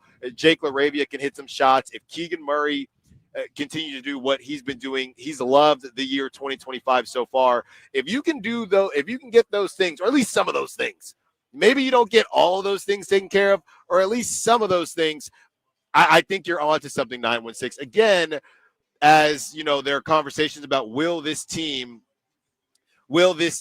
get the opportunity next season if they don't make the playoffs, which that I don't know. But, it's just a question of how much time, how quickly can they gel? What will it look like tonight? So tonight, depending on how it goes, what's the conversation going to be if it doesn't go well? Well, they're coming back from All-Star. It's only the 7th game, and okay, and they only got 1 or 2 practices. And then the next game, and, it's against a lesser opponent, the Hornets and the Jazz. Well, they start to look good against those teams. But look, the one thing I will say is you better have your ducks in a row before March. That's it. You better have your ducks in a row before March. And if you can have your ducks in a row before March, then we can have a conversation about Joe Giroux. And I still wouldn't have a conversation about the 5th seed, but maybe the 7th seed. And if the Clippers do slip or something happens, you can sneak into a 6th seed. But it all starts with what they can do, and can they run teams out the building? Can they be a little bit better defensively, and offensively, can they run teams out the building. That is what we're hopefully going to start to see tonight against a team in the Warriors who they're not really good defensively. The Warriors, that used to be their calling card. Their two calling cards they've kind of stunk at this season. They stink at free throws, and they're not great defensively. So as much as it's a rivalry and Steph Curry, there are going to be some opportunities for the Kings to keep this rolling. They've taken advantage of it so far. That's why a lot of people have been hitting me up saying, Allen, you're tripping. I don't know why you're worried about tonight. Kings have had the Warriors number. Now, those are two different teams, right? As far as I'm concerned, couldn't you make the argument that tonight is 0-0, right? They're 0-0 against each other. You haven't played the Warriors with Jimmy Butler, and they haven't played the Kings without De'Aaron Fox. So I understand people can manipulate whatever they want to be optimistic, and I'm not saying you shouldn't be optimistic. I'm just saying I don't know. And based on going into the All-Star break, the Warriors have looked better with their acquisitions than the Kings have looked with theirs. But at their core, that's who they've been. They have not been great at the free throw line. They have not been great defensively. So the Kings have to take advantage of those opportunities. On the other side, we keep it rolling, and we're going to go with our final predictions on how the season will end. What seed will they get? What ends up happening with the seed? And what will be the biggest storyline? And we do have Jake Gating joining us pretty soon, so you don't want to miss that. Allen Stiles, Sacktown Sports. On the move? Got somewhere to be? Take Sacramento Kings basketball with you. The Sacktown Sports app will let you stay connected to your passion. Never miss a moment of Sacramento Kings basketball with the Sacktown Sports app. Saving for retirement was tough enough for us. Yes, and navigating markets can be challenging at times. I understand. That's why at Fisher Investments, we take a disciplined approach with your investments. Tell us more about that. We take an active approach to money management, positioning your portfolio for opportunities we see ahead. So all your clients get the same portfolio? No, we tailor your portfolio to your individual goals and needs. What about communication? We don't like being left in the dark. We check in regularly to keep you informed on the markets and your portfolio. Which means you'll help us stay on track. Yes, our goal is your comfortable retirement. And as a fiduciary, we always put your interests first, because we do better when you do better. At Fisher Investments, we're clearly different. Learn more at FisherInvestments.com. Investing in securities involves the risk of loss.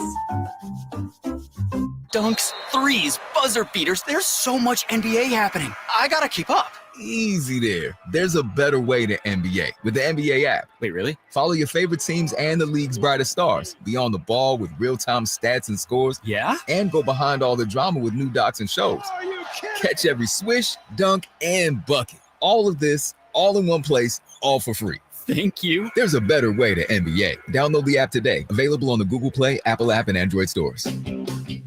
At Stockton Honda, we know how to honor a great deal.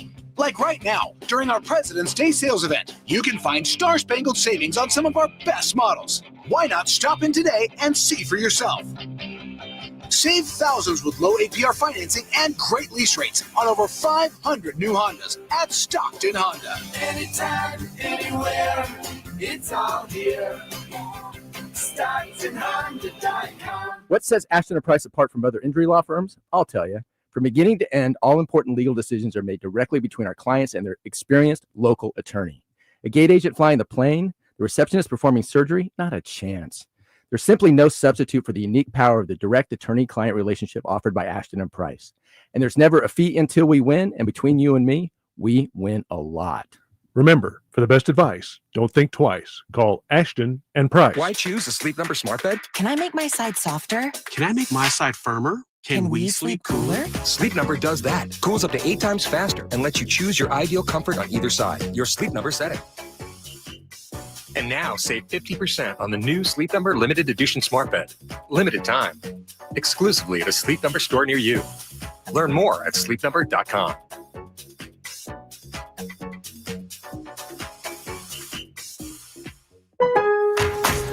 Lowe's knows that your business is built on speed and trust. That's why the Lowe's Pro Desk is here to get you what you need the moment you need it. We'll help you plan your project, calculate your materials, and pivot when your job takes an unexpected turn. And with our pro-only checkout and dedicated pro parking, you have what you need to tackle your job and be back on the job in no time. Just visit us at the Pro Desk. Lowe's knows pros. We help. You save. These statements have not been evaluated by the Food and Drug Administration. This product is not intended to diagnose, treat, cure, or prevent any disease. If you find yourself running to the bathroom all day and night, you're not really living your life. Constant bathroom breaks can disrupt your social scene. I'm so embarrassed. And your sleep. Ugh, this is the third time. But now there's relief. In Control. In Control by Eucora is the herbal supplement that reduces urinary urgency, frequency, and the occasional accidents or leaks associated with normal aging. In Control is made with a clinically tested blend of herbs that supports healthy bladder function, so you can enjoy more worry-free travel, more uninterrupted sleep, and more freedom from pee emergencies. Do you need to stop? Nope. Drive on. I'm in control. And now get up to 25% off In Control when you go to eucora.com/control. That's eucora.com/control for up to 25% off. UQORA.com/control. Coach Doug Christie here for your truck headquarters, Folsom Lake Ford. Shop all your favorite models on sale now, like America's best-selling F-Series. Check out a huge selection of Mavericks, F-150s, and Super Duty trucks, or tech-filled SUVs like Explorers and Expeditions. Plus a huge selection of Broncos and Bronco Sports. All in stock now at Folsom Lake Ford in the Folsom Auto Mall. Right now, buy any new Ford with zero down on approval of credit. Save big with low interest finance rates. And Folsom Lake Ford always pays top dollar for your trade. Hurry to Folsom Lake Ford in the Folsom Auto Mall, a 6-time Triple Crown winner for sales and service excellence. That's why they are my trusted dealer, and they should be yours too. For 35 years and counting, come down and take a test drive today. Tell them Coach Doug Christie sent you, or shop online at FolsomLakeFord.com. KHD1 Sacramento, KYMX HD3 Sacramento. From the Power Business Technology Toshiba Studios. Sacramento's official home of the 49ers. San Francisco.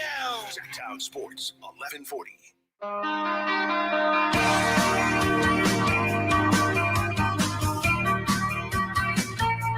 Your home for Kings talk and so much more. Live and local. Allen Stiles on Sacktown Sports. 1 o'clock hour here. And I tried really hard to not say my name, and I didn't say my name there, so I didn't say it. And we are taking you up to 2 p.m.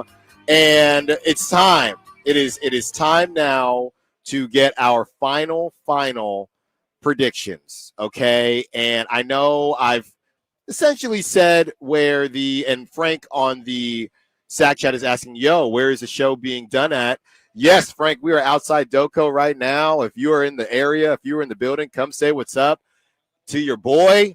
We are up here until 2 p.m. And then, of course, Whitey Gleason, Kyle Draper, Jay Johnson, always doing their thing at Doco on game days for home games. But yeah, it is Styles Does Doco for the next hour. Jake Gaden of CBS 13 will be joining us pretty soon here, and Whitey Gleason may join us as well, as Whitey is just shaking hands and kissing babies right now. This is what Whitey does. And it's time for the final predictions, okay? And what seed they will get, what ends up happening, and what will be the biggest storyline. And look, this is not Homer radio. This is how I truly, truly feel. I know we've had a positive outlook here. It's not what I want to happen. This is, unfortunately or fortunately, no spoiler alert, what I think will happen. So, Kyle, let's go through each one. And let's go through each one and break them down. And then we will move forward. How about that? I like it. Where do you want to start? So let's start with, we're going in chronological order, okay, for basically how we have it broken down. What seed will they get? Kyle, I'm going to be consistent with this, and this might be my most optimistic take here. I do think that they will be able to figure it out and get the 8 seed. And there's a big part of me that wants to say 9 again, but I can't be. Like I said, we're being positive. I think that they end up in the 8 seed, sir. All right, so let's take 1 through 6 off the table just for the time being, because I don't believe it would take a real optimist to think they're going to get to 20 of the last 27 games as a win. Maybe that optimist is out there. It's just not me. So then you're fighting with the Timberwolves, the Warriors, the Dallas Mavericks, and the Phoenix Suns for positioning. And of that group, I think the Kings are either the third or fourth best team in that group. So therefore, I'm going to say the 9 seed for the Sacramento Kings. However, that means they would host probably Dallas in the play-in at that point, which feel not terrible about that. You know, Klay Thompson can't shoot in Golden One Center, so that would be nice. But I'm going to go 9 seed for the Sacramento Kings at this point. I just think the Warriors were buyers at the deadline. The Timberwolves are even better than their record suggests. If you look at expected win-loss record, they should be better than 31 wins this year. So I'm going to go 9 seed for the Kings. Yeah, you know, I wanted to say 9, but like I said, I want to be a bit I'm trying to be realistic, but also a bit optimistic. But honestly, the 9 is just going to be hard, man. Well, here's the optimistic point of view here. If they win tonight against the Golden State Warriors, they will essentially be 2 games up on the Golden State Warriors because you win the season series tiebreaker and you get, you know, obviously they're tied right now. So tonight is a 3-game swing. Either they're going to lose and be a game back or they're going to win and be essentially 2 games up. So whether or not they catch the Warriors might decide 8 and 9. You know what's funny?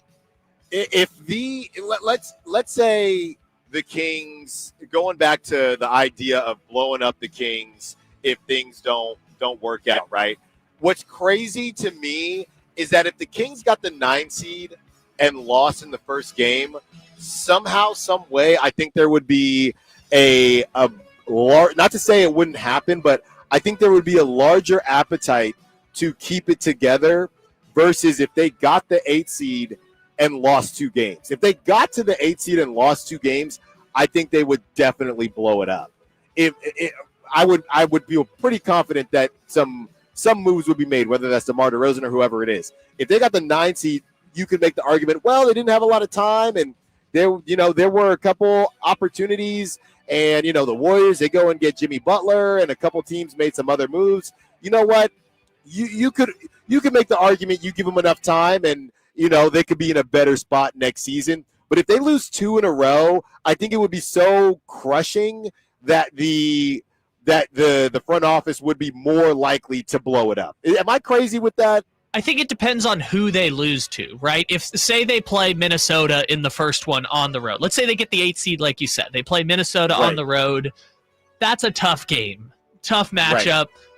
But if you then come back home and lose to Phoenix, or you come back home and lose to Dallas, or the Warriors. Or the Warriors, too. I mean, the Warriors, that would be a tough pill to swallow. I don't even want to think about that scenario. But yeah.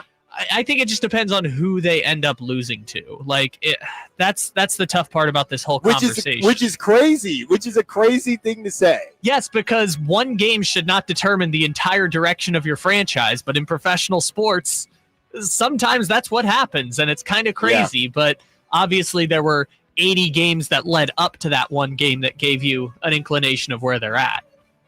Yeah, I would say that, okay, so I have them at the 8, you have them at the 9, and that's the reason, that's where I'm kind of going with this, right? So probably the Timberwolves probably hold on to it. They're really familiar. Both teams are comfortable with each other, I do think. And going back to Zach LaVine's days, right? So there's a connection there. I want to say they win that. Basically, they either win that game or get in, or I think they lose the next 2 games. Okay, so that's how I feel. Here's the best case scenario. The Rockets slide down to 7 and are just falling apart. And the Kings happen to get the Rockets. Yes. That's not happening, but I hear you. I mean, they lost 6 in a row. I think that the Kings, I think it's going to be crushing, to be honest with you. That's how I kind of got here. I think they get the 8 seed and they lose twice. I do. Because really there's no difference between these 4 teams. So in my opinion, you'd have no momentum. You'd have an argument of, hey, we get the home game, so you just win and you're in. but it's not a 9-10. Like there's a big discrepancy between 8, 9, and 10. They're all going to be a game away, whatever it is. So it's going to be a team with momentum in this scenario. The Warriors are either get the 7 seed or you get a hot Timberwolves team, or you get, if the Suns figure it out. So I don't know, man. I feel bad about it. I hadn't even considered that until you said it. Every team 7 through 10, Timberwolves, Mavericks, Kings, Warriors, has traded an all-star in the last 6 months. Yeah, and you have, it could be the Mavericks that they get. You got to deal with Kyrie, and I know Sabonis has owned Anthony Davis, but they not this season. So I think as much as the Kings, I know Kings fans probably hate me right now. As much as Kings fans have dealt with a lot of heartbreak, I feel like this is going to be a little bit more heartbreak. I'll say this to close out that point. If you get to the 9-10, those 1-game sample sizes are coin flips. So if you call it a coin flip, you have to win 2 of them. That's a 25% chance to make the playoffs. But if you get the 8 seed, that's a 75% chance to make the playoffs, because all you got to do is just win 1 of them. So the difference between 8 and 9 is pretty significant, but if I think they're going to be in the 9-10, that is a long road to make the playoffs. I believe only 1 10 seed has ever made it through the play-in in the 6 years. So I think 10 seeds are 1 for 12 in making it through the play-in. And here's another thing that's pretty interesting. Let us not forget. Now, a big part of this was Zion wasn't playing, but let us not forget when the Kings beat the Warriors, who was favored in that Pelicans-Kings game? I know Zion didn't play, but it was home in New Orleans. It was home, but the Kings were favored because they had that momentum. You thought that they were going to keep that rolling. Now they didn't because they never beat the Pelicans, but ultimately everyone thought the Kings were going to win that game. So I'm just saying, if you're that 8 seed that loses, that 7-8 seed that loses, everything is so close in the West. Whoever you get for that second game, a lot of people are going to say, hey, even though they lost on the road, or maybe they didn't lose on the road, right? Because, the 7 seed could lose as well. Hey, they lost at home. Now they're hosting another one. They didn't get in. So that could be tough. We have a lot of texts to get to, but Jake Gayden is joining us. Let me talk to my boss here. So are we going straight through with Jake, or is Jake going to hang out with us through a break? All right, we're going to keep powering through with Jake Gayden, who joins us. Straight out of a workout right now. That's right, straight out of it. So what were you working? What did you have today? Leg day? No, it was back and buys day. Back and buys? But we just doing squats? We do squats. It's just I did that yesterday. Squats. So today was squatting. You're still squatting, huh? Oh, 100%. You're still out here squatting, and then I just ran 2 miles as well. So just rocking and rolling. We got to stay humble brag. We got to stay fit for our job. Alan, all right. No, I hear you. They might need you. Yeah, they one time. All right, maybe not at the Golden One Center, but Sutter Health Park. I think me and you could suit up. There you go. All right. There you go. Joined by Jake Gayden, CBS 13. So Jake, you were at shoot around today. Yep. Was there anything that stuck out to you? I know they had a lot of availability yesterday, and you had Markelle Fultz speak for the first time, and obviously Zach LaVine. Anything that stuck out to you today in shoot around to make you feel better, or maybe not as good about the game tonight? I think vibes are good. That's the one thing I keep on harping on. I think about this in a contextual way of even any business, right? Mm-hmm. If you have a new employee right. at your business, right, how are they going to fit in with the synergy of what you've already built, right? Yeah. Especially if you have a lot of employees working through the same goal. I think the same process can be thought of when you go to add to a basketball team or a baseball team or a football team. Football team is big, but basketball team specifically, you have 12 guys, right? Mm-hmm. So how does the 4 guys, how does synergy work? Are they on the same page? Do they like to hang out with each other? Do they like to be with each other? Right. I think the synergy and the vibes were good today. We saw Valanciunas and LaVine get with it a little bit. I think our good friend Sean Cunningham from Fox 40 put a video out there from it this morning. I think vibes are good. I think the biggest question mark that I'm worried about, and I think a lot of people are worried about, is how is this team going to gel for the final, month and a half of the season? And that's a big question that everyone has. For me, I'm not a guy that's going to completely jump off the bandwagon and say this is a bad move and everything like that. I think everything takes time, and that's what we're going to find out over the next couple of weeks. Well, it's interesting for trade deadlines. If you look at what most teams do, right? You look at a first option or a second option. If you're moving a first option or second option, it is you making a decision that you are probably going in a different direction, right? And we know, thoughts go out to Victor Wembanyama, but we know that the Spurs, they made the move for De'Aaron Fox. That's not really for this season. That's for the future. The Lakers, now this can be two-sided. So the Lakers, they make a move, which they could go for it all this season, but it's more so for the future. Luka, 25 years old.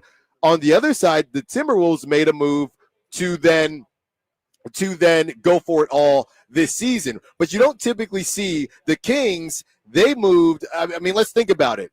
They're essentially their first option. You can go back and forth with Domantas Sabonis, but a version of their closer. So they moved their first option. They moved their coach, right? Or they changed coaches. So a lot more movement. There's just a lot of movement in this trade deadline, but a lot of movement with the Kings. So to make all that gel, and even within that movement, Malik Monk into the starting lineup. So, it's not a normal measuring stick for, even when the Lakers did it a couple years ago, that wasn't their first and second option. That was guys that could help.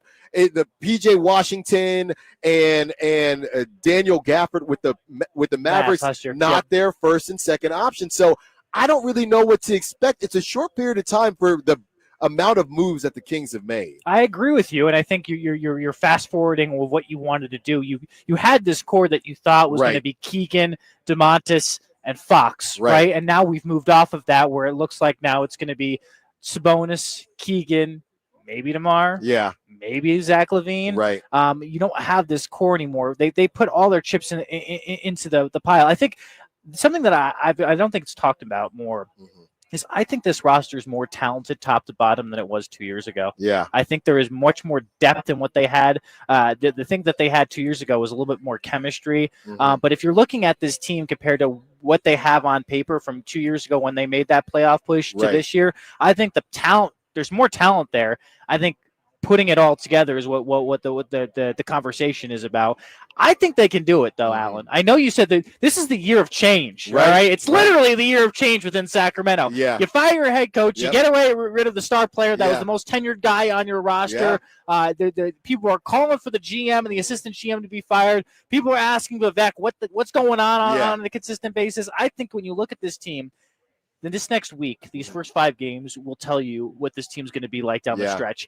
2 years ago, when they made the playoff push, they went 5-0 the first 5 games. Yeah. I think if they can go 4-1 and maybe drop the game tonight, and then win 4 straight, I think you're in a great situation. I'm worried about that stretch on the road or at home where they have to play I think Boston, Milwaukee, New York, I think. Yeah, it's just that's a gauntlet of a schedule. Yeah. If you can go 500, the way I'm looking at this, and let me just, I'm throwing a picture out here for you. Okay. Let me throw the picture. Okay.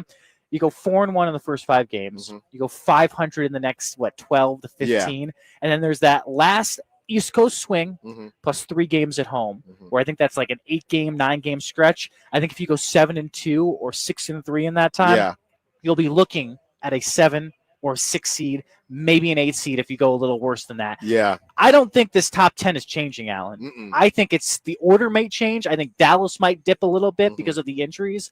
I think the Kings, if they get hot, they can bump up. I'm also looking at Houston right now. They weren't playing great before the break at all. And I think they need to find their offense again, maybe a little bit of their swagger. Minnesota is the wild card. You just don't know what Anthony Edwards is. Yeah. But the other thing I was telling people about this is the week where one injury changes the whole entire playoff landscape. Remember last year with Malik and Kevin, right? Like vibes were high, and then the minute Malik went down, you had no punch off the bench, and they had no bench depth, and then Kevin got hurt. I think this next 2 weeks will decide what the playoffs are going to look like. I know Victor Wembanyama is the big name right now, but you got to remember the Spurs were 2.5 games out of the playoffs. So it's someone in that playoff race that's going to get hurt. We'll see who it is. Brandon Benitez was joking with me. He's like, what if Zach LaVine gets hurt? I was don't even. I was like, well, that may not hurt the Kings though, because that might solve half the issues that they're talking about right now. But we don't want that. We don't wish any ill will on a King. Yes, I'd rather see Chicago Zach LaVine. Yes, and just kind of go from there. Let's talk about this though. Shoot. Chris Biederman was on the show yesterday, and he talked about, I've been operating in the landscape of this year and the end of this season and next season. Chris Biederman thought that if they don't do well this season, you got to take that? No. All right. Hey, you're a busy guy. I'm glad you're joining us. I'm trying to confirm some news. There's always news breaking here in Sacramento. Got Woj in the building talking to Jake Gaden from CBS 13. And Chris Biederman was talking about if they don't go to the playoffs this season, this whole thing could blow up. Yes. What you're saying, though, and having all this talent in the building, I think I agree with you, but I have no clue if they're going to get enough time to see what they could be. So the Beam team, they kind of rocked and roll with what they are. If they don't make the playoffs, how confident are we? De'Aaron said it a couple days ago. There's always change over there. How confident are we that if they don't make the playoffs or they lose in the play-in, whatever the case is, that Monty McNair, whoever it is, says, hey, let's see what we do next season? Or do they try to – I don't even know what the next week would be. I think what I'm hearing right now is if they don't make the playoffs, be prepared. Okay. That's what I'll say. Just be prepared for anything. Okay. I think you have an ownership group that wants to win. What about Doug Christie? That's the question. That's where I'm sitting here like, I don't know. Because, okay, let's run through the scenarios, right? You fire Monty and you fire Wes, okay? Yeah. When you have a GM, doesn't he want to bring in a GM that aligns with what your head coach wants to do? Try to do that 2 years ago with Mike and Monty. Apparently that was not a marriage made in heaven at all. I think there were some significant differences in how they wanted to run their teams or run this specific team and the roster construction and everything with that. But that's my question. If they fire Monty and fire Wes, I don't know if Doug will be able to be retained or will be retained. Crazy, it's not because he doesn't deserve it. It's because the guy, if you have a guy that has a vision for the team and what he wants to put his staple and his mark on things. But everything that we've heard about Doug, right, the investment that they've made in Doug, making it through, he was a part of two different coaching groups that typically doesn't happen, two coaching staffs, to just kind of waste all of it with more than half a season, but a tumultuous season where you lose your star player. Just don't seems call it like tumultuous, though. They're still competing. They're one game over 500. It is. Is it volatile? Is that a better word? Volatile is a great word. I like that. Tumultuous makes it seem like it's all been doom and gloom, and everyone forgets about the 7-game winning streak. That's the one thing I cannot. Jake, that's the only thing to make it not tumultuous. Yeah, but you can't. This fan base needs to realize. Okay, I'm a Knicks fan. Do you know how many years it was bad in New York? Of how it was just frustrating. Yeah. You have an owner that wants to win, Allen. You have a fan base. Who has an owner that wants to win? Kings. Okay, but I think the conversation has been how much does he want to win? I think, but he does want to win. And I'm not saying it's not all. That is interesting. I mean, it feels pretty gloomy this season. It does, and I think the fan base though has also felt doom and gloom. Yeah, and I also, I'll say I think there's some media members that keep it doom and gloom on a consistent basis. Yeah, I'm a glass half full type of guy. I will always be a glass half full type of guy. Just because your Knicks are playing well. No, it's not just that. I just think I think that you never know what can happen in sports. You just don't know. Did you call Patrick Mahomes throwing a dud in the Super Bowl 2 weeks ago? No one had that. So are you called? No, I'm just saying. He was due. He was due. Don't get me wrong, but you never know what can happen in sports. That's what we love about it. It's live reality TV. Don't count out a team until you are 100% positive that they cannot make it and they're completely out of it. I think there's crazier things that have happened in sports. I've seen teams that look doom and gloom in the past 2 weeks of the season when we look at baseball, sneak their way into the playoffs, and then make a massive playoff run and get hot at the right time. Look, Keegan Murray's engaged now. Okay, Josh Allen, once he got engaged, he won MVP. I need to get dating advice from Keegan. Hey. He's doing something right that I'm not. That's right. So, and his splits after 2025 or after the start of 2025 have been ridiculous. All right, before we get you out of here, we're you came in during final predictions. Okay. So we need your final prediction. What we need is the seed that they end in. Okay. And how it ends for the Kings. Kings are going to seed it themselves in the 7th seed. They're going to win the play-in game. Jake. And they're going to play Denver or Memphis in the first round. This guy. And lose.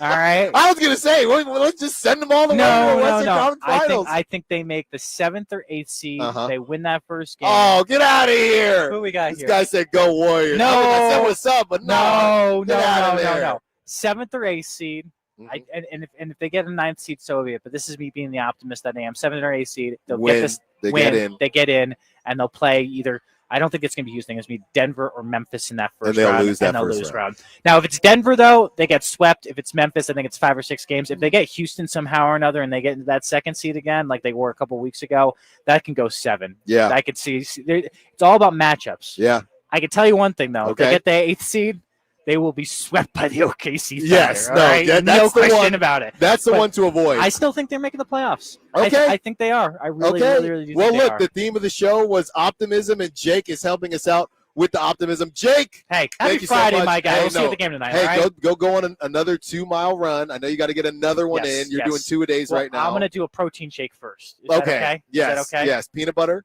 Yeah. How'd you know? Peanut I butter, just know. banana, strawberry, a little protein in it. Beautiful. There you go. Chef's Jake kiss, Gaden. okay? Check him out on CBS 13. Be sure to also follow him on social media. Great stuff from Jake. He's on TikTok, too. He's on all of them. We got the new media going on. Trying to, okay? There you go. That's Thanks, Jake Gaden on the other side. It's time for some prop talk and dog segment. Allen Stiles, Sacktown Sports.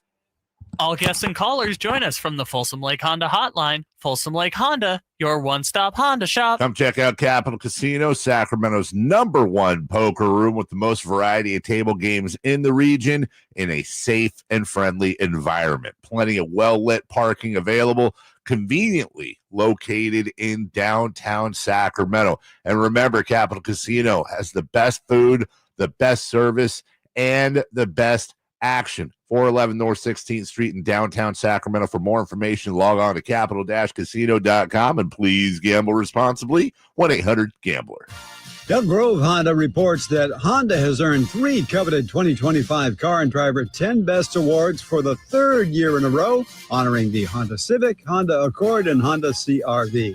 Honda Accord wins for a record 39th time. You can see and drive all the new 2025 award-winning models at Elk Grove Honda and see why Honda cars and trucks continue to impress the critics. We are Elk Grove Honda in the Elk Grove Auto Mall, Highway 99 at Elk Grove Boulevard. I gotta get an Elk Grove Honda. Sacramento weather is brought to you by Folsom Lake Kia. I'm Tamara Berg in the KCRA3 Weather Center. It's finally Friday. We're looking at mostly sunny skies and lighter winds this afternoon. Temperatures will be a little warmer. Highs will peak in the upper 60s, and overnight tonight we'll see clear conditions and temps in the lower 40s. Get the latest forecast on the KCRA3 News and the KCRA3 app. Just like in basketball, you need the right team to win, and that's why I recommend Folsom Lake Kia. They got low payments that change the game, and you can always buy with 0 down with approved credit. Shop Folsom Lake Kia and tell them DC sent you. Oh, could this vintage store be any cuter? Right? And the best part? They accept Discover. Accept Discover? In a little place like this? I don't think so, Jennifer. Oh, yeah, huh? Discover's accepted where I like to shop. Come on, baby, get with the times. Right. So we shouldn't get the parachute pants? These are making a comeback. I think. Discover is accepted at 99% of places that take credit cards nationwide. Based on the February 2024 Nielsen report. Why choose a Sleep Number smart bed? Can I make my side softer? Can I make my side firmer? Can we sleep cooler? Sleep Number does that. Cools up to 8 times faster and lets you choose your ideal comfort on either side. Your Sleep Number setting. And now save 50% on the new Sleep Number limited edition smart bed. Limited time. Exclusively at a Sleep Number store near you. Learn more at sleepnumber.com.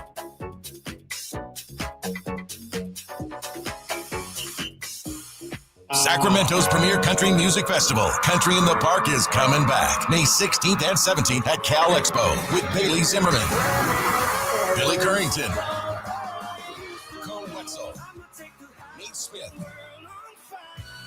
and more. You'll enjoy food trucks, rock walls, and a mechanical bull, line dancing, and more. Single-day GA tickets start at $52 at CITPFest.com. Country in the Park, May 16th and 17th with the California Army National Guard. Find out more at CITPFest.com. Hey, it's Carmichael Dave for my good friends over at Jiffy Lube, and they want to show some customer love this month with their February oil change deals you can find online today. Visit jiffylube.com and find a service center near you to see these sweetheart deals, get it, during the month of February. Here's what you do. Drive into savings at jiffylube.com today and let yourself save in the month of February. Tell them Carmichael Dave sent you. Hurry in and save big during Honda's President's Day sales event at Folsom Lake Honda, your one-stop Honda shop.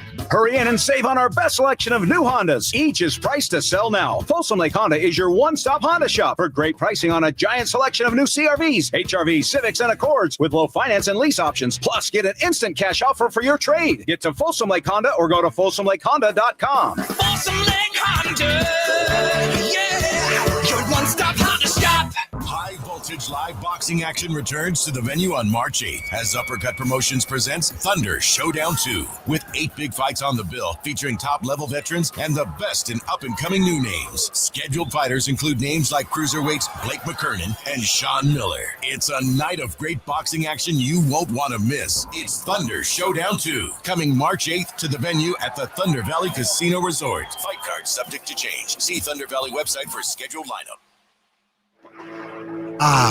There's nothing quite as serene and beautiful as our Sacramento rivers. It's something we can all take pride in. But just one piece of litter can ruin the picture. I'm Allen Stiles from Sacktown Sports. Let's work together to keep our community beautiful and make Sacramento litter-free.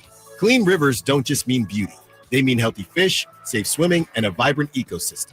So remember, be river-friendly. Every little action makes a huge impact.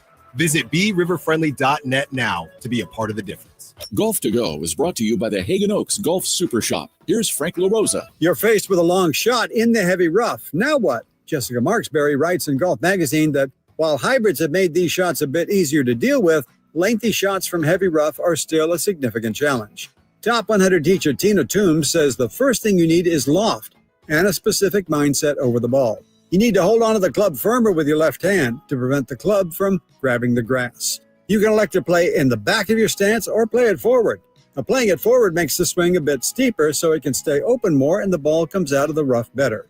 She says a 7-wood makes it easier than a hybrid for longer shots. The ball comes out low, but rolls a long way because of top spin. And if all else fails, she says bailing out is an option too, and there's no shame in taking your medicine to avoid compounding your initial error. If you're really not sure, take your 9-iron and get it out. Don't risk topping it and leaving it in the rough. Good luck out there. That's your Golf to Go. I'm Frank LaRosa.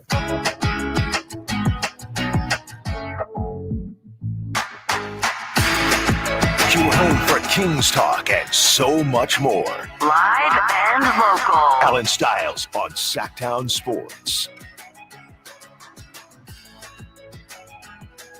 To Jake Gaden, who I think he got some sweat on me from his workout. But shout out Jake Gaden, CBS 13. Go check him out. He does great work over there. Whitey Gleason is going to join us for a little crosstalk in about 15 minutes.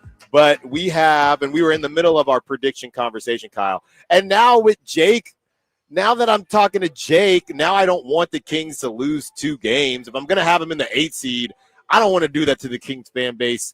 So I'm flipping like a decommit. And funny enough, I think it was on Bleacher Report, it was the top 10 college decommits of all time. And I'm thinking this is the craziest list I've ever seen. So the best players that decommitted from certain schools then ended up going to other schools. So I'm decommitting from the Kings losing 2 games in a row. A Warriors fan just walked by. I think he was about to illegally sell some Warriors hats. He goes, Warriors. He looks over at me with 7 Warriors hats. And I just heard him say first, what's up? So I'm like, hey, what's up? You know what I mean? We're all in this together. And we're not all in this together. So, I'm going to report him after the show anyway. But now after seeing him, I can't in good faith in front of Doko have the Kings lose 2 games in a row and do that to our Kings fans. So I got them in the 8th seed, okay? I don't care who. I think they do lose the first game on the road, but they're going to win the game at Doko in Golden 1. And then, yes, I think that they do lose in the first round, but they get to the playoffs, and that will beg the question, what should the Kings do with this roster? So I got them sneaking into the 8th seed. Who slips out of it? I think the Mavericks slip out of it. I think that the Warriors. Maybe it's got to be the Warriors. But the Timberwolves have an even easier strength of schedule. But I trust the Warriors more. Honestly, let's get the Timberwolves. I think the Timberwolves drop down, so it'll be Timberwolves and Mavericks 9-10. I got the Kings and the Warriors 7-8. I got the Kings losing to the Warriors at Chase, and the Kings, and then the Kings beating whoever it is, the Mavericks or the Timberwolves, and getting into the playoffs. Frankly, doesn't make any sense. Insane. Yeah, no, doesn't make any sense. But that's what I'm going with. It's Styles does Doko, so I make the rules, Kyle. That's where we're at. Gotcha. So you have it now being the Kings 8, the Warriors 7, the Timberwolves 9 or 10, the Mavericks 9 or 10. That's right. Got it. They called me a madman. Got They it. called me a madman. Just following the trend there. Also, look at you now. First, it was snitching on Scott Marsh, and then now you're got the Warriors guy just trying to make a little money, showing up to the game. Allen Stiles. Don't do that here. If he was selling Kings hats, I'd let him sell them. But Allen Stiles snitching on everyone. Yeah, I am. I don't care. So what? He's a Warriors fan. Who cares? All right, real quick, I wanted to do, before we do Prop Talk and Dog segment, the biggest storyline, Kyle, if you've had time to mull this one over, I do think that this is what's going to happen. Keegan Murray might end up being the X factor, and the biggest storyline is going to be that extension. So that's going to be my biggest storyline. Keegan Murray's reemergence and what the Kings feel like he is now worth. That's going to be my biggest storyline heading into the offseason. The biggest storyline for me is, will Zach LaVine play well enough to justify Monty McNair's decision to trade De'Aaron Fox at the deadline instead of taking it into the offseason, instead of deciding to give this group a chance to make the playoffs? Will his decision be validated by Zach LaVine's play? Because that could be the deciding factor on whether or not he keeps his job or not, or if the Kings are pivoting the direction of their organization. There you go. Great stuff from there, Kyle. As we head into, we already have some dogs coming in on the text line, so we will get to those and on the Sack Chat. But first, and I've been working, this is a collab. So, these bet influencers, they'll say, hey, this is a collab lineup. So this is a collab pick with Whitey Gleason. Okay, if it's right, put it on me. If it's wrong, we'll put it on Whitey Gleason. This is the first pick collab with Whitey Gleason. So I'm going to go second, Kyle, and Whitey's going to speak to this in about 6 minutes here. Kyle, who do you have for your prop talk today? All right. So I mentioned earlier on in the show, the first time the Golden State Warriors played the Sacramento Kings, Trace Jackson Davis just barbecue chicken being guarding Domantas Sabonis. Not only did Sabonis have a double-double at halftime, Trace Jackson Davis had 0 points. He was so bad, they just had to leave him on the bench. So what did they do in the second game? Well, they started Kevon Looney. I think maybe the first time he had started all season. And in 10 minutes, I think he might have gotten hurt in the middle of that game. But in 10 minutes played, Kevon Looney, 0 points. So is it going to be Quentin Post? Is it going to be Draymond Green? Are they going to try and run back Trace Jackson Davis? The bottom line, the Golden State Warriors have literally nobody to guard Domantas Sabonis tonight. And they are only setting his points, rebounds, and assists total at 37.5, which over the last 4 games, Sabonis is averaging like 44 in that category, or 45 in that category. So easy money tonight. Domantas Sabonis, 37.5 points, rebounds, and assists combined against whoever the Golden State Warriors decide to start at center. It might even be Quentin Post. Yeah, I think we will see a lot of Quentin Post tonight. I think they'll start Looney, but they have started Quentin Post before. I'm not sure. I like that pick, Kyle. It's just going back to the well. So here is our collab pick all right? And I'm looking up what Zach LaVine did against the Warriors with the Bulls. Now, during that time, they still had Andrew Wiggins, and Andrew Wiggins was probably checking Zach LaVine. The biggest question that I asked Whitey was, who do you think Jimmy Butler will be guarding, right? I'm worried about Malik Monk scoring right now, so I'm staying away from that. And the question was, do you think that Zach LaVine will be guarded by Jimmy Butler or not? Whitey seems to think that Jimmy Butler might be on DeMar DeRozan. The last time Zach LaVine faced off against the Warriors, he combined 28 points and assists. He is set at 28.5. I think it's a coming out party for Zach LaVine. Moses Moody is a pretty good defender, but I don't think he's going to be able to check. I don't think they have someone to check Zach LaVine right now. So I think DeMar DeRozan might be tough. Malik Monk might be tough, but I got Zach LaVine, 28.5 points, assists. Smash that over. And if you get it wrong, it was Whitey Gleason. If you get it right, it was me. All right. I know we got to get to it. Let's get to the dog segment. Who let the dogs out? Who let the dogs out? We got to go quick here. We can't wait for the drop, as I like to do, much to Kyle's chagrin. Kyle, you go first. Let's keep it rolling. Who is your dog for tonight? I think you know who I'm going with tonight. The Sacramento King, who arrived in Sacramento proper at the exact same week as me. My favorite Sacramento King, who got that engagement glow going right now. Keegan Murray. Oh, that was Sarah. I thought you wanted me to finish that for you. I did, but pause was too long. I wasn't sure if we were on the same page there. Keegan Murray is going to have an excellent game tonight.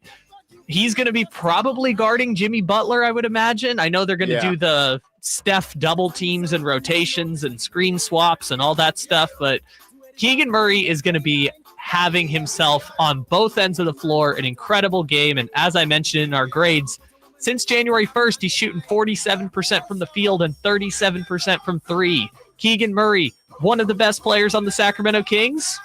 He will be tonight at least. So give me my favorite newly engaged Sacramento King, Keegan Murray. What's up, Sacramento?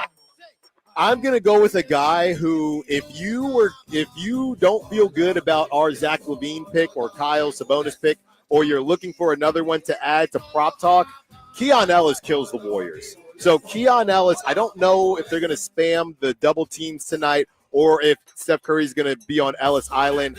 I got Keon Ellis as my dog of the game. Also, I really just be chilling for real. Nicktown on the Sack Chat has Malik Monk, and there are a couple other names that people are throwing out. We got to get to there you go. Peg says, give me Malik and give me the Sounder. On the other side, Whitey Gleason joins us. One more segment with you, Allen Stiles, Sacktown Sports. On the move? Got somewhere to be? Take Sacramento Kings basketball with you. The Sacktown Sports app will let you stay connected to your passion. Never miss a moment of Sacramento Kings basketball with the Sacktown Sports app.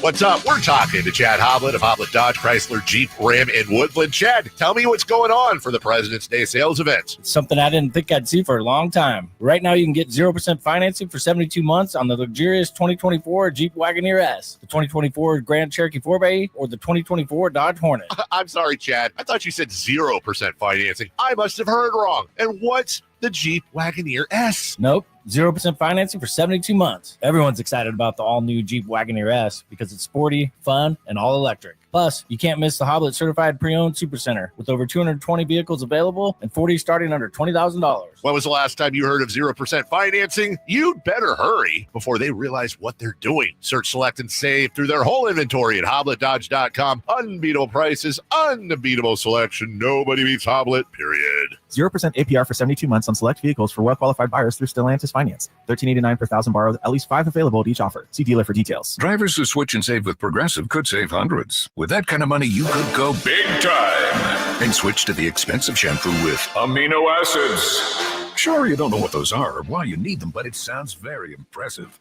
And if you switch and save hundreds, you can massage it into your scalp every day. Now, if only you can get people to lean toward your head to smell those aminos. Switch to Progressive and you could save big time. For shampoo, Progressive Casualty Insurance Company and affiliates, not available in all states. Potential savings will vary. Whoa, it's you, the Capital One Bank guy. That's what they call me. Mind if I get a selfie? Yeah, sure thing. Say no fees or minimums on your Capital One checking account. Wow, that's a keeper. So, where are you heading? I'm off to spread the good news that Capital One helps people keep more money in their wallet with no overdraft fees. Oh, you're the best Capital One Bank guy. Hey, mind if I get a selfie? Sure. Say, Capital One, what's in your wallet? Terms apply. See CapitalOne.com/bank for details. Capital One NA, member FDIC. Why choose a Sleep Number smart bed? Can I make my side softer? Can I make my side firmer? Can we sleep cooler? Sleep Number does that. Cools up to 8 times faster and lets you choose your ideal comfort on either side. Your Sleep Number setting. And now save 50% on the new Sleep Number limited edition smart bed. Limited time. Exclusively at a Sleep Number store near you. Learn more at sleepnumber.com.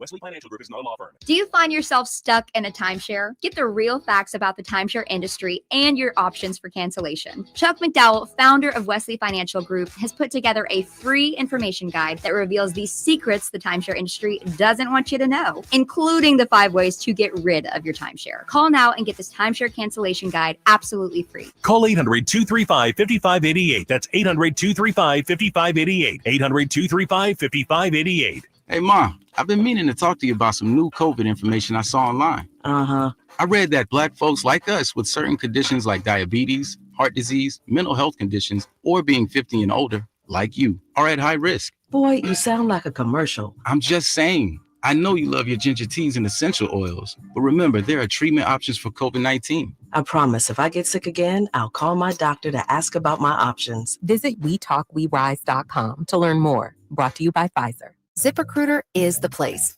ZipRecruiter is the place for talented teachers, savvy software developers, and master mixologists. ZipRecruiter is the place where you meet all these people and more. That's because ZipRecruiter is the place for job seekers who are looking for new opportunities. In fact, ZipRecruiter helps 10 million people with their job search every day, so you can find the right candidates right away. Try ZipRecruiter for free at ZipRecruiter.com/free. That's ZipRecruiter.com/free.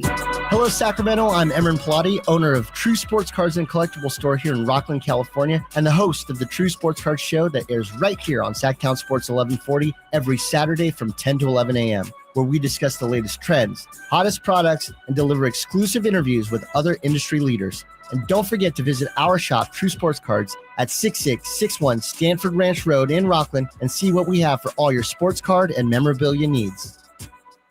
Meda Chevy saves you $10,250 off MSRP on new 2025 half-ton Silverado LT. After rebate, $10,250 off. New Silverado at MedaChevy.com. Together, let's drive. See dealer for details. Best owned 2011 or newer Chevrolet.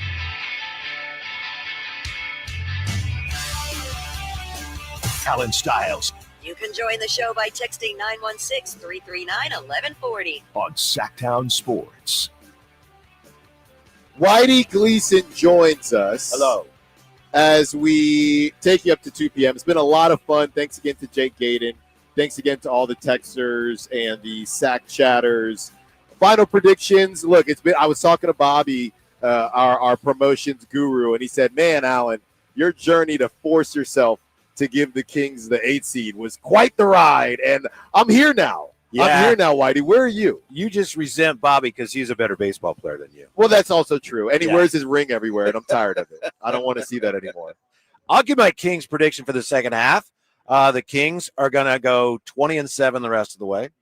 They're going to win 48 games. They'll be the 6th seed, and they will lose in the first round to, I know this seems unlikely, but the Minnesota Timberwolves. And the reason I say all that is because when we did all this during the roundtable, that was my prediction, and I'm sticking with it, Alan. Okay. What difference is, what good is a prediction? No. A few months later, it's like, well, I'm changing everything I said. Right. Right? choice, So Whitey. you're 6th seed. 6 seed. 20-7 the rest of the way. Okay.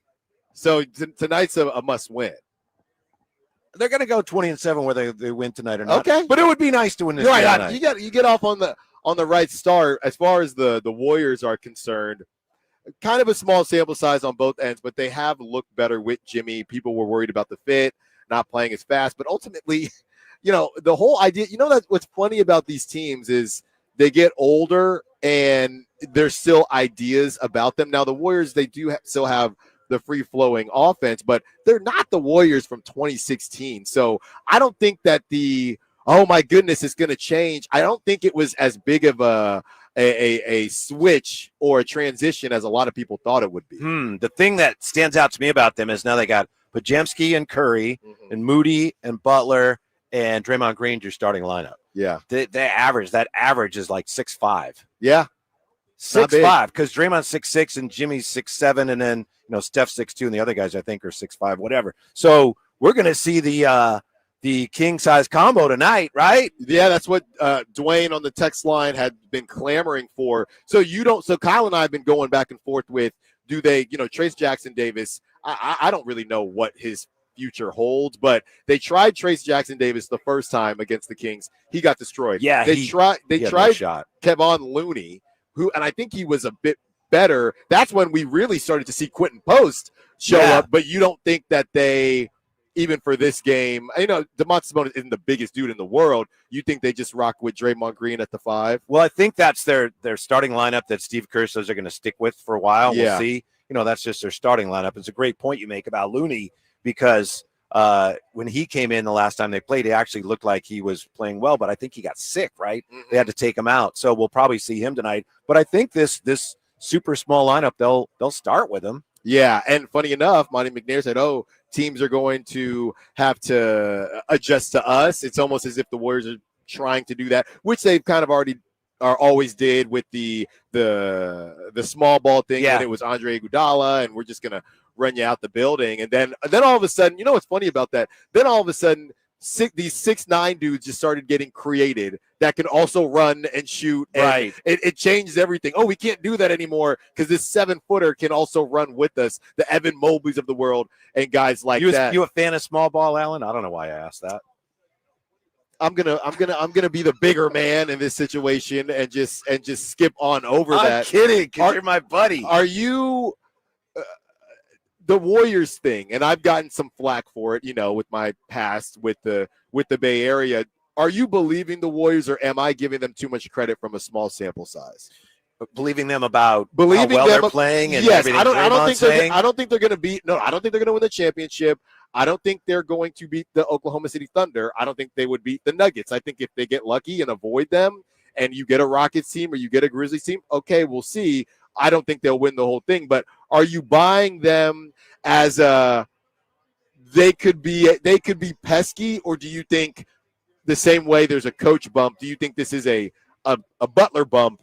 And I think they're better, and I say that because obviously the record is favorable, but also, we have Slates on again today. The last time we talked to him about the Butler trade, he watches them all the time. He says, they're better with Jimmy Butler. Yeah. But your point, it's not like, contender. Yeah. And I don't blame Draymond for saying that. By the way, one of the things that's interesting to me is you have with the Warriors, even though he's probably not right, Draymond talking about how we're going to win the championship, and then everyone's feeling good. And with the Kings, it's more, we're not sure what we're doing. It's understandable, but there's a real contrast there. Yeah. Did you see what Boogie Cousins said? How he said it looked like, and I think a lot of us would agree, it looked like the Kings had one goal to get to the playoffs. Yeah. And when they did that, they had no clue what to do after that. Mm-hmm. And it was pretty spot on. And earlier I said, it's funny because I kind of feel where the King. I was trying to use a comparison as you're chasing something, and then once you get it, you don't actually know what it could be, a dream job or something like that. And you're what do I complain about it? What do I do anymore? I finally have everything I wanted. So they got there.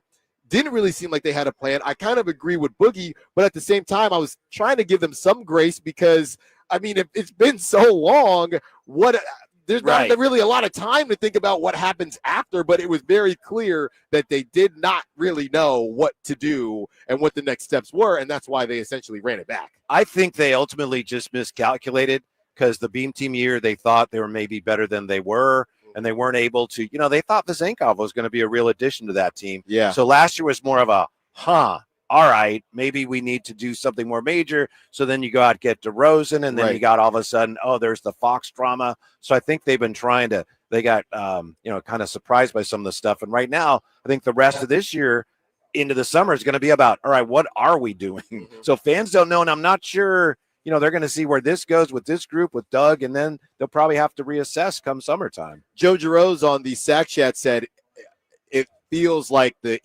Eastern Conference is going to be stronger than the Western Conference. And I said the scary thing about the Western Conference are all these teams that we'll know more in the summer, because a lot of these teams are going to go big fish hunting. I mean, the Timberwolves with young talent, the Rockets with young talent, the Grizzlies with young talent, all these, the Spurs, the whole thing with Victor Wembanyama, but they're supposed to be coming soon. Obviously, I don't even say the Thunder because we just all know the Thunder. But if you're the Kings, okay, so are you gonna go young and just be behind them while they all hit their stride, or do you try to sneak in a playoff run and then I have no clue after that? But how do you do? I don't think this team, based on what's going to happen this summer, I don't think the team that we're looking at is good enough to make a deep playoff run, simply because I just think there's going to be a ton of movement this summer. We just saw, Luka is on the Lakers now. What? Yeah. Where have I been? I know, they're worse, oddly enough. They did win. They won last night. Yeah, they won last night. I know you guys had Chris Biederman on, and he was talking about how there could be major changes. So I think everything's kind of on the table right now. And obviously they're hoping, hey, look, maybe this works. Everything falls into place. We get into the second round. But short of that, I think they're going to have some, as he said, I'm just parroting him now. They're going to have some tough decisions. But, that's what's funny. Let's say you're right. Let's say you're right, and the sixth round and then the sixth seed happens and they lose in the first round. We would be right back in the Boogie situation that Boogie said. We got to the playoffs, and there's no plan after that, because this team is not I don't believe is good enough to win a championship, but you got to the playoffs. It'll be very clear that, and Monty says it, my job is to get to the playoffs, and they just have ultimately no plan after that happens to try to get better, or they don't want to do the necessary things to get to the next level, which is what some people say. What's really interesting, Allen, is that the Kings, for years and years, fans just want to get in the playoffs. That's what, we only get back in the playoffs. Now they did 2 years ago, and it looks like the plan maybe we just want to compete for the playoffs every year. And it looks like a large swath of the fan base is going, that ain't good enough. And that's kind of a surprise. Right. Well, I think the play-in makes things weird because, it gives owners, and we talked about what you had to say with the Brewers owner. It gives owners a way to say, hey, we're competitive. It's almost false hope. It's like fool's gold, So, all right, we got to get out of here. Kyle said we were at a minute, and that was a little bit ago. See, this crosstalk. Now, this was good crosstalk. Yes, sir. That's right. That's what I'm talking about. No one's leaving early here. Not on this one. And Whitey's not going anywhere. Whitey Gleason, Kyle Draper, Jay Johnson. We think Drapes is back. You may need to stick around. Excuse me? You may need to stick around for another 4 hours. Okay, well, I don't know about 4, but I'll help you out if I need to help you out. Drive Guys coming up next. Thank you to all the callers, texters, Sack Chatters. Thank you to Jake Gaden. Thank you to Bobby. Thank you to Jose for setting all this up out here in front of Doco. I will be back in the building, but don't go anywhere because the Drive Guys are coming up next. Until Monday, secure the bag, light the beam. Gotta go. Check engine light on? Take the guesswork out of your check engine light with O'Reilly